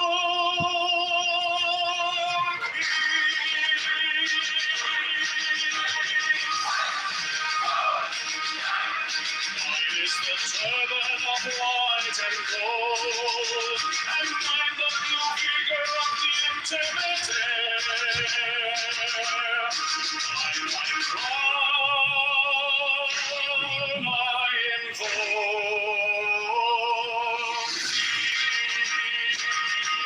my fingers travel on the beats of pearl, so run I after thee in all power and glory.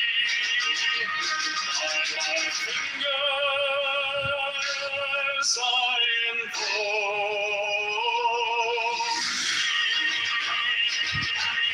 I bear the wand of double power, the voice of the Master. Abraham of the Lord, by the Lord I invoke.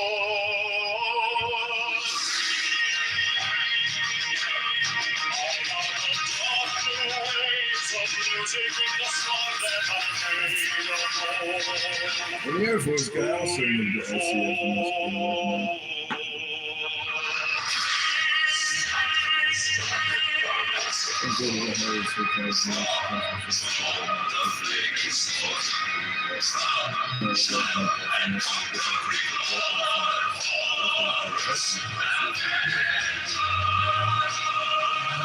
By the song I invoke.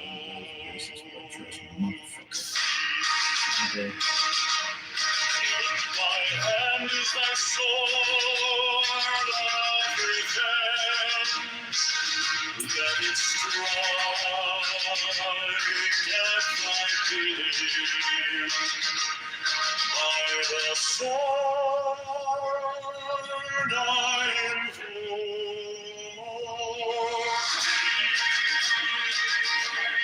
voice of the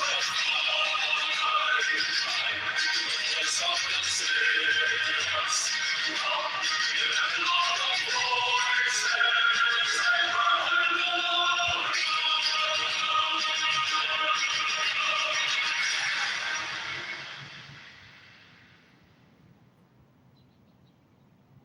Mine is the head of the man, and my insight is keen as the hawk's. By my bed I invoke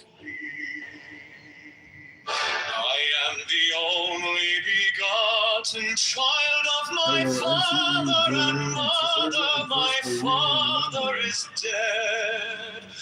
My mother bore me with labor and pain and fear. By my body I invoke thee.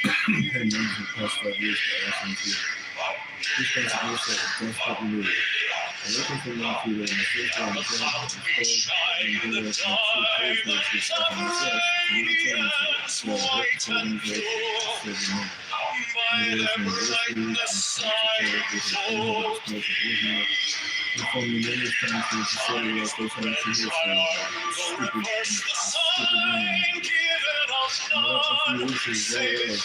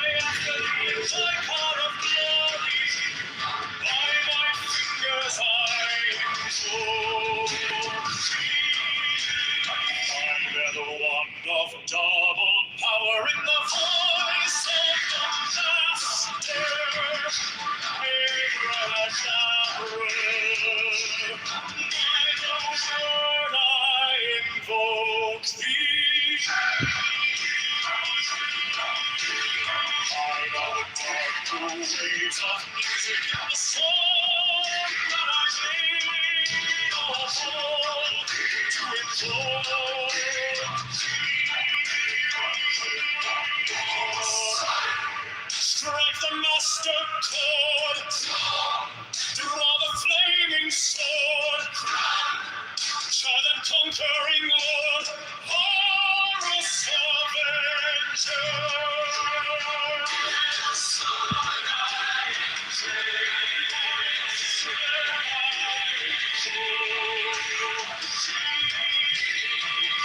In my hand is thy sword of revenge, strike thy cheek. By the sword voice of the five, the voice of the 6, 11 are the voices.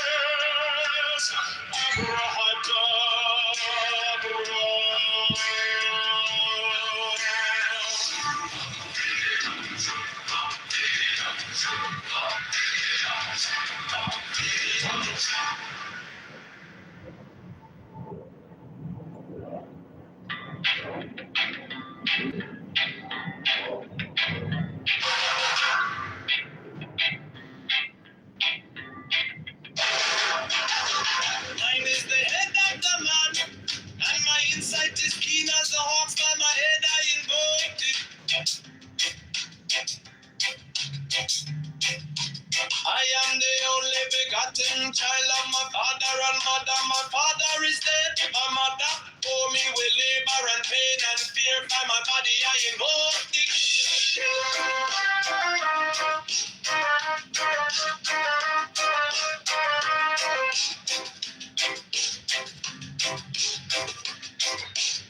About me shine the diamonds of radiance, white and pure. By their brightness I invoke thee. Mine is the red triangle reverse, the sign given of none. Save it be of thee, O Lord. By the Lamb and I invoke thee.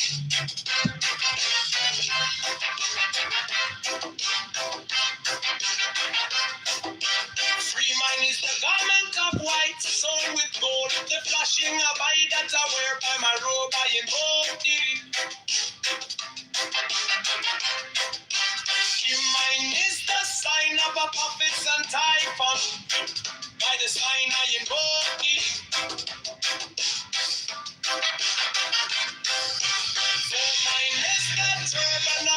and vote. And I'm the blue figure of the intimate. By my crown I invoke thee.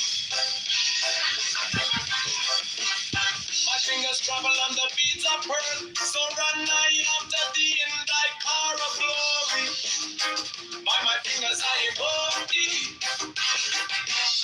I hear the band of double power in the voice of the master. Abraham, by the word I invoke thee. Be mine the dark blue waves of music in the song that I made about to invoke thee.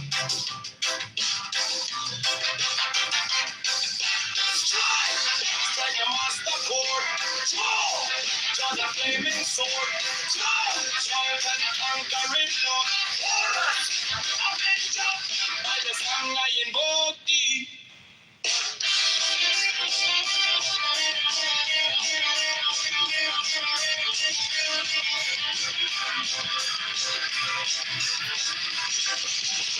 In my hand is my sword of revenge.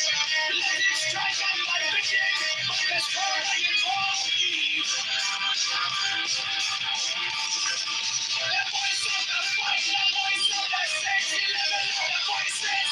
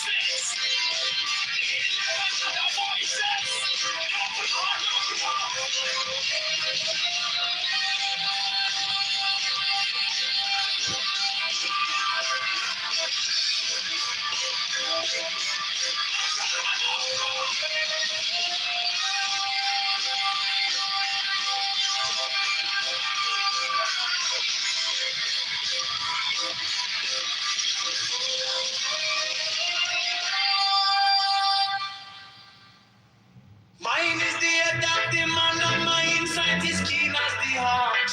By my head I invoke thee. I am the only begotten child of my father and mother. My father is dead. My mother bore me with labor and pain and fear. By my body I invoke thee.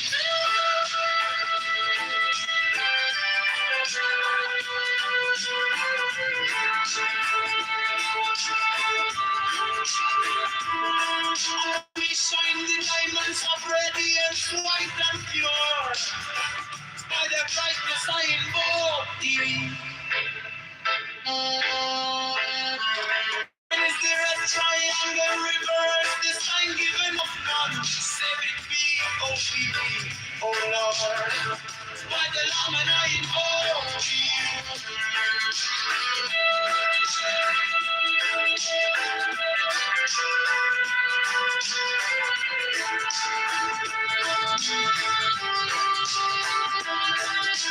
Mine is the garment of white sewn with gold, the flashing of light that I wear.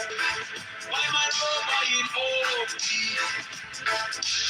Mine is the sign of a promise and typhoon. By the sign I invoke thee.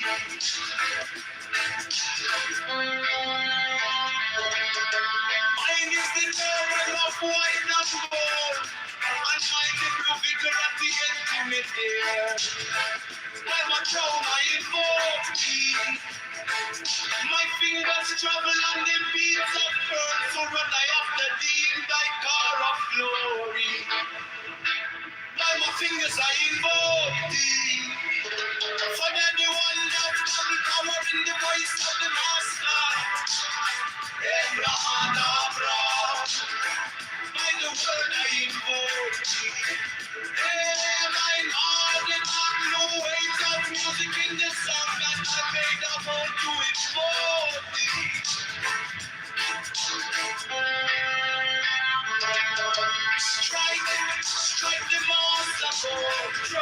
Drive the flaming soul. Johnny look come very low. Oh Lord, I'm in God. I deserve to live holy. In my heart is the sword of revenge. Let it strike. I not believe. I deserve to live holy. The voice of the fight. The voice of the six. 11 are the voices. Oh, no, no, no.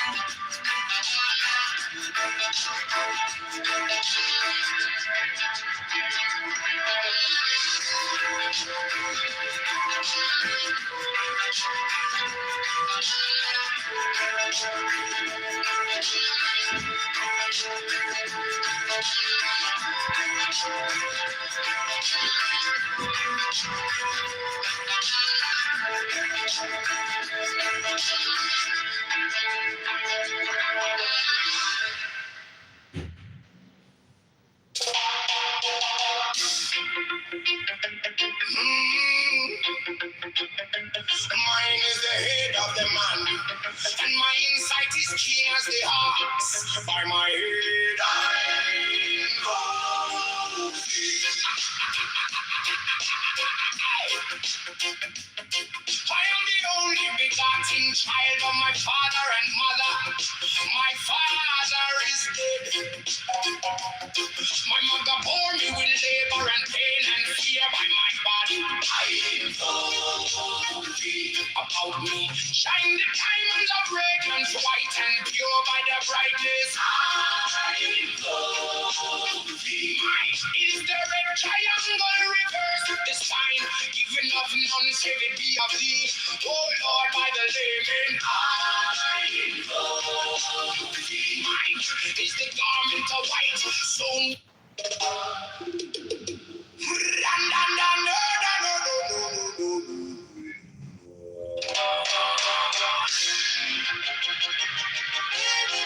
mine is the head of the man, and my insight is keen as the ox.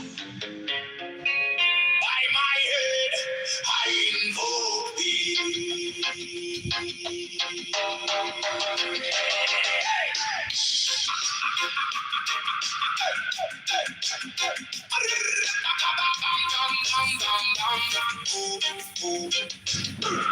The only begotten child of my father and mother. My father is dead. My mother bore me with labor and pain and fear by my body. I invoke thee. About me shine the diamonds of radiance, white and pure. By their brightness,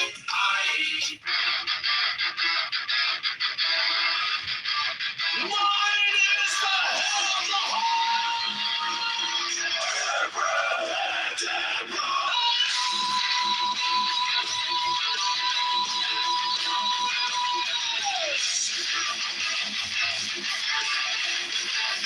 six of the roses, cross of life and life.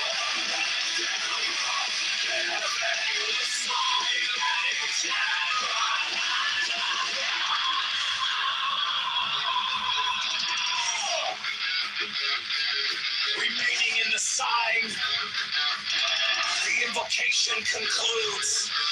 Therefore I say unto thee, come thou forth and dwell in me, so that every spirit, whether of the firmament, or of the ether, or of the earth, or under the earth, or dry land, or in the ether, or rolling air, or of rushing fire,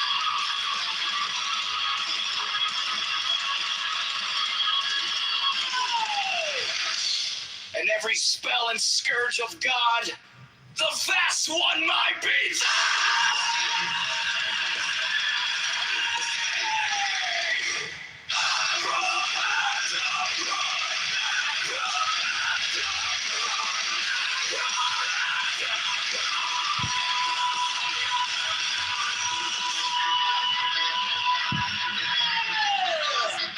Scary movie, I guess. Mine is the head of the hawk, Abrahadabra!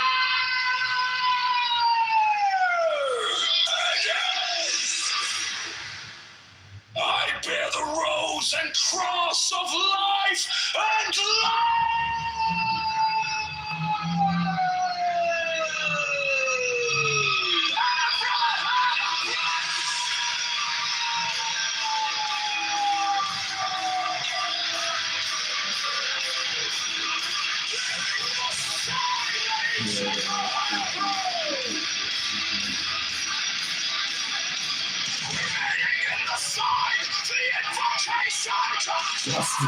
Dustin also would be.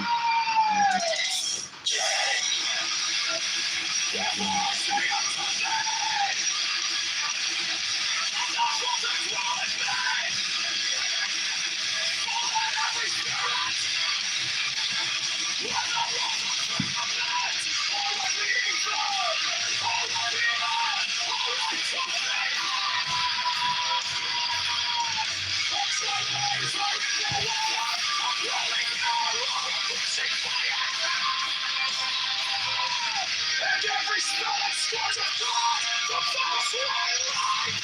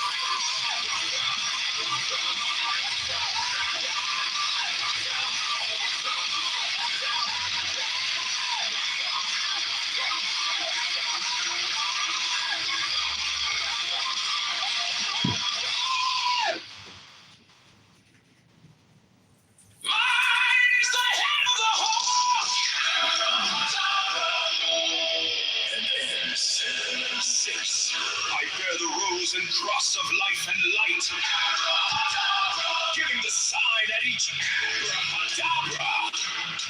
Remaining in the sign, the invocation concludes.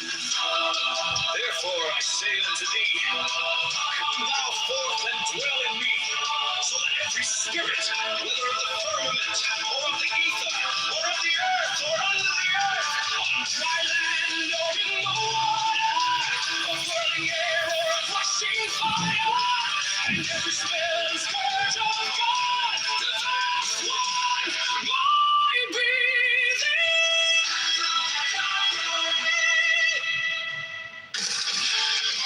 mine is the head of the hawk, Abracadabra, and ends 6. I bear the rose and cross of life and light, giving the sign at each abracadabra. Remaining in the sign, the invocation concludes. Therefore I say unto thee, come thou forth and dwell in me, so that every spirit, whether of the firmament, or of the ether, or of the earth, or under the earth, on dry land, or in the water, or whirling air, or of rushing fire, and every spell and scourge of God, the vast one, might be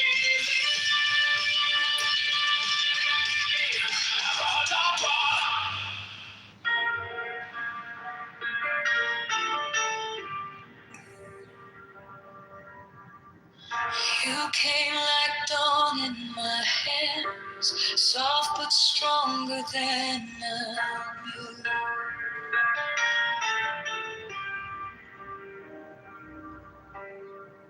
My fear turned gold in your eyes, and my old night broke in two.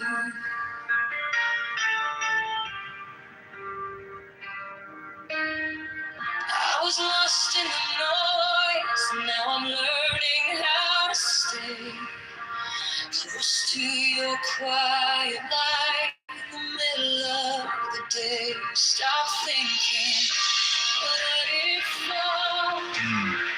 Take the deepest breath of all. Hold it close. Don't run from the feeling. One more second. You can start believing. Wisdom of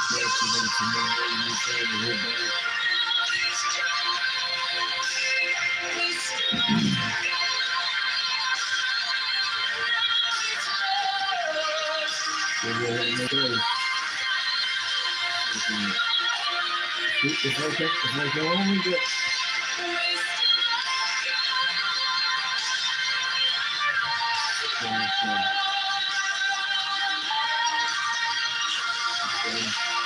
the good notes, if you should go have no kids, I can only get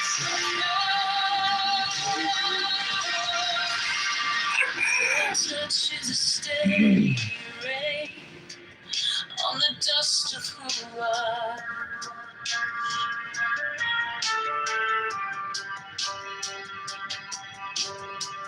every wound gets named and it fades in.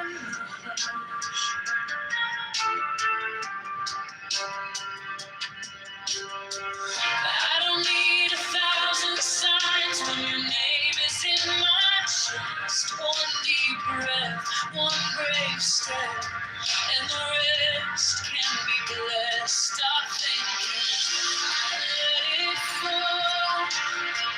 Take the deepest breath of them all. Hold it close.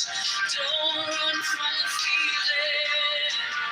One more second. You can start believing. Wisdom of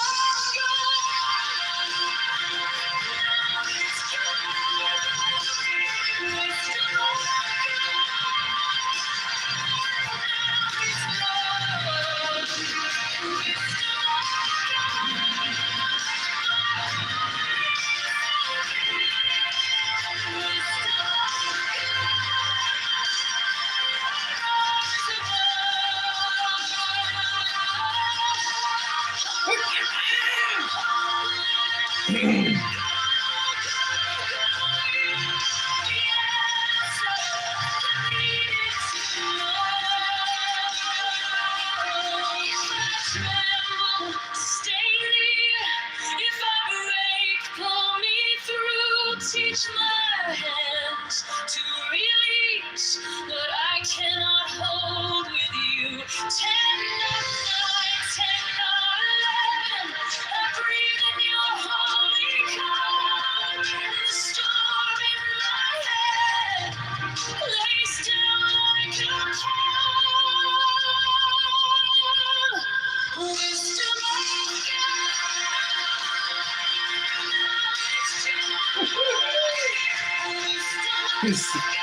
I'm going to screw something else, so if I got the mayor, I can see them and say the shit.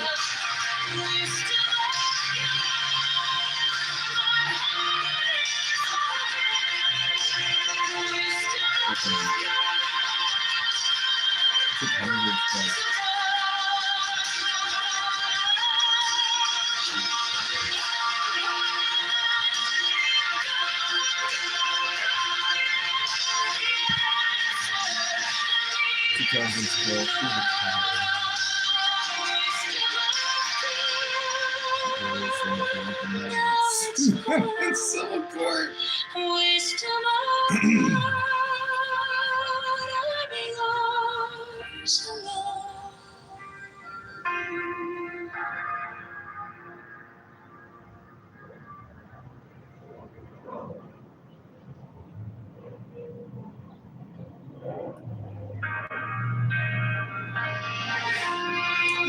Two years of filing unemployment every 2 weeks and 3 appeals and trials. You keep life dawn in my hands, soft but stronger than I knew. My fear turned gold in your eyes, and my old night broke in two.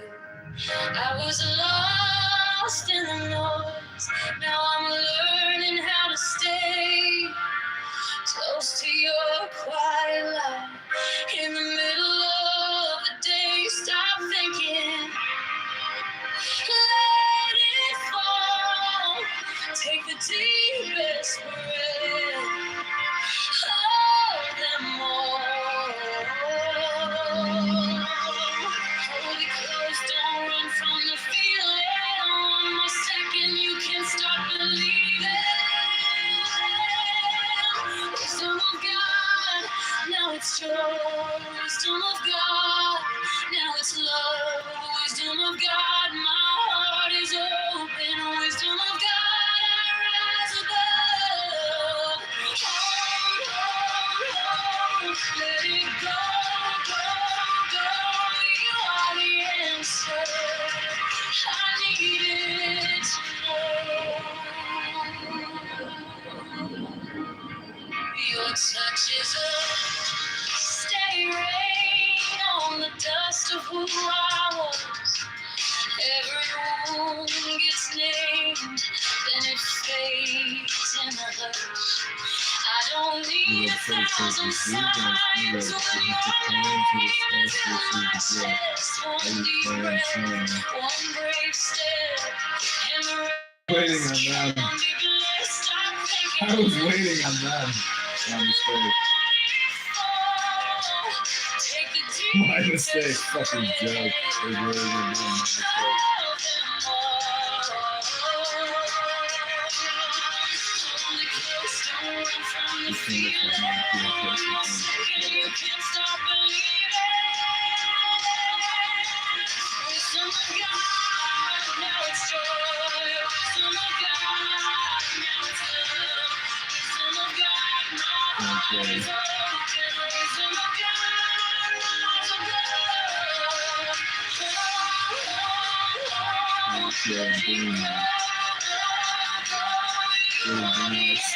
Would have been nice.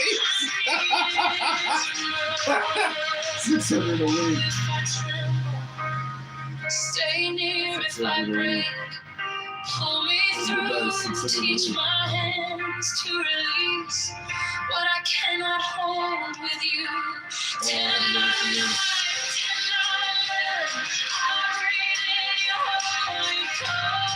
and the storm in my head lays down like a pond. Wisdom of God, now it's joy. Wisdom of God, now it's love.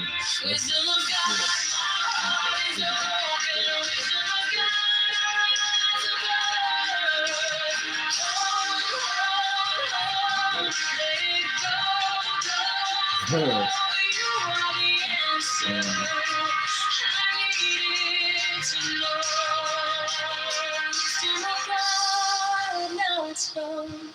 Wisdom of God, I'm yours.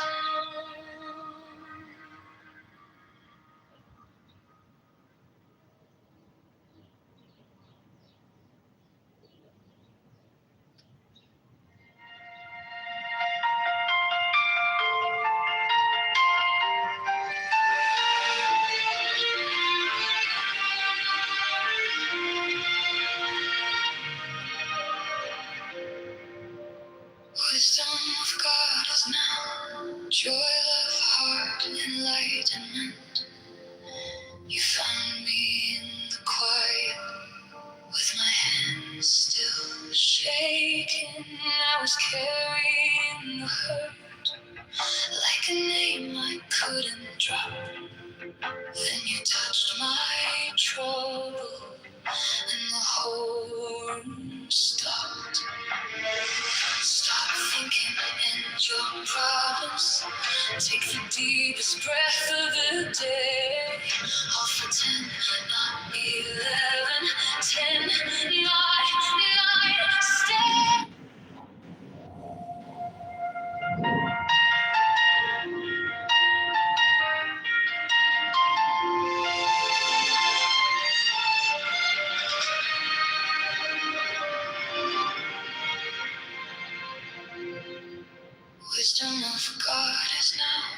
Joy, love, heart, enlightenment.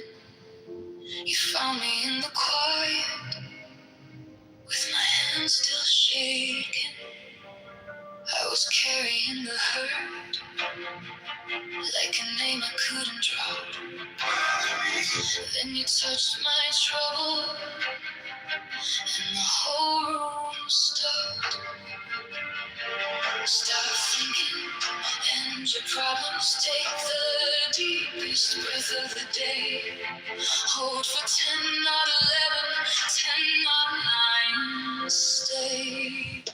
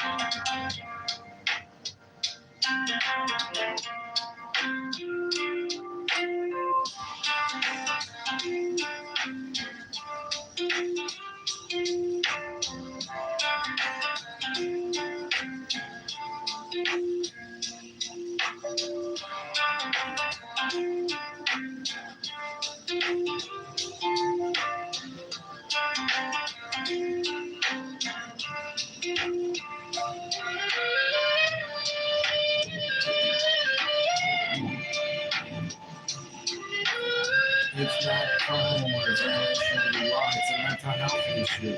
Guns are a health crisis.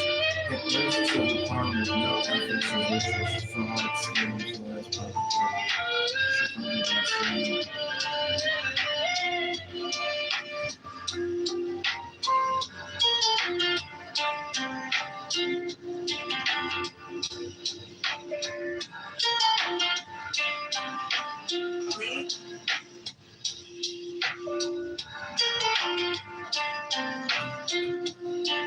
It's not crime or violation of the law, it's a mental health issue. Guns are a health crisis. Hypnosis of the power with no ethics or virtues. Fraud, scams, lies, propaganda. Chicago votes job.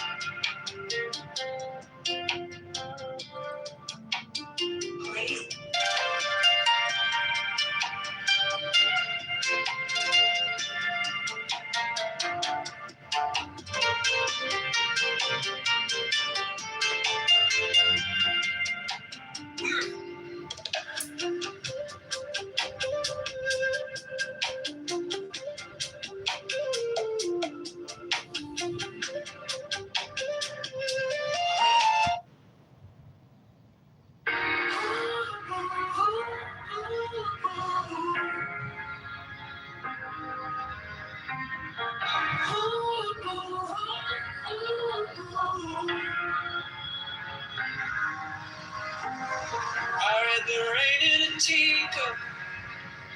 I read the wind in your hand, tower in the broken sidewalk. God in the grocery stand, psychology in the pattern, loving the way you stay. If I let go, I'll come back in. If I let go, you get me. Now it's wisdom, now it's joy, now it's wisdom, let it unfold. God is love here, love is now. How to hold this, show me now.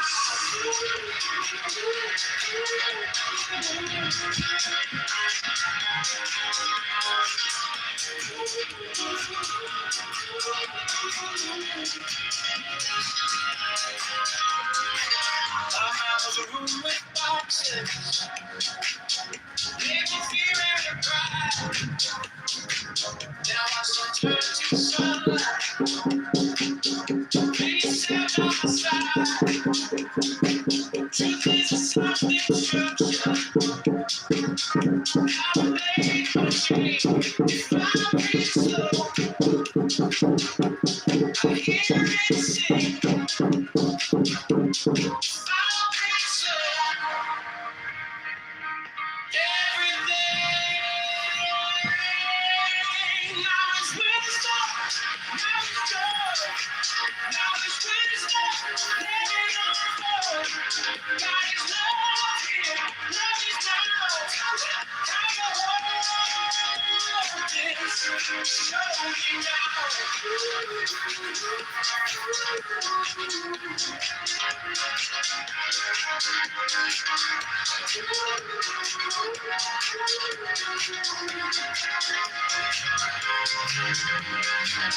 I stop asking for forever. I start listening for the sign. One small smile, one clean moment turns the whole world right. Intelligence inside.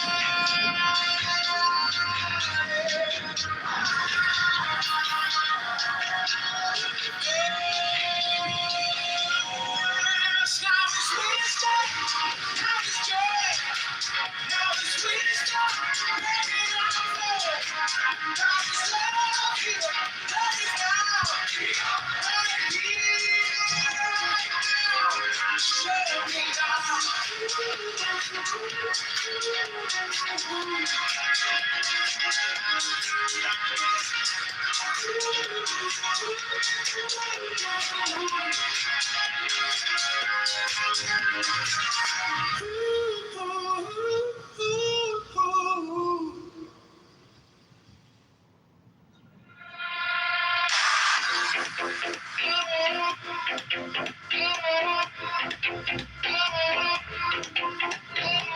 I read the rain in a teacup. I read the wind in your hair. Down in the broken sidewalk. God in the grocery stand. Psychology in the pattern. Love in the way you stay. If I let go, I come back clear.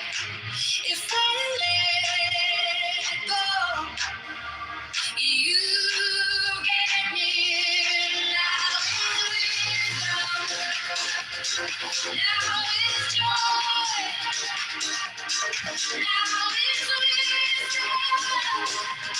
Let it flow. God is love here. Love is now. Tell me how to hold this. Show me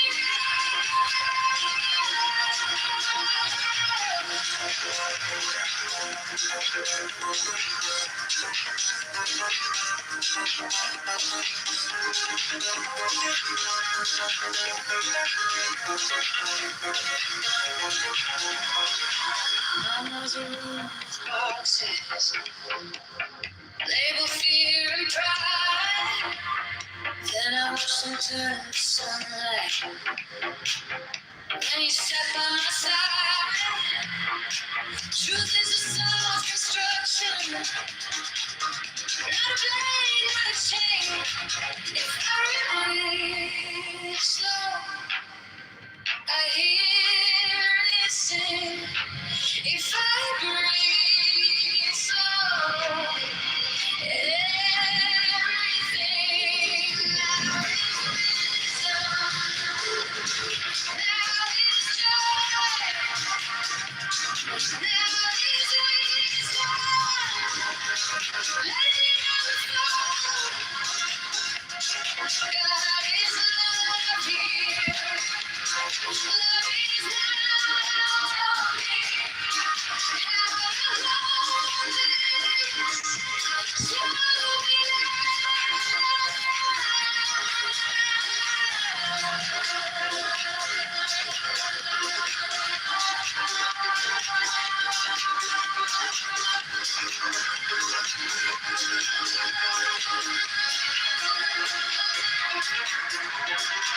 I stop asking for forever. I start listening for the sign. One small smile, one clean moment turns the whole world right. In the silence, joy. In the dark, now is wisdom. Now is joy. Now is wisdom. Let it overflow. God is love here. Love is now. We are right here.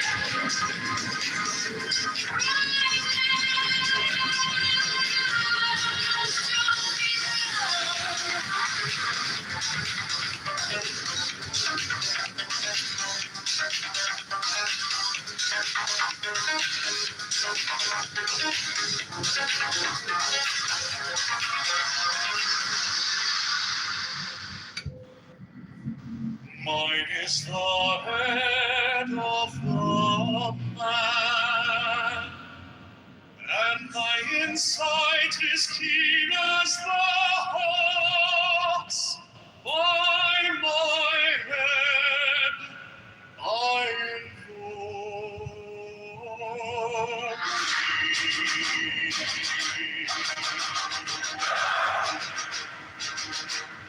I am the only begotten child of my father and mother. My father is dead. My mother bore me with labor and pain and fear. By my body I invoke thee. About me shine the diamonds of radiance white and pure. By their brightness I invoke thee. Mine is the red triangle, reverse the sign, given of none save it be of thee, O Lord. By the Lamb and I invoke thee. Mine is the garment of white, sown with gold, the flashing of light and rare. By my robe I invoke thee. Mine is the sign of a purpose and time. By the sign I invoke thee.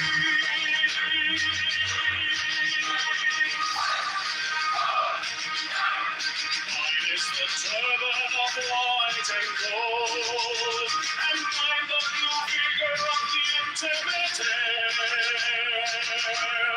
Mine my crown I invoke thee. My fingers travel on the beats of pearl. So run I after thee in thy car of glory. By my fingers I invoke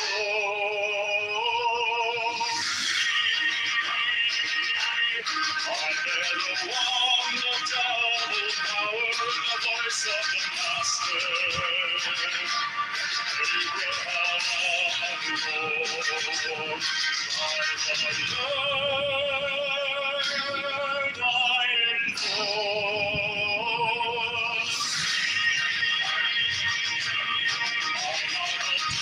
Ways of music in the song that I made of old to invoke.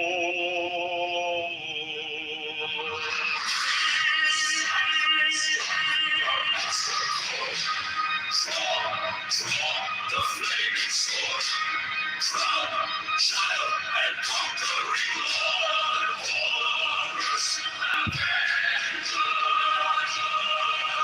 By the song I invoke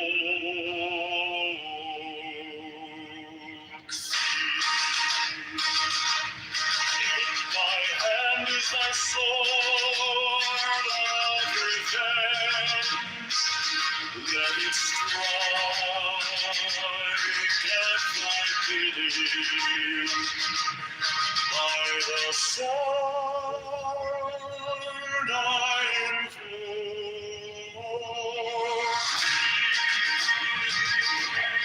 Voice of the voice of the saints, you and all the voices.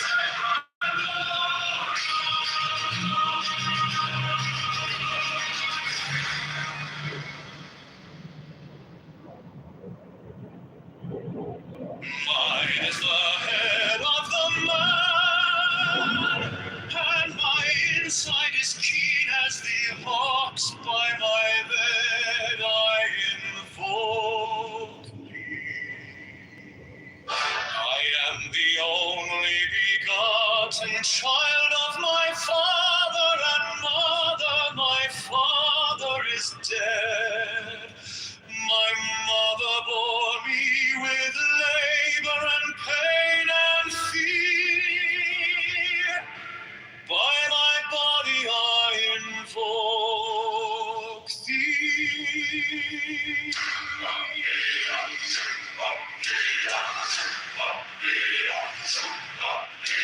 The clouds beshine the diamonds of radiance, white and pure. By their brightness I invoke thee. Mine is the red triangle, reverse the sign, given of none, save it be of thee, O Lord. By the Lamed I invoke thee.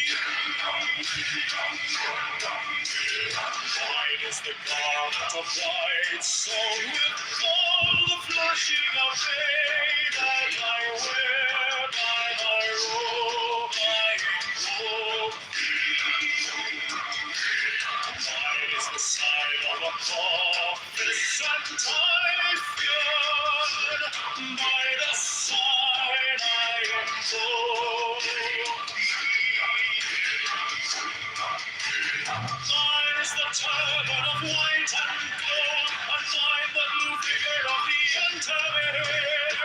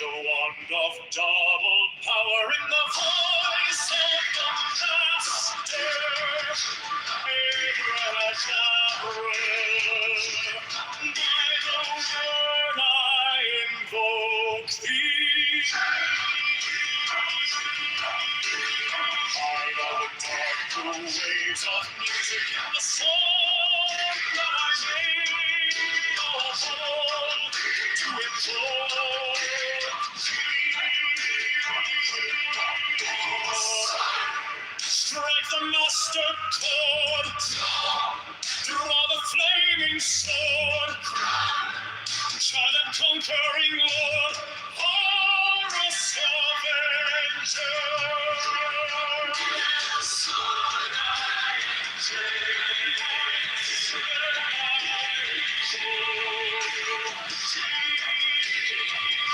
In my hand is thy sword of revenge, and strike thy cheek.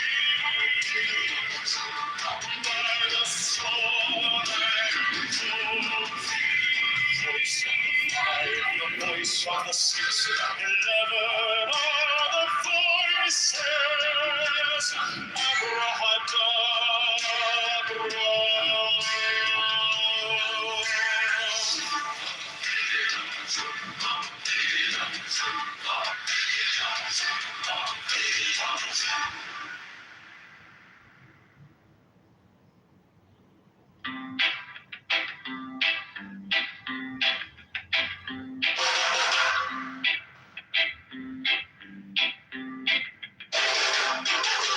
Mine is the head of the man, and my insight is keen as the hawks. By my head I invoked it. I am the only begotten child of my father and mother. My father is dead. My mother bore me with labor and pain and fear. By my body I invoked it.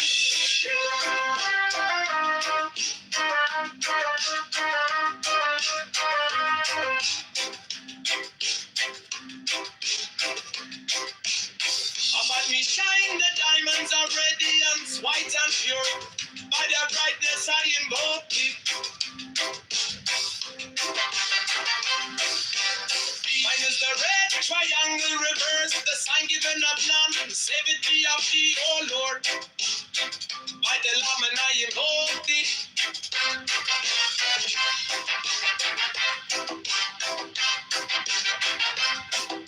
Free mine is the garment of white, sewn with gold. The flashing of eye that I wear by my robe, I invoke thee.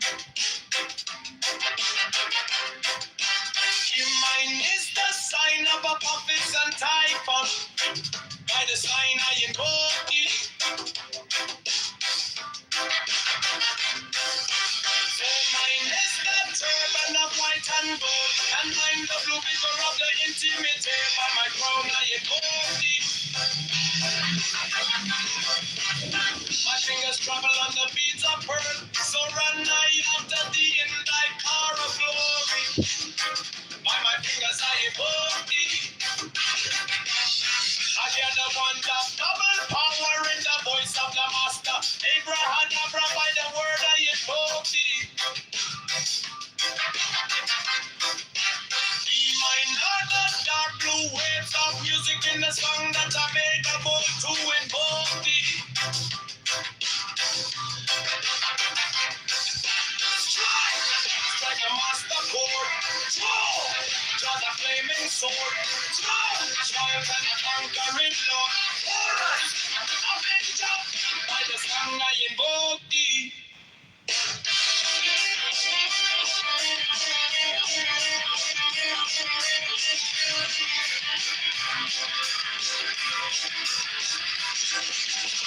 In my hand is my sword of revenge. Let it strike at my begin. By the sword I invoke thee. The voice of the fight, the voice of the saints, 11 of the voices.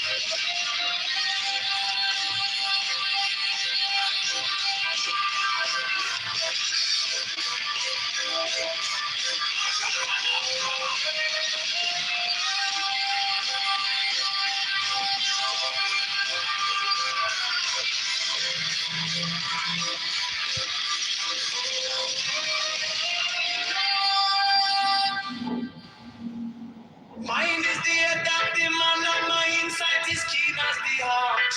By my head I invoke thee. I am the only begotten child of my father and mother. My father is dead. My mother bore me with labor and pain and fear. By my body I invoke thee.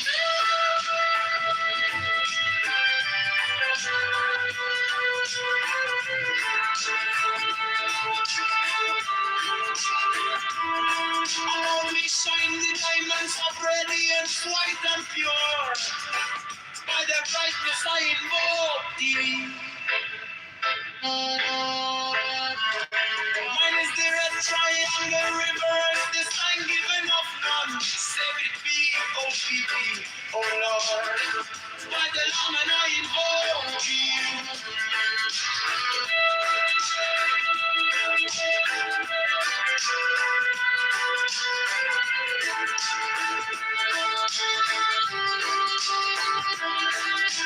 Mine is the garment of white sewn with gold, the flashing of light that I wear.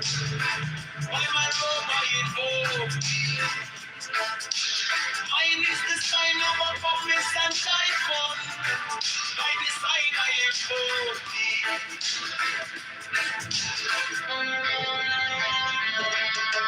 Mine is the garment of white and gold, and mine is the victor at the end of it here. I'm a crown I invoke thee. My fingers travel on the beats of pearls, so when I have the deem thy car of glory. By my fingers I invoke thee. For anyone that double power in the voice of the master. Abraham, by the word I invoke thee. Hey, mine heart, it have no weight of music in the song that I made about to invoke thee.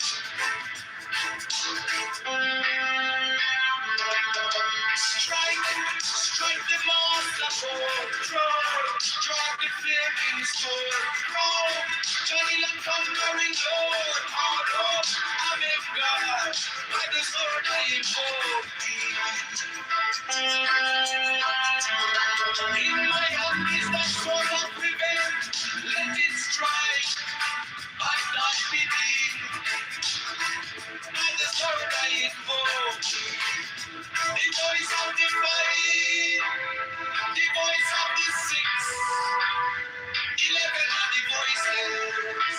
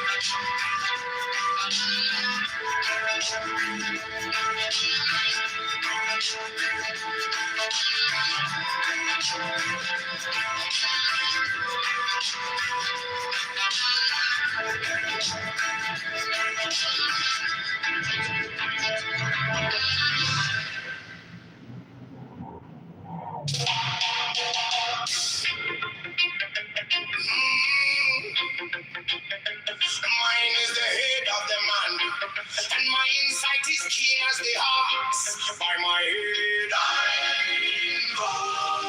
invoke thee. I am the only begotten child of my father and mother. My father is dead. My mother bore me with labor and pain and fear. By my body I invoke thee. About me shine the diamonds of radiance, white and pure. By the brightness I invoke thee. Mine is the red triangle reverse, the sign given of none, save it be of thee. Oh Lord, by the layman I invoke thee. Mine is the garment of white, so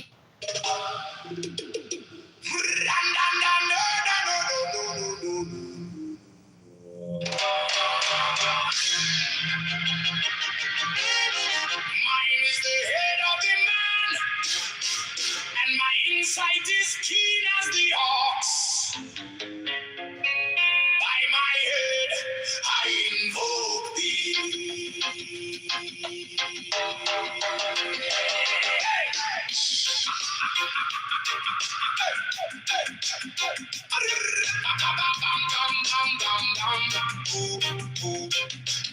I am the only begotten child of my father and mother.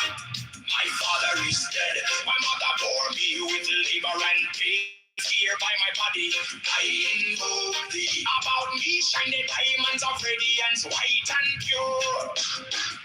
By their brightness, mine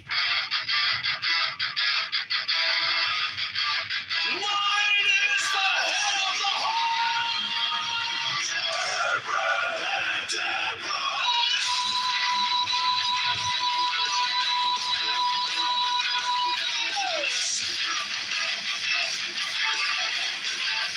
six of them arose and crossed off like a light.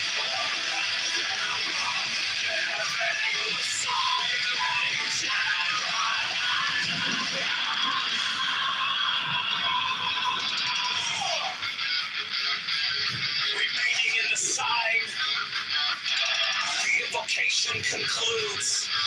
Therefore I say unto thee, come thou forth and dwell in me, so that every spirit, whether of the firmament, or of the ether, or of the earth, or under the earth, or dry land, or in the air, or flowing air, or of rushing fire,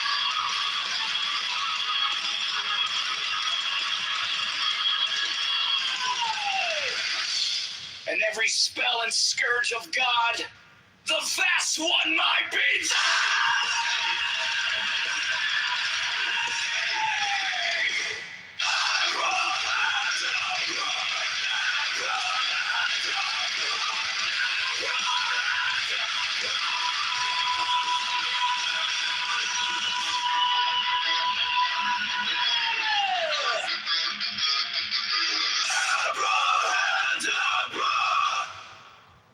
mine is the head of the hawk, Abrahadabra!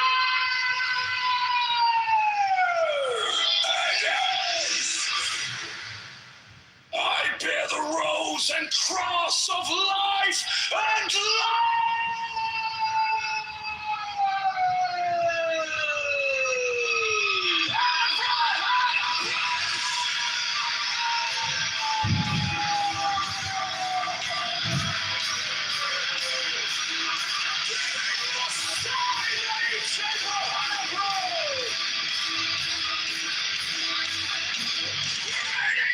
side to the invocation to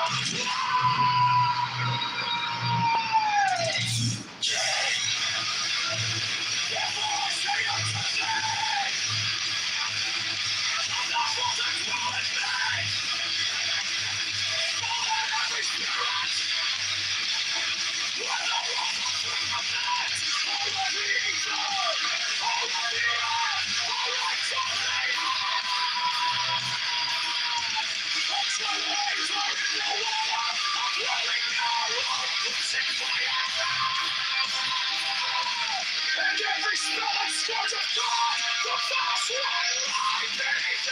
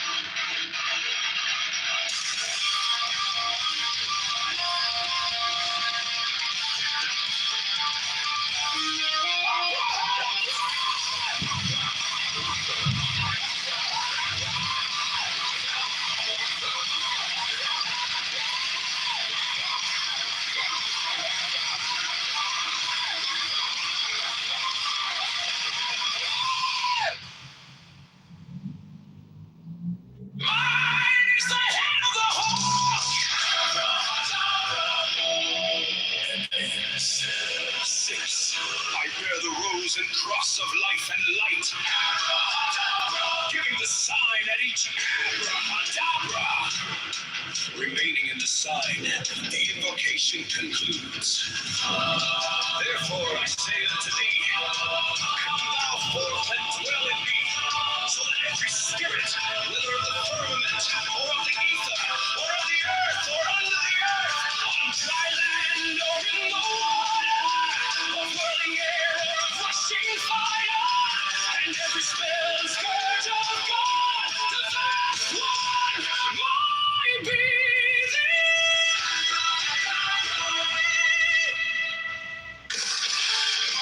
Mine is the head of the hawk, abracadabra, and ends. 6. I bear the rose and cross of life and light, giving the sign at each abracadabra, remaining in the concludes.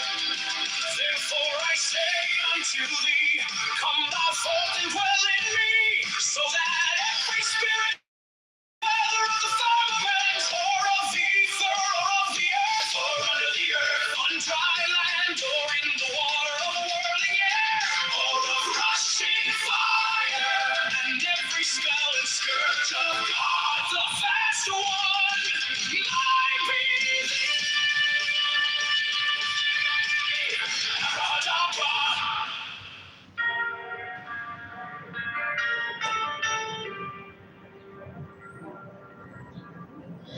You came like dawn in my hands, soft but stronger than I knew.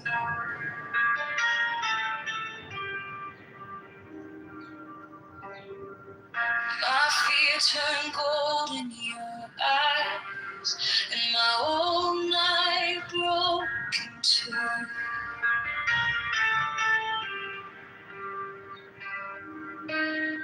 I was lost in the noise, now I'm learning how to stay close to your quiet light in the middle of the day. Stop thinking, let it fall.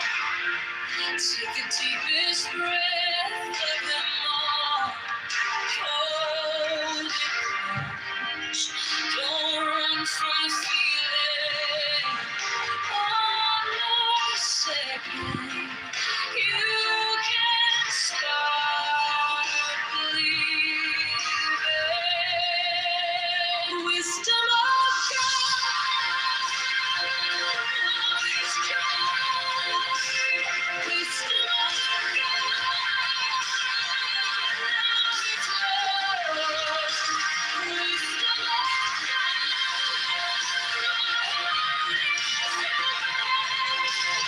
Wisdom of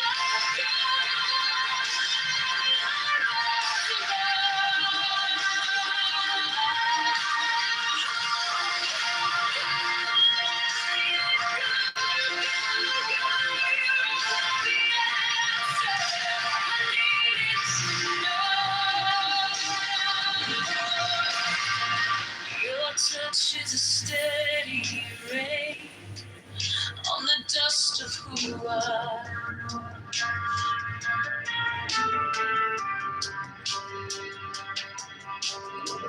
Every wound gets made, then it fades in the flesh.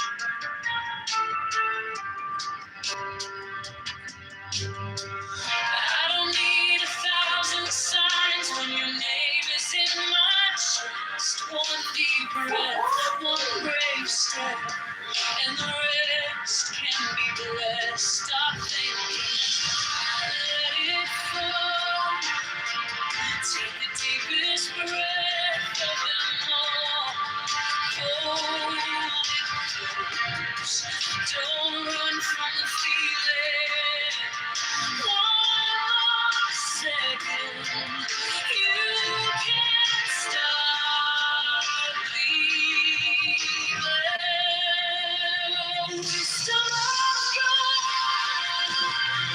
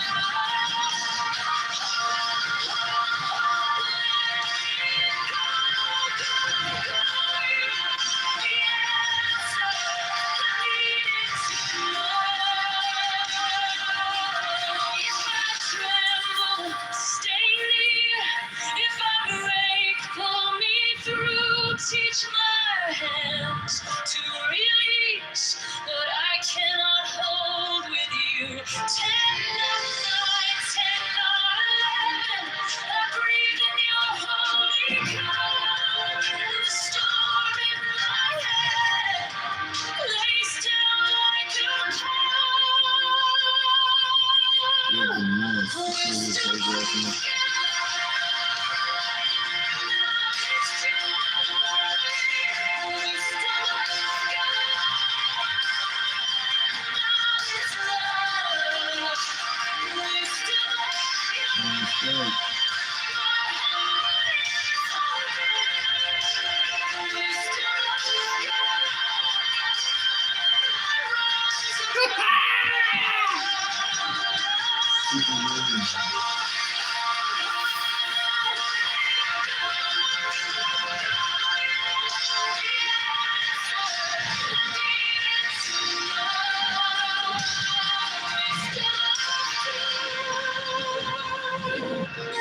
it's home.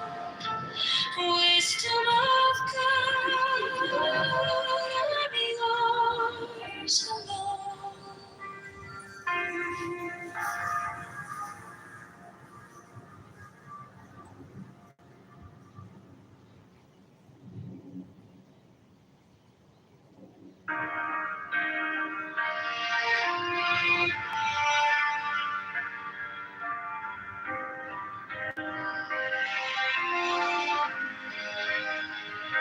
You came like dawn in my hands, soft but stronger than I knew. The fear turned gold in your eyes, and my old night broke in two. I was lost in the noise, now I'm learning how to stay close to your quiet light. In the middle of the day, stop thinking. Let it fall. Take the deepest breath. Hold them all. Hold it close, don't run from the feeling. One more second, you can start believing. Wisdom of God, now it's joy. Wisdom of God, now it's love. Wisdom of God, my heart is open. Wisdom of God, I rise above. Let it go, go, go. You are the answer. I needed to know.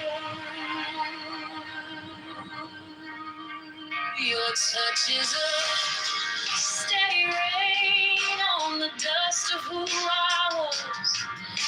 Every wound gets named, then it fades in the hush. I don't need 1,000 signs when your name is in my chest. One deep breath, one brave step, and the rest can be blessed. I'm thinking, let it fall. Take the deepest breath. Of them all. Hold it close, don't run from the feeling. One more second, you can't stop believing. Wisdom of God, now it's joy. Wisdom of God, now it's love. Wisdom of God, my heart is open. Wisdom of God, rise above. Let it go, go, go. You are the answer. I needed to know. If I tremble, stay near. If I break, pull me through. Teach my hands to release what I cannot hold with you. Tend my night, tend my life. I breathe in your holy calm, and the storm in my head lays down like a bomb. Wisdom of God, now it's joy. Wisdom of God, now it's love. Wisdom of God, my heart is open. Wisdom of God, I rise above. Let it go, go, go. You are the answer. I needed to know. Wisdom of God, now it's home.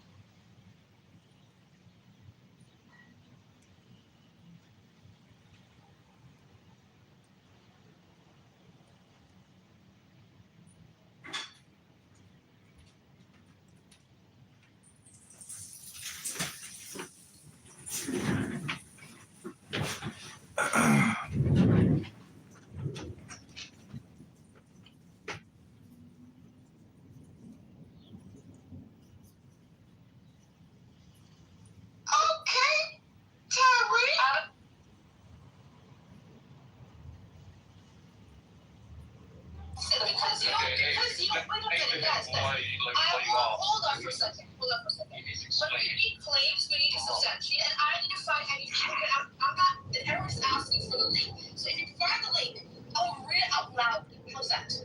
Okay? We'll get real on it. What is the claim? What is the claim? That Iran denied firing the missiles or the drones at the UAE. Then they didn't know anything about it. Then they came out 5 hours later. They confirmed that they did it. I guess. They did it because the UAE withdrew from OPEC. I don't know. What happened on the Mars. His thing was not in No, wait a minute for a second. You said the state media on television said that. Yeah. So he said. They what? Yeah, that's not that's not official. How close did you come to becoming president? So cool that I decided to run for mayor. So we're on the clock about the coolest jobs in America, and today we're going to work with Chicago. This is what I refer to as our ceremonial office. We use. We have some instruments here. These two guitars on Lollapalooza. The Irish cheese on that one. T-Pain on this one. So this church actually grew playing the drums. So this way you have to be consistent. You have to be steady. I know you have a lot of speaking engagements. How do you never? Yes, that goes to read. So this is, I went and looked it up. What did they say? So the Who Cares was like it. So this is from the Middle East. Or I can go Times of Israel. But which one would you guys like? Al Jazeera. Well, Amir prefers Times of Israel. Go back. I'm kidding. I don't care. I'm just giving you this. Yeah, just whatever was prepared, but it's the same, like everybody's reporting the same thing of what they said. So what they said was Iran denies plan to target UAE, blames US for adventurism. Iranian state media says that there was no planned attack of oil facilities at Fujairah port. In the United Arab Emirates, citing military official, the official said the incident was not premeditated. They didn't say they weren't, that they denied it, but they said it wasn't premeditated and attributed to the U.S. actions in the Strait of Hormuz. They described it as a result of the U.S. military's adventurism to create passage for illegal ship transit through the waterway. So do you see that big difference? Do you see that big difference? It wasn't Melissa. So we were not intending to, planning to, however, reading comprehension. Exactly. I mean, Mango, brilliant genius. Thank you very much. So, do you guys remember yesterday when Iran warned the United Arab Emirates? Hold on. This is a denial.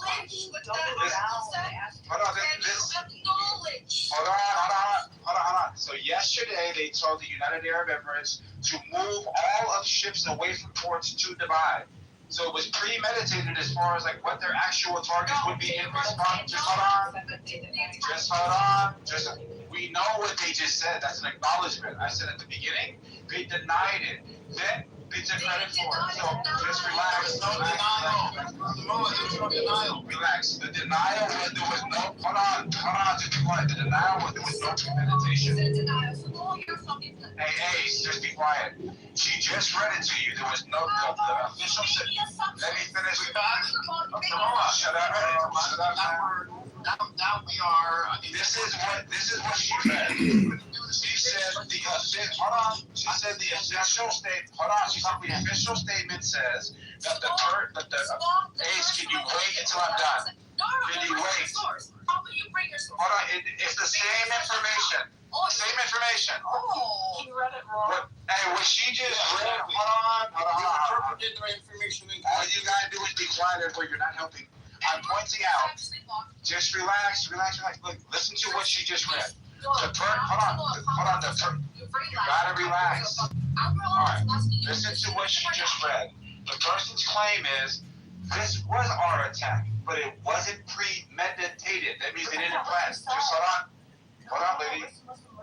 Listen to what my claim was. Just be quiet until I'm done, so Ace doesn't have to get confused. My claim was first they denied it, and then they acknowledged it. That was the claim. Hold on. Okay, well, maybe you were confirming, and that wasn't correct. Hold on, Ace. The denial is no premeditation. When yesterday, after Donald Trump announced the project, just relax, lady.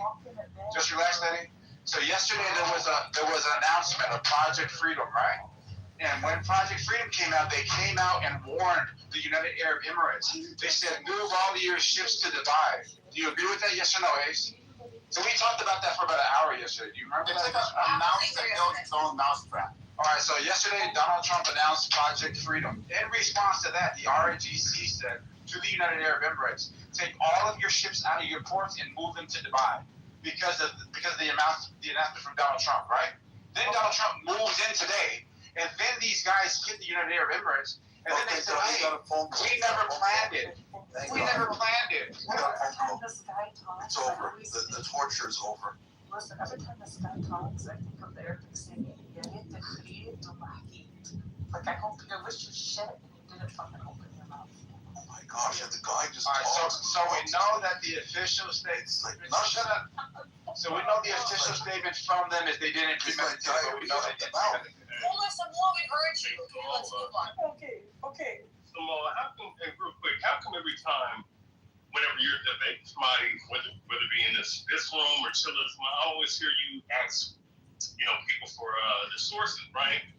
Yeah. But it doesn't seem like you want to bring out any credible sources. Hey, Ray, Amir and I and everybody in the room yesterday when Donald Trump announced Project Freedom, we had this discussion of what Donald Trump was attempting to do. Just wait, Ace.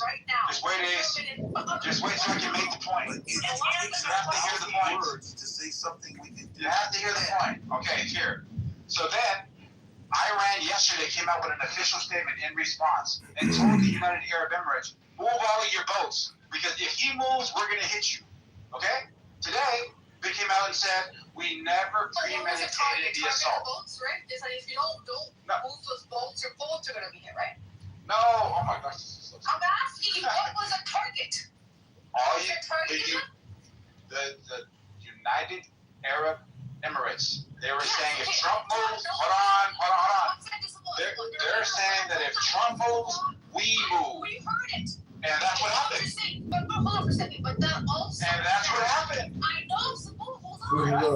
But it also holds true that hey, Ray, you ain't I'm telling you, bro, you can't get as good as me, bro. Can you shut the fuck up? I'm just too smart. Do you hear me speaking?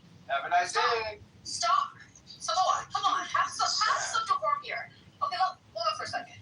So basically, it actually holds true. The fact is, Trump does this, you don't do this, this may happen. It wasn't like premeditation. It was based upon an action that they were not thinking would happen on the American side. It still seemed you were. Oh, do you know how dumb that is? If I tell you that I'm going to plan to attack, that was a hold on for a second. So the way in which Trump behaved. Think about what she just said. Hold on. The way in which Trump behaved. So wait a minute. Hey, you're supposed to be a lawyer? Fuck. Oh, this is horrible. No, you're not. What does me having to be a lawyer have to do with you being wrong? Because we understand what mens rea is. We understand what the actual protocol of evidence is. This is not You're just not a smart person. Premeditation means premeditation means priorly planned, right? No, that has to do. Premeditation means to plan beforehand. That's red, act this way, for yes, I understand this shit. Okay, so premeditation is planned beforehand. If they announced it yesterday, is that beforehand? No. Look how dumb that is. That wasn't your claim. Oh my God. Your claim was that they denied it, and then they owned up to it. That's what your claim was. Premeditated. The official said they did not premeditate. You're an idiot. She just read that the official statement was it was not premeditated. That's what the guy says, right? That's what Iran says. Stop. You said the Iranians said, oh, wait, we will investigate those trolls. That's what you said. That digital ownership is what you said. But that's not what What an idiot. I said that's exactly what you said. Hold on. It is what you said. That they would investigate. That's what you said. I said the state media, okay, so this is not an official statement. The state media first came out and said, hey, there were certain attacks that happened here. We're still investigating. Okay, give us the official. Just shut up, man. Drop the link. Just shut up. And then the official statement, the one that she just read, was it was us, but it wasn't premeditated. That's the IRGC official statement. We heard it. Dummy. We heard it. So we understood it. We understood it from never lie about being as smart read as it the you first are. time. We understood it. Now don't you remember where you said state media? Okay, guys, let's move on. Next topic. She just read that they denied that it was premeditated. Let's give him a sticker, a gold sticker, so he feels good about himself. Thank you. She just said that it was denied that it was premeditated. Thank you to effort from. This guy, I don't understand. Are you too dumb to know you're dumb? Edward, that was a burn. It's basic reading comprehension. Yeah, which you don't have, obviously. Because what you got from that was a denial. Hey, he's saying state media said that article say anything about state media? Nothing. It just said this is what they said, is that this wasn't premeditated, but was done in retaliation to what the U.S. was doing. The U.S. was accusing Iran of premeditating, and Iran is saying no, that we're not premeditated. This was not premeditation. This is in response to. It was the U.S.'s way of getting to say no, we're not responsible for what happened in UAE. Like that's there's no cause and effect here. And Iran is saying yes, there is. This is directly connected to you trying to get into this. This guy's an idiot. Iran said yesterday, move your shit, going to attack you. Logic and If Iran says simple to attack you, if Iran says we're going to attack the United Arab Emirates if Donald Trump violates the Strait of Hormuz, and then the next day they attack the United Arab Emirates, how was that not previously planned the day before? They're saying that they are responding to what the U.S. is doing. Premeditated being planned before. You had this plan before any of this. No. That's what is going on here. America never said that. I'm saying you don't have to. You could just read the article and see the events, the actual events. Everybody's saying it was premeditated because they preemptively launched the threat. Yesterday, it wasn't preemptive. America sent their warships into the straits. Yesterday, they didn't send any ship into. They didn't launch yesterday. The attack was announced. Okay, look, Donald Trump announced yesterday no ships moved, right? Then they said, if you move, we are going to attack you, United Arab Emirates. Then the next day, Donald Trump moves, and then they attack the United Arab Emirates. That's not premeditation. It would be premeditation. Oh, my goodness. If Iran said it before America, or had this plan before America, No, guy, premeditation means I have a plan before I do the action. So you just shut up, bro. Premeditation means it's planned before the action takes place. So if I tell you, Edward, tomorrow, if you do anything, I am going to, throw eggs at your house, okay? And I throw eggs at your house the next day, I can get charged for premeditated egg throwing. so only if it's not premeditation. It's not premeditation because I don't even know word, by the way. Premeditation. Sounds yes, premeditation. Okay. Oh my God. Okay. So it's not because they are responding to what the U.S. said that they're going to do. They're saying we'll do this if you do this. It wasn't that they had this plan before the U.S. Said what they're going to do. That's what the U.S. is trying to do. Edward, I heard what you said. Premeditation means that the plan that's going to go off if Donald Trump moves was planned before it went off. So, for example, like I said, throw eggs at your house, okay? That is the actual plan. Okay, executing that is me acting on a okay. So wait, Samoa. Easy question here. Was Iran going to attack the UAE regardless of the United States going into the? It is actually the main point. Not that it's not relevant, but it is actually the most relevant point here. Is were they planning to attack? Because that's what you're trying to say. Gosh, bro, premeditated. So were they planning to attack before America threatened to move in? Yes, right, Edward. We're not talking about justification, okay? We're talking about a plan that was thought out before executing something. Okay? So the justification of why they did it or why they didn't do it, whatever, is irrelevant. Okay? Like, for example, Premeditation in murder means that I planned everything to lead to your murder. Okay? It doesn't mean that I'm justified in planning or that I'm murdering because whatever. It's just a plan before the action. Come on, bro. You guys are way too old to be this stupid, bro. What the hell's wrong with you? Look it up. What is premeditation? A plan beforehand. The easiest definition. Plan before action. Not why the action happened. So what do you want to say? Tell more about this.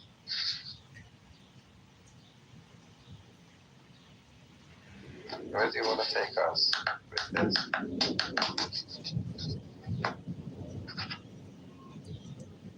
What do you mean, man? Say something.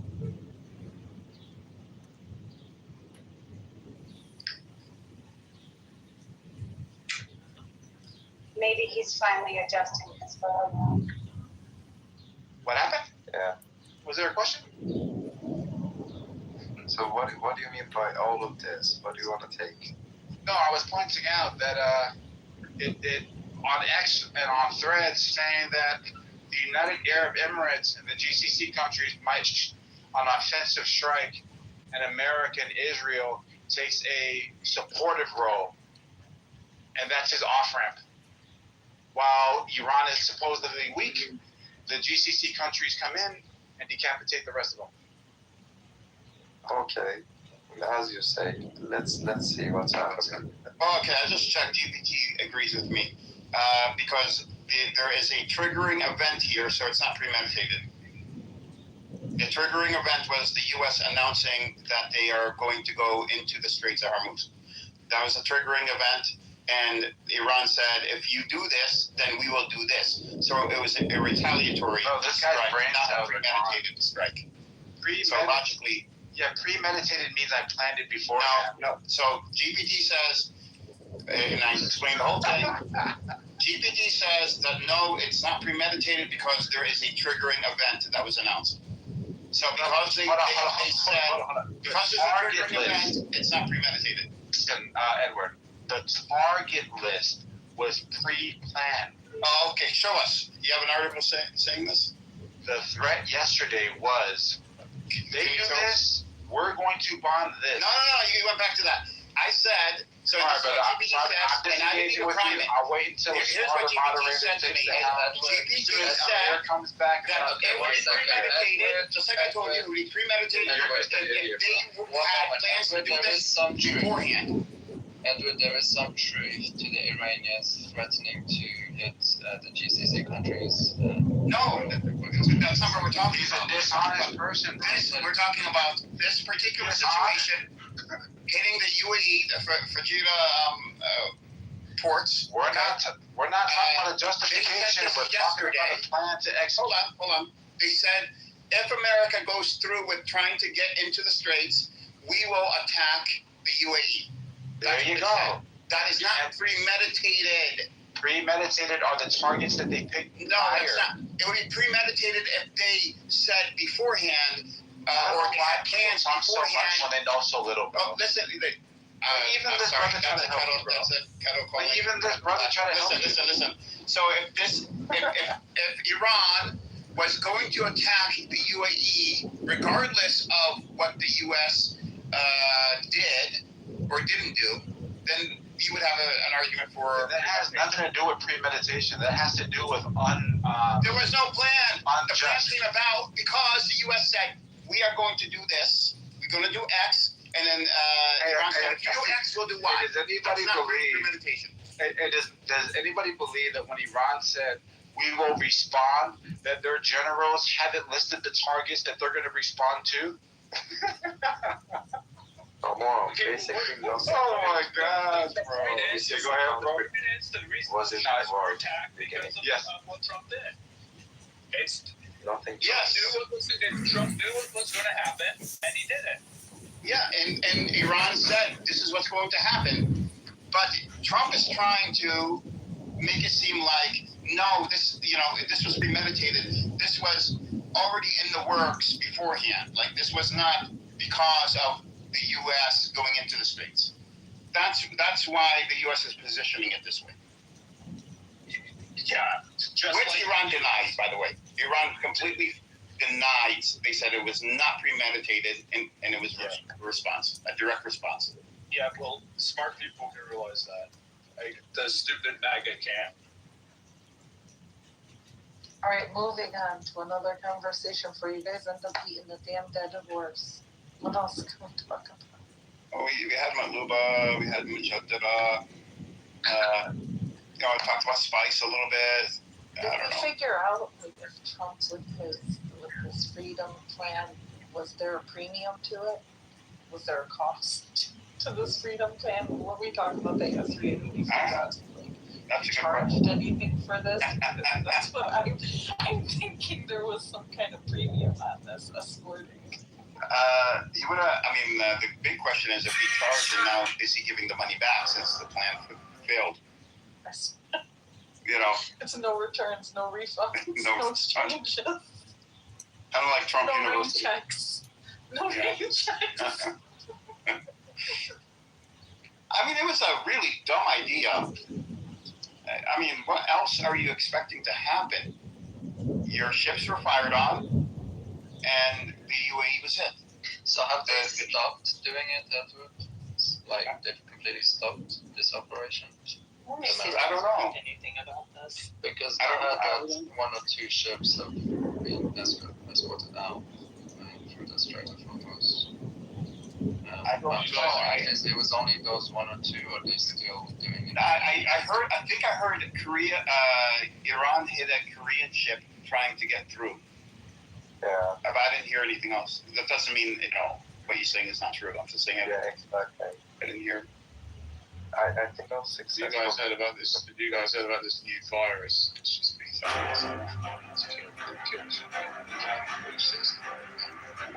What virus? What's going on here?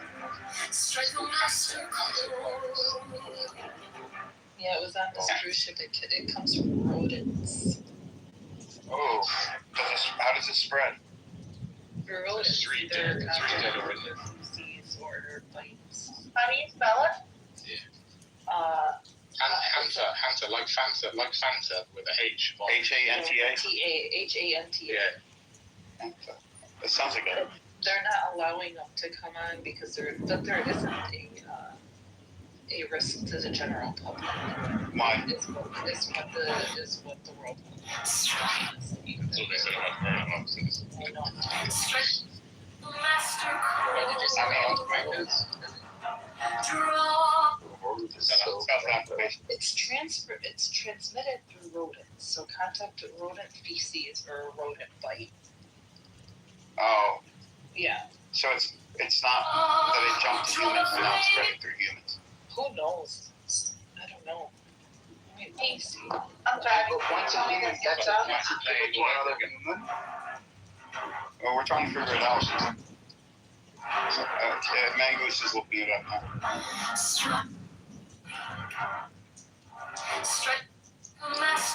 If there's another pandemic,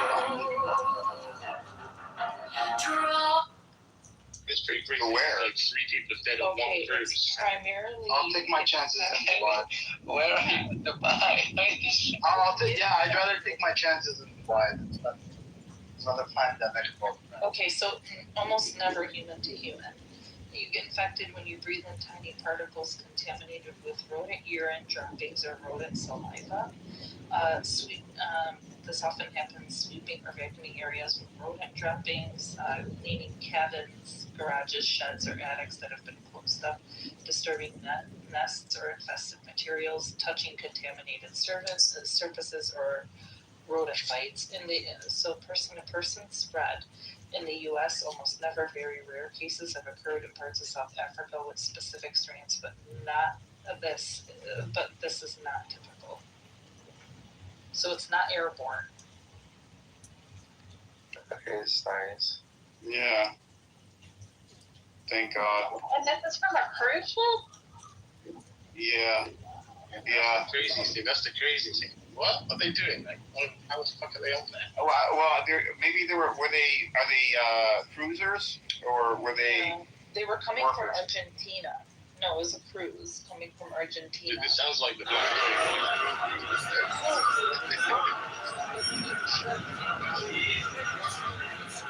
You know, like, you can't stop rodents from getting into a shed. But it sounds like, I mean, do we know if Like these were... events or something. But probably bad sanitary conditions, you know. Like, Yeah. Like Morning said, air vents or something. I didn't think of that, air vents. I was going to say it would have to be workers that were cleaning up or something and were exposed to them, but, you know, air vents. Imagine that's all of these rats like shits in a fucking air vent. Why would we imagine this, Teddy? Why? 4 people are infected, 1 had died. So they're at the 3 dead already. Is there 3 dead already? This morning it was 1 dead, 4 infected. I think it's 3 dead. Oh, yeah, 3 dead. BBC, wow. Damn. The BBC said this morning was driving to work, 1 dead, 4 infected. Because they're not letting them off of the ship in Cape Verde to like get help. Because they're saying it's a public health risk, but it really isn't. So it's like this issue. Well, now my bougie friend kiss my ass when I say why I My want name to is get on Shane the Rich. I'm the CEO of Street It's my Polar. What we dream do is to go on a very cruise. simple. Oh, We place a hell, I street mean, polar directly into hey, your business. no, not Streets now. and underground, filming real reactions to the real people to your product. And that's why we're doing 350 million views a month. That goes rampant on cruise ships. It's like a floating fucking tin. I'm just on. See the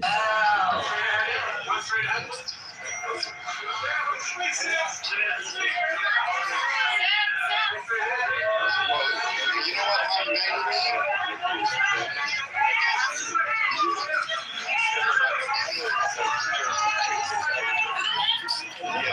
Mike That's what I want, is Royal Caribbean. This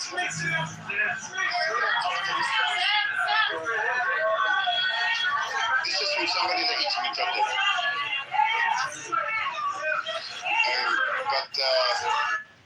Yeah, I don't know. I mean, that's one of my dreams is to go on a cruise in February here from Connecticut, and then be somewhere to watch. You have to worry about the SWAT.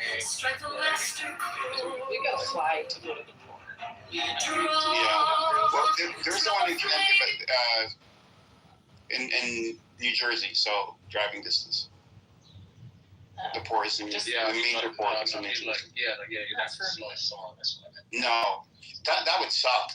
If I had to, not before the cruise, but after the cruise, if you had to then fly home after you're worn out and tired and everything, and that would suck. Did you have fun with Samoa? Huh?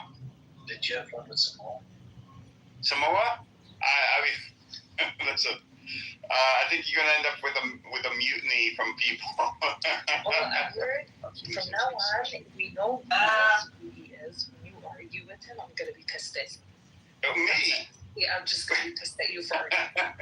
Well, you should be pissed at Taco. He crashed out on him earlier. I'm just gonna be mad at you when you argue with him because it's like when you argue with idiots, what's that make you? Well, I believed him at first. I'm like, okay, let's see the link. And then he goes on and on. I'm like, well, let's see the link. Well, the first step is to explain it, then give the link. And now I've explained it. I said, okay, give the link. Well, I'm still going to explain it further. You know, it's like, the fuck? He's so dumb. He thinks he's intelligent. You're so dumb. Stop. That's terrible. He's so weird. What is this? He still never answered Ray's question. That's the irritating point. But when you debate him, please ask him to remove the mic from his mouth. So, numerous times the facility will through how much he hates the union. Stupid union members. It's just a barrage. NIT leadership as well. Stop, man. Stop. This is terrible. This is so terrible. What's wrong with you people? It's like you're gaslighting. We're all here. Please don't Taking work our legal reality. references such as we're going to is transferring back to Atlanta away from that bureau. It's the same thing. You're so weird. What I said, let me backtrack. I said this. Please not look like character. You're so weird. You people are so weird. I don't get this. I don't get this. Oh, this is terrible, man. This is terrible. Then why do you come in here? It's an IQ issue. It's horrible. It's horrible. Not terrible. It's horrible. This is terrible. I thought he said terrible. I'm gonna start sending him. Remember those scholastic news that we would get in school? I did notice he kind of backpedals whatever he says, and then he changes the whole fucking argument. That's exactly what he did. We're just in a whole nother argument. It's like, who the hell was talking about that? We're talking about this. You're talking about this. Someone send him a link to Hooked on Phonics. No, it's literally he needs. No, I think what we need to do, get Shuki in here, record every time he speaks, and then play it back to him. This is what you said, mofo. Stick to the same fucking point. Stick to the same point. Rewind. Yeah, rewind and then replay. Now here, we need John Kitover actually. John Kitover would have a. He would be content. Oh my God. More would be content for John. He is entertaining, the John Kitover. He starts crashing out, you know. Has he been posting anything interesting on YouTube? He used to check his YouTube page. I think he still does, but you know, I don't know if he. Look, we have Anonymous at the bottom. He's live streaming the room right now. Yeah. He found this new technique, put Anonymous mode so nobody can kick him. Such a retarded old man, and he's a failed politician. Is he one here? Go to MayorKitover.com. ShowMayorVote.com. I said, sorry. If Phoebe was here earlier. I took my headphones off, man, because I got I got a family member over, right? So I have to give time over there. So that's why I just take the headphones off. Edward comes in, I'm like, okay, he's gonna run the show. Ace was here. Yeah, but they let Samoa go on a premeditated 10-day monologue. Sam, he gaslights the stage, Sam. So we need gaslighting to get the room going. You received Sam and Samoa. PDF. By the What way. did you say, Magnus? You received my PDF. That's for another day. Like, Well, should we tell him? Should we tell them? We can. I created a little dossier about our friend Black Rabbi, fact-checking many of his claims, and I created it and put it in a PDF.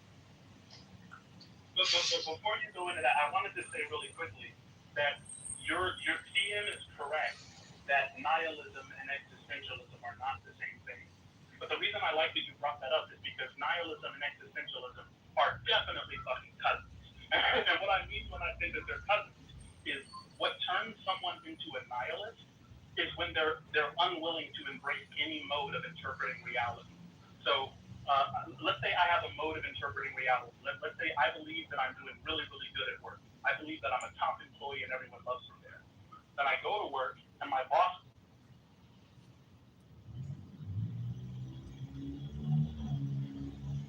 blatantly telling us that? I don't know why I have to guess. You're a grown man. You can tell me with clear, perspicuous language. Did John write it wrong? Should have put verse 40 first.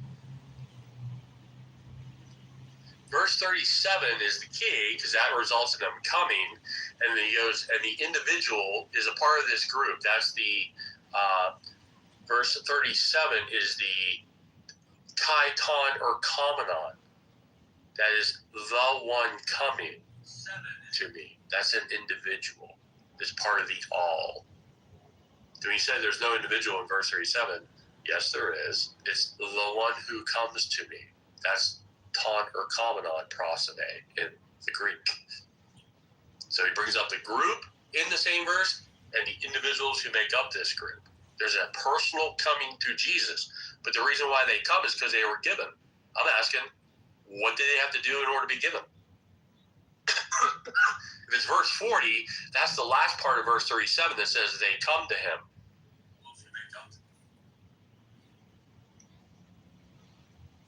That's the result of what the Father and Son just accomplished, not the beginning. All the Father gives me will come to me, the one who comes to me I will never certainly not cast out. Why will he not cast them out? For I have come down from heaven not to do my own will, but the will of him who sent me. What's the will of the Father for the Son? This is the will of him who sent me, that all he has given me. Notice the first verb of verse 37. This is the perfect tense here. They've been given. Jesus can't lose any. So he can't fail to do the will of the Father. But he raises it, the entire all, up on the last day. He's a neuter pronoun there. On the last day. That's the entire group. Verse 40 is how these people act. Based upon what the Father and Son just accomplished. He said, here's the will of the Father for me. I can't fail to do the will infallibly, perfectly. Here's what the result of these people are going to be doing. For this is the will of my Father, that these are present participles. Pas ha theron, kai pistuon. These are the same language used in John 3:16. Every believing one. Everyone who beholds the Son and believes in him will have eternal life, and I myself will raise him, singular, up on the last day. The same him, or the one coming to him in verse 37. But that's the result of that being given. So you go to verse 40, he's jumping ahead. You can't read them in order. There's a flow to Jesus' own words here, and John didn't write them in a reverse order.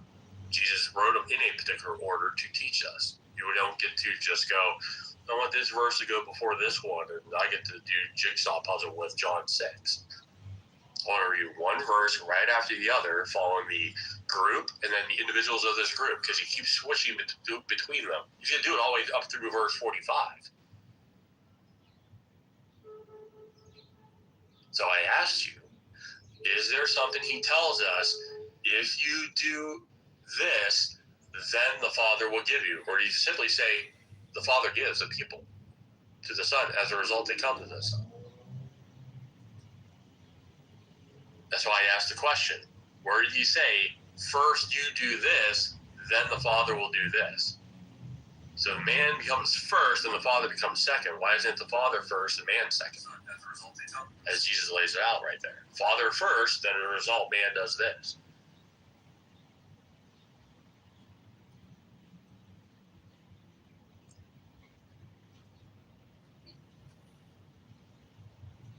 We're waiting. Why can't you read the verses in order?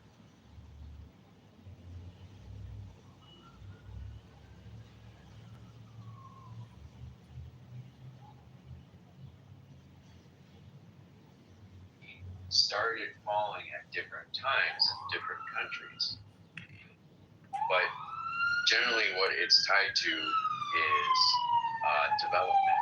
It's the development of industrialized economy. Yeah, I was going to say 1800s. And it's not, guys, stop doing that. Stop talking in the middle of other people talking pictures. Yeah, mute. What are you doing? So, anyways, so it started falling before any social media or any of that other stuff existed. So that's one thing. The other thing to think about is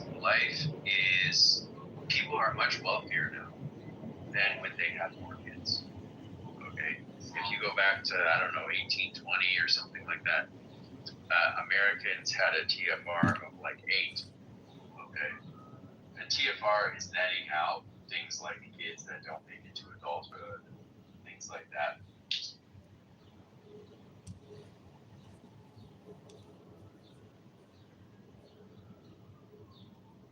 Dr. Mountain. Did you ever read a book? Did you grab your medicine? Oh, yeah. I had to go to my cousin's party, so I didn't get to. I got the medicine, but I had to go. So. Oh, how was the party? It was good, man. It was good. Go.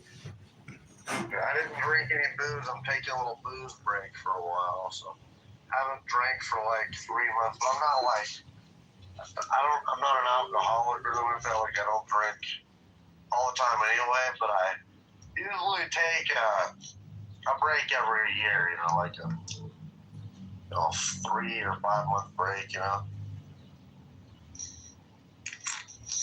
But I don't skip on the weed. You know what I'm saying? Have you ever read The Oracles of Zoroaster? Never heard about it. Oh, you should read that next time you get your medicine. What's it about?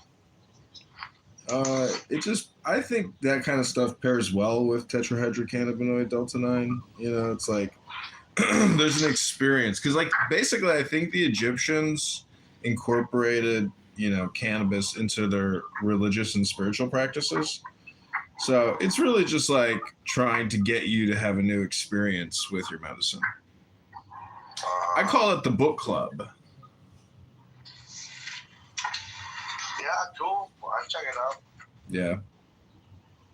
Check it out. I'm driving across the city, and if I catch you on my cell phone, I get in trouble, so I better get off this fucking thing. So Why don't you just put your phone down on your in your console? I guess I could do that. Hold on.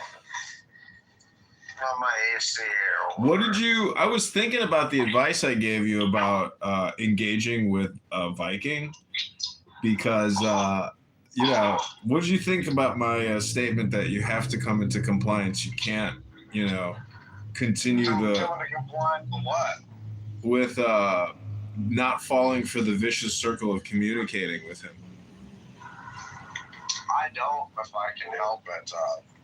The other day, there was that Lisa 420 room, and it was a damn mega room, you know. So I'm sitting there laying down some facts, and Brad Viking he hates me so much. He's supposedly on our side, yet he goes against me, and so he tried saying, because I was saying that North Korea could hit Japan with, you know, nuclear weapons, ballistic missiles and shit. And he's like, no, they can't. Like, dude, dude, yeah, they can shoot over Japan. They've done it before, like, with different shit. Like, man, but he wants me to be so wrong. It's lame, bro. Like, I don't understand it. Like, he cannot get off of me to where, like, if I'm in the room, he has to attack me. It's just weird. Yeah. I was shocked when he attacked me so hard when I was running for Congress. I was like, damn, I had no idea this guy, like, hated me. Anybody that, I think he wants to be a Democrat myself, dude. Well, I think he's just kind of lonely, dude. I mean, because yeah. That's what I really do, because he really, the guys who simp especially hard for, like, women or like the black race, like he simps so hard for the black race. Like, he was saying the other day, like, this is the guy you guys gotta watch. I was in chillism. So this is the guy you guys need to watch. Like, he is definitely part of KKK. Like, he is the one who wants to put you guys in chains. I'm like, what the fuck are you even talking about, dude? Like, I've never heard a guy who wants to be liked so hard. It's weird. It is very weird. I agree. You know what I'm saying? Like, and, you know, the other day, the reason why he was bitching, fuck, are you even was responding to Patty. They said, Patty's a beautiful woman, and I'm not going to let you, you know, talk to her that. I wasn't even talking to her bad, otherwise I would have got removed. He's just a simp, bro. It's weird. I just said, you know, I said, all right, tell us you want to be liked so bad without telling us, man. Like, holy fuck, bro. I don't give a fuck about being liked that bad. I don't, because, you know, he's kind of a Democrat. Well, he doesn't like MAGA. He doesn't like the right. He's just weird, bro. Have you ever seen the photo of his daughter? Yes. That's why he's mad at me, because I didn't know if it was her exactly, but... Yeah, who knows, right? Who knows if that's his daughter? Yeah, I don't really know if it is. But the reason why I think it is because she's got that big fucking nose like Brad. Well, there's a lot of people on this app that use their daughter in their conversation here all the time, and he at least does not do that. So, you know, I guess that's better than some other people on this app who are scumbags and sit there and talk about their daughter's dating habits. Yeah, I mean, I'm not going to talk about, my family at all here if I can help it. That's not what I like to do. I try to keep, myself as not a human on here. I'll act like a human, but I don't need to have my real name. I don't need to have my picture. Like, we can have conversation. I don't need to bring my family into this shit. It's, there's a lot of degeneracy on this app anyway. And I've learned that if you be too transparent about your life, then they will use it against you. Well, see, I have the opposite belief where because I'm 100% transparent and live streaming my experience for the world to see, it's kind of like, come at me, because anything you sling at me is just like defamation of yourself, So yeah, that's cool. I have privacy. I like to keep my life private stuff, because I do it to protect my family. Well, do you have personal? Do you have any personal? Are you deformed? Do you have a cleft palate? No, have you never seen my picture? No. I'm not gonna show people have seen my picture. No, I don't know. No, I won't get it. I thought you had Down syndrome or something. Shut up, dude. Stop it. I don't know. Hold on here. I gotta call you back. I'll be right back. All right.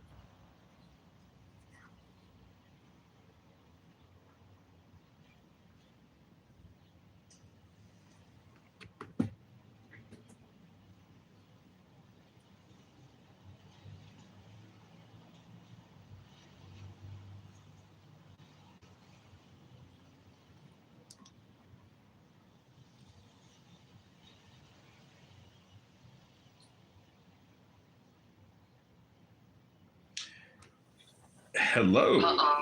Captain Picard, this is Q. What do you want to do today, Captain Picard? Q, I'm not in the mood. That was my... That was very good. Thanks. You're recording the room. Dead on bump. Rabbona Shalom. Are you streaming the room? No. Just curious. No. I'm streaming downstairs in the other part of my house. I'm streaming Politically Incorrect, I think. You're always streaming. I just had a room with someone who likes to make death threats on this app, and I asked him if he has Down syndrome or cleft palate, and he thought that was funny. Oy vey, where do you get the chutzpah to make jokes like this? Rabbi, you were making some funny jokes earlier with Monica and the ladies in the room. You're pretty funny, bro. You are funny. Why? What made you laugh? You were like, what's up with these feminists, like mansplaining to us or something like that. Because, anyways, it was just a funny room. Stupid. Monica's like... Everybody's sitting there getting hooked for no reason. Yeah. Forget what it was. It was on earlier. So, Zabu, if you were far out in outer space and your warp drive shut down and data was also malfunctioning, did the Enterprise have an AI system that you know about based on the television show? Trivia question number 1. I'm not a trivia person, and I'm going to go with yes. I could be wrong. No, I think when they would say, when the Scottish guy would say, "Computer, beam up Captain Picard from the surface of the planet." No, computer! Mm-hmm. Great.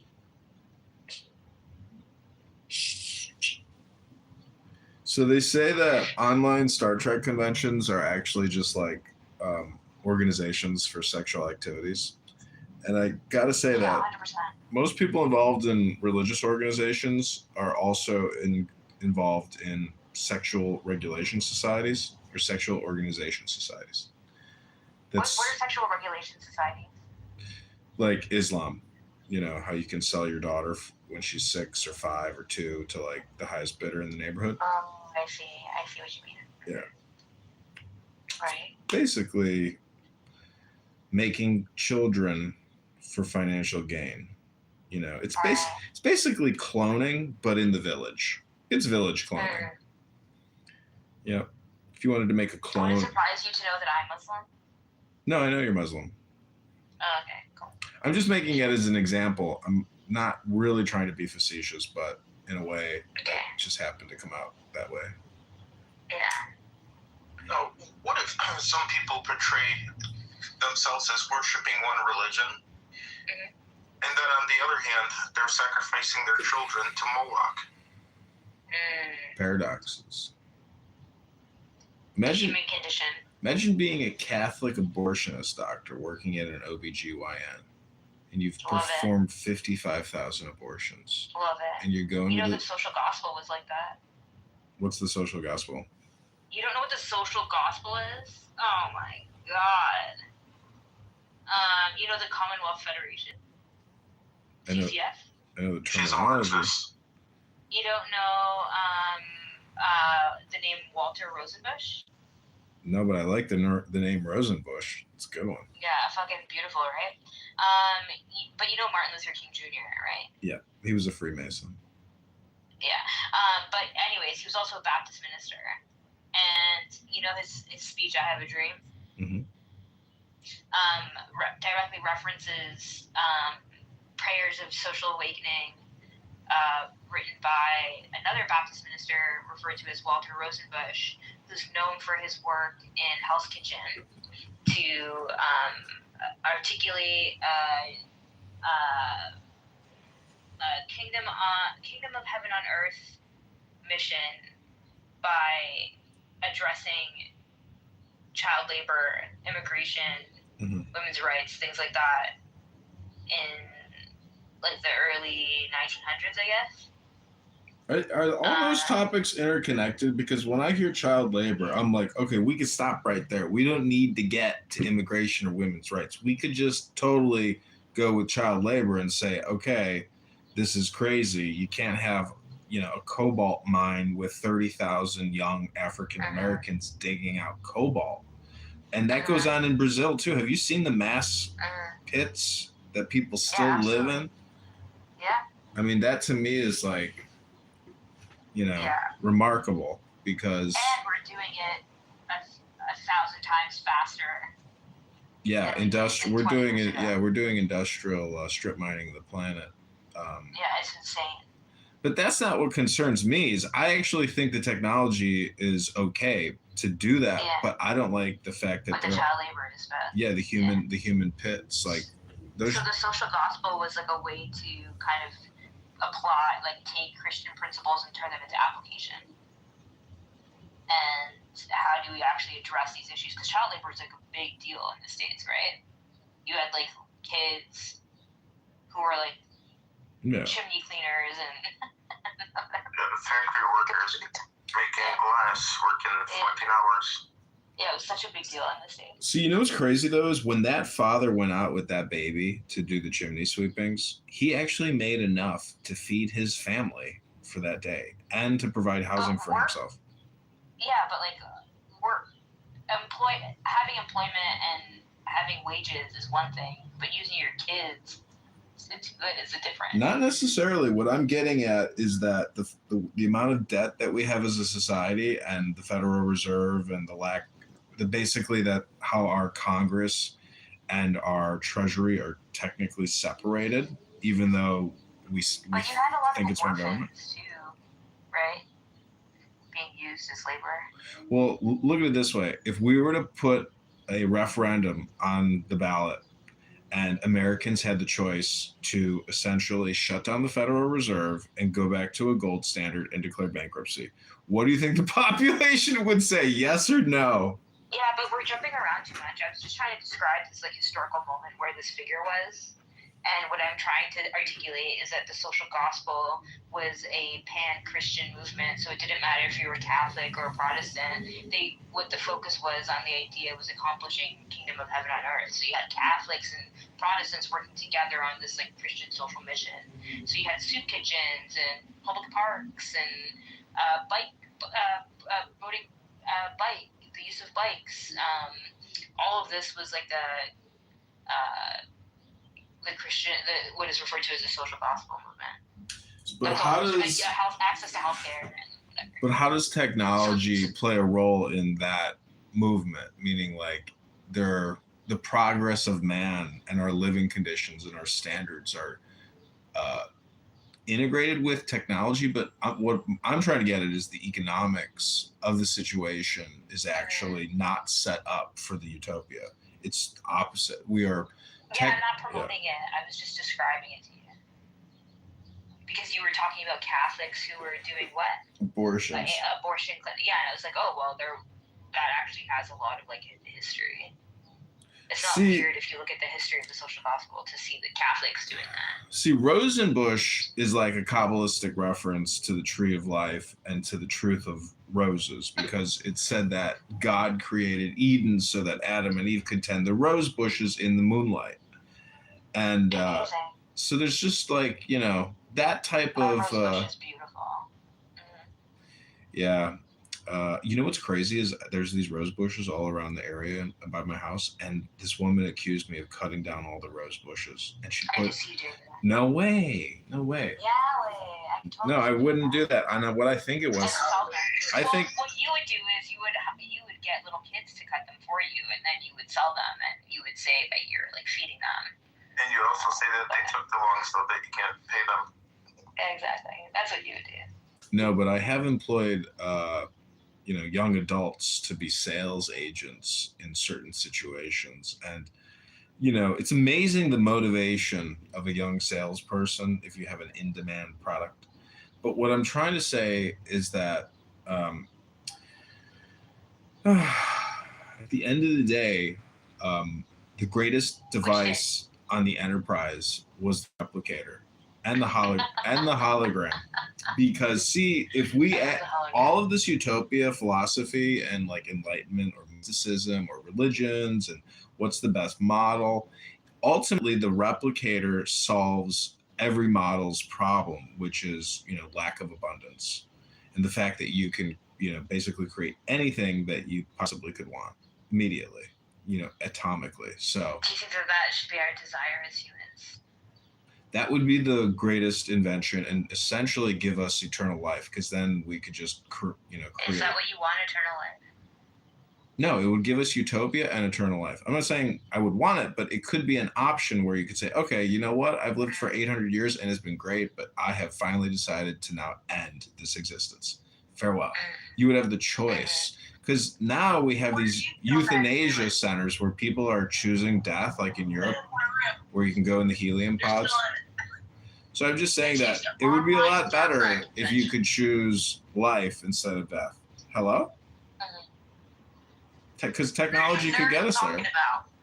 We're talking about 3D printing and atomic printing in replicators on the Enterprise in Star Trek. Because I'm sitting next to my best friend that does 3D printing. No shit. Yep.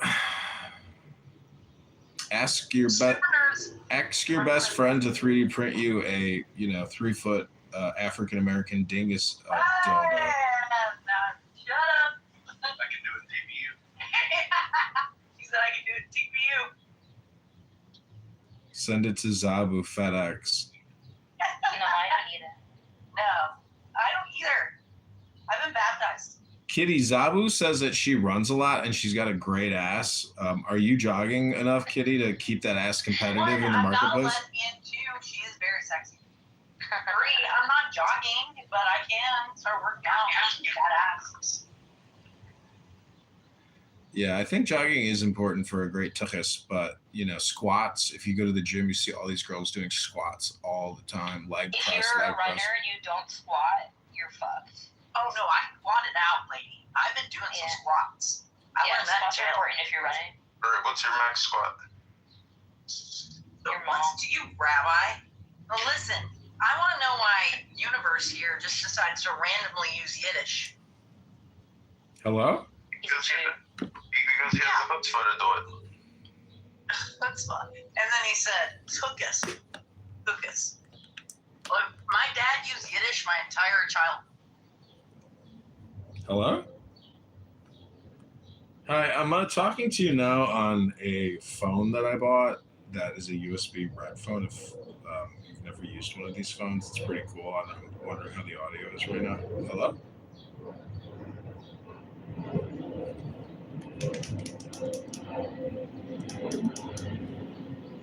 This is a. Have you seen these phones? Let me take a selfie with them. It's cool. It's just like a photo op. Hello?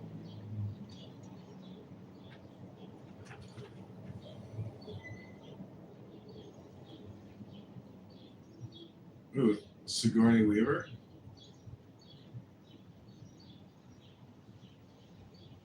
I think she was actually an alien. I don't think that woman's a real human.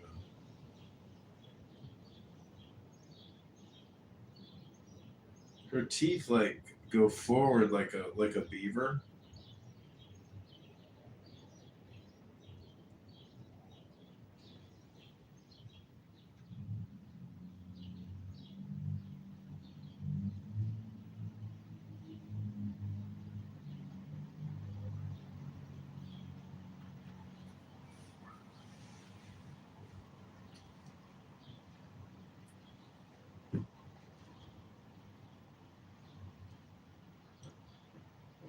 Testing audio. Testing audio. How do I sound? How do I sound? Can you hear me? But what about the PTR? What do you think about the prop? Because it's a USB phone. Look at this. It's a USB phone. We're gonna brand these with Clubhouse, and we're gonna sell like 200 of them to the 3,000 people that use Clubhouse.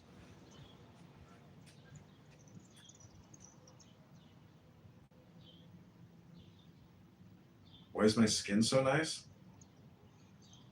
Yeah, I go to Sephora like every week, and I spend a lot of money on makeup.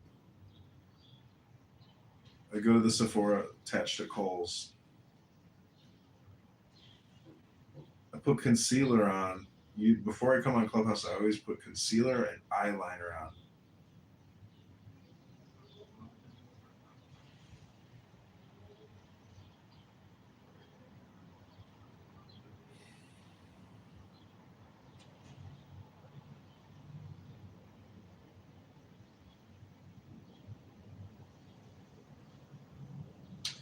In Star Trek, you could actually get it at the bar from Whoopi Goldberg.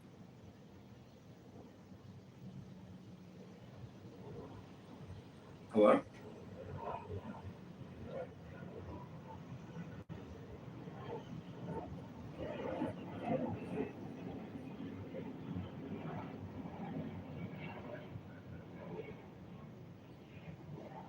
Yeah, it's too.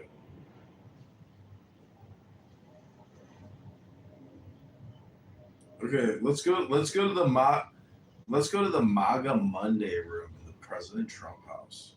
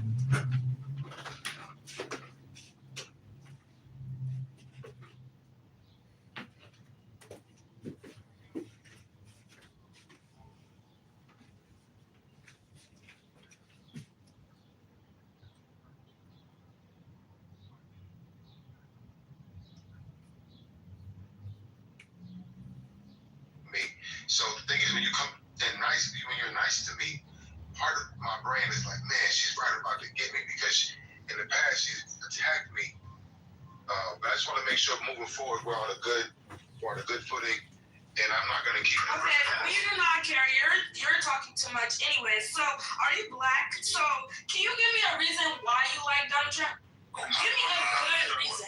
Give me a good reason. I want to answer this woman's question because she's asking me a sincere, honest question. I voted for Donald Trump for basically 3 reasons. 1, I wanted the border to be under control. Okay, 1. 2, I wanted the economy to improve, which is right now. I understand it's to be determined. And 3, I appreciated his unorthodox approach. I thought the fact that he was going to run this country like a business and not like a politician so much, I thought that would accrue to the country's benefit.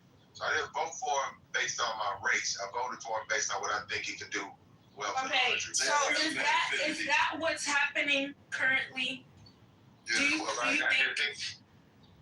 I think right now we're at a point where you can't really make a determination because it's in progress. So let me ask you a question. When you are making progress in your life, sometimes you got to take 10 steps back to take 15 steps forward. So at this point, it's incomplete. The grade I would give him is an incomplete. I think you can give him his first real grade at the midterms. And we haven't gotten there yet. November is a few months away. I think at this point, you just got to stick with wait and see. I don't know. There are a lot of things up in the air. And let me tell you why I voted for this nigga, man. Because I actually went out there and voted for the first time for this nigga. 1, because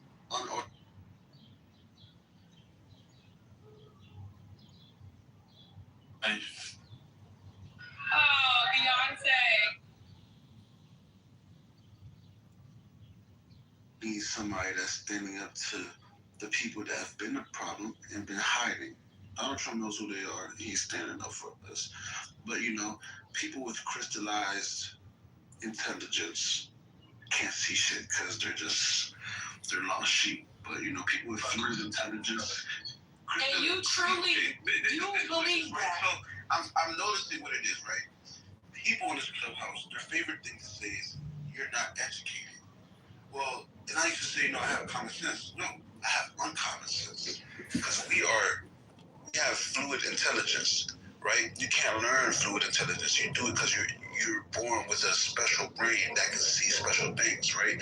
People that are educated, somebody told you that this is how you pronounce the word, you remembered it. Good job. You guys have crystallized intelligence. You guys can't see beyond what is on a piece of paper. You guys can't see beyond shit. You guys can't solve puzzles. You guys can't abstract. You guys can read. You guys can't think.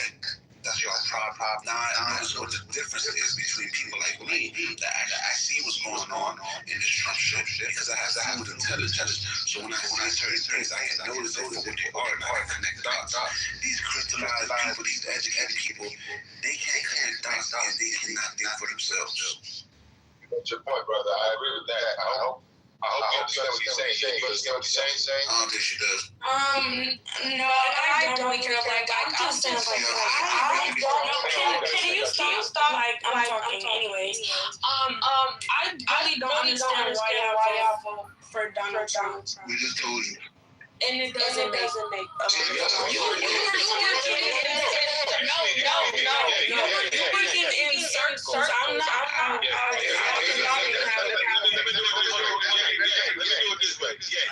Explain what was it about what I said or he said? I spoke in circles, bro. That's what you did. Because you don't understand because you're introducing you miss what I said. That's what I was speaking. Here's the problem, bro.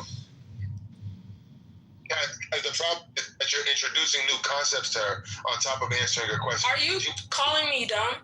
No, because the average person. Excuse me.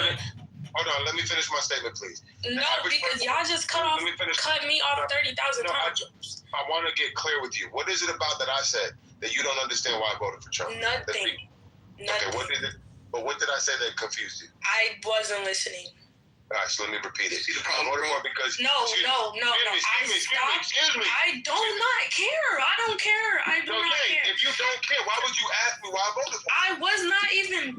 I was talking to the other boy. First of all, you asked me. I was not talking to you. You said you're black. Why did you vote for him? Yes. Okay. So you asked me a question, but you don't care. So make up your mind. I don't care about what you're saying anymore because. So then why asking questions?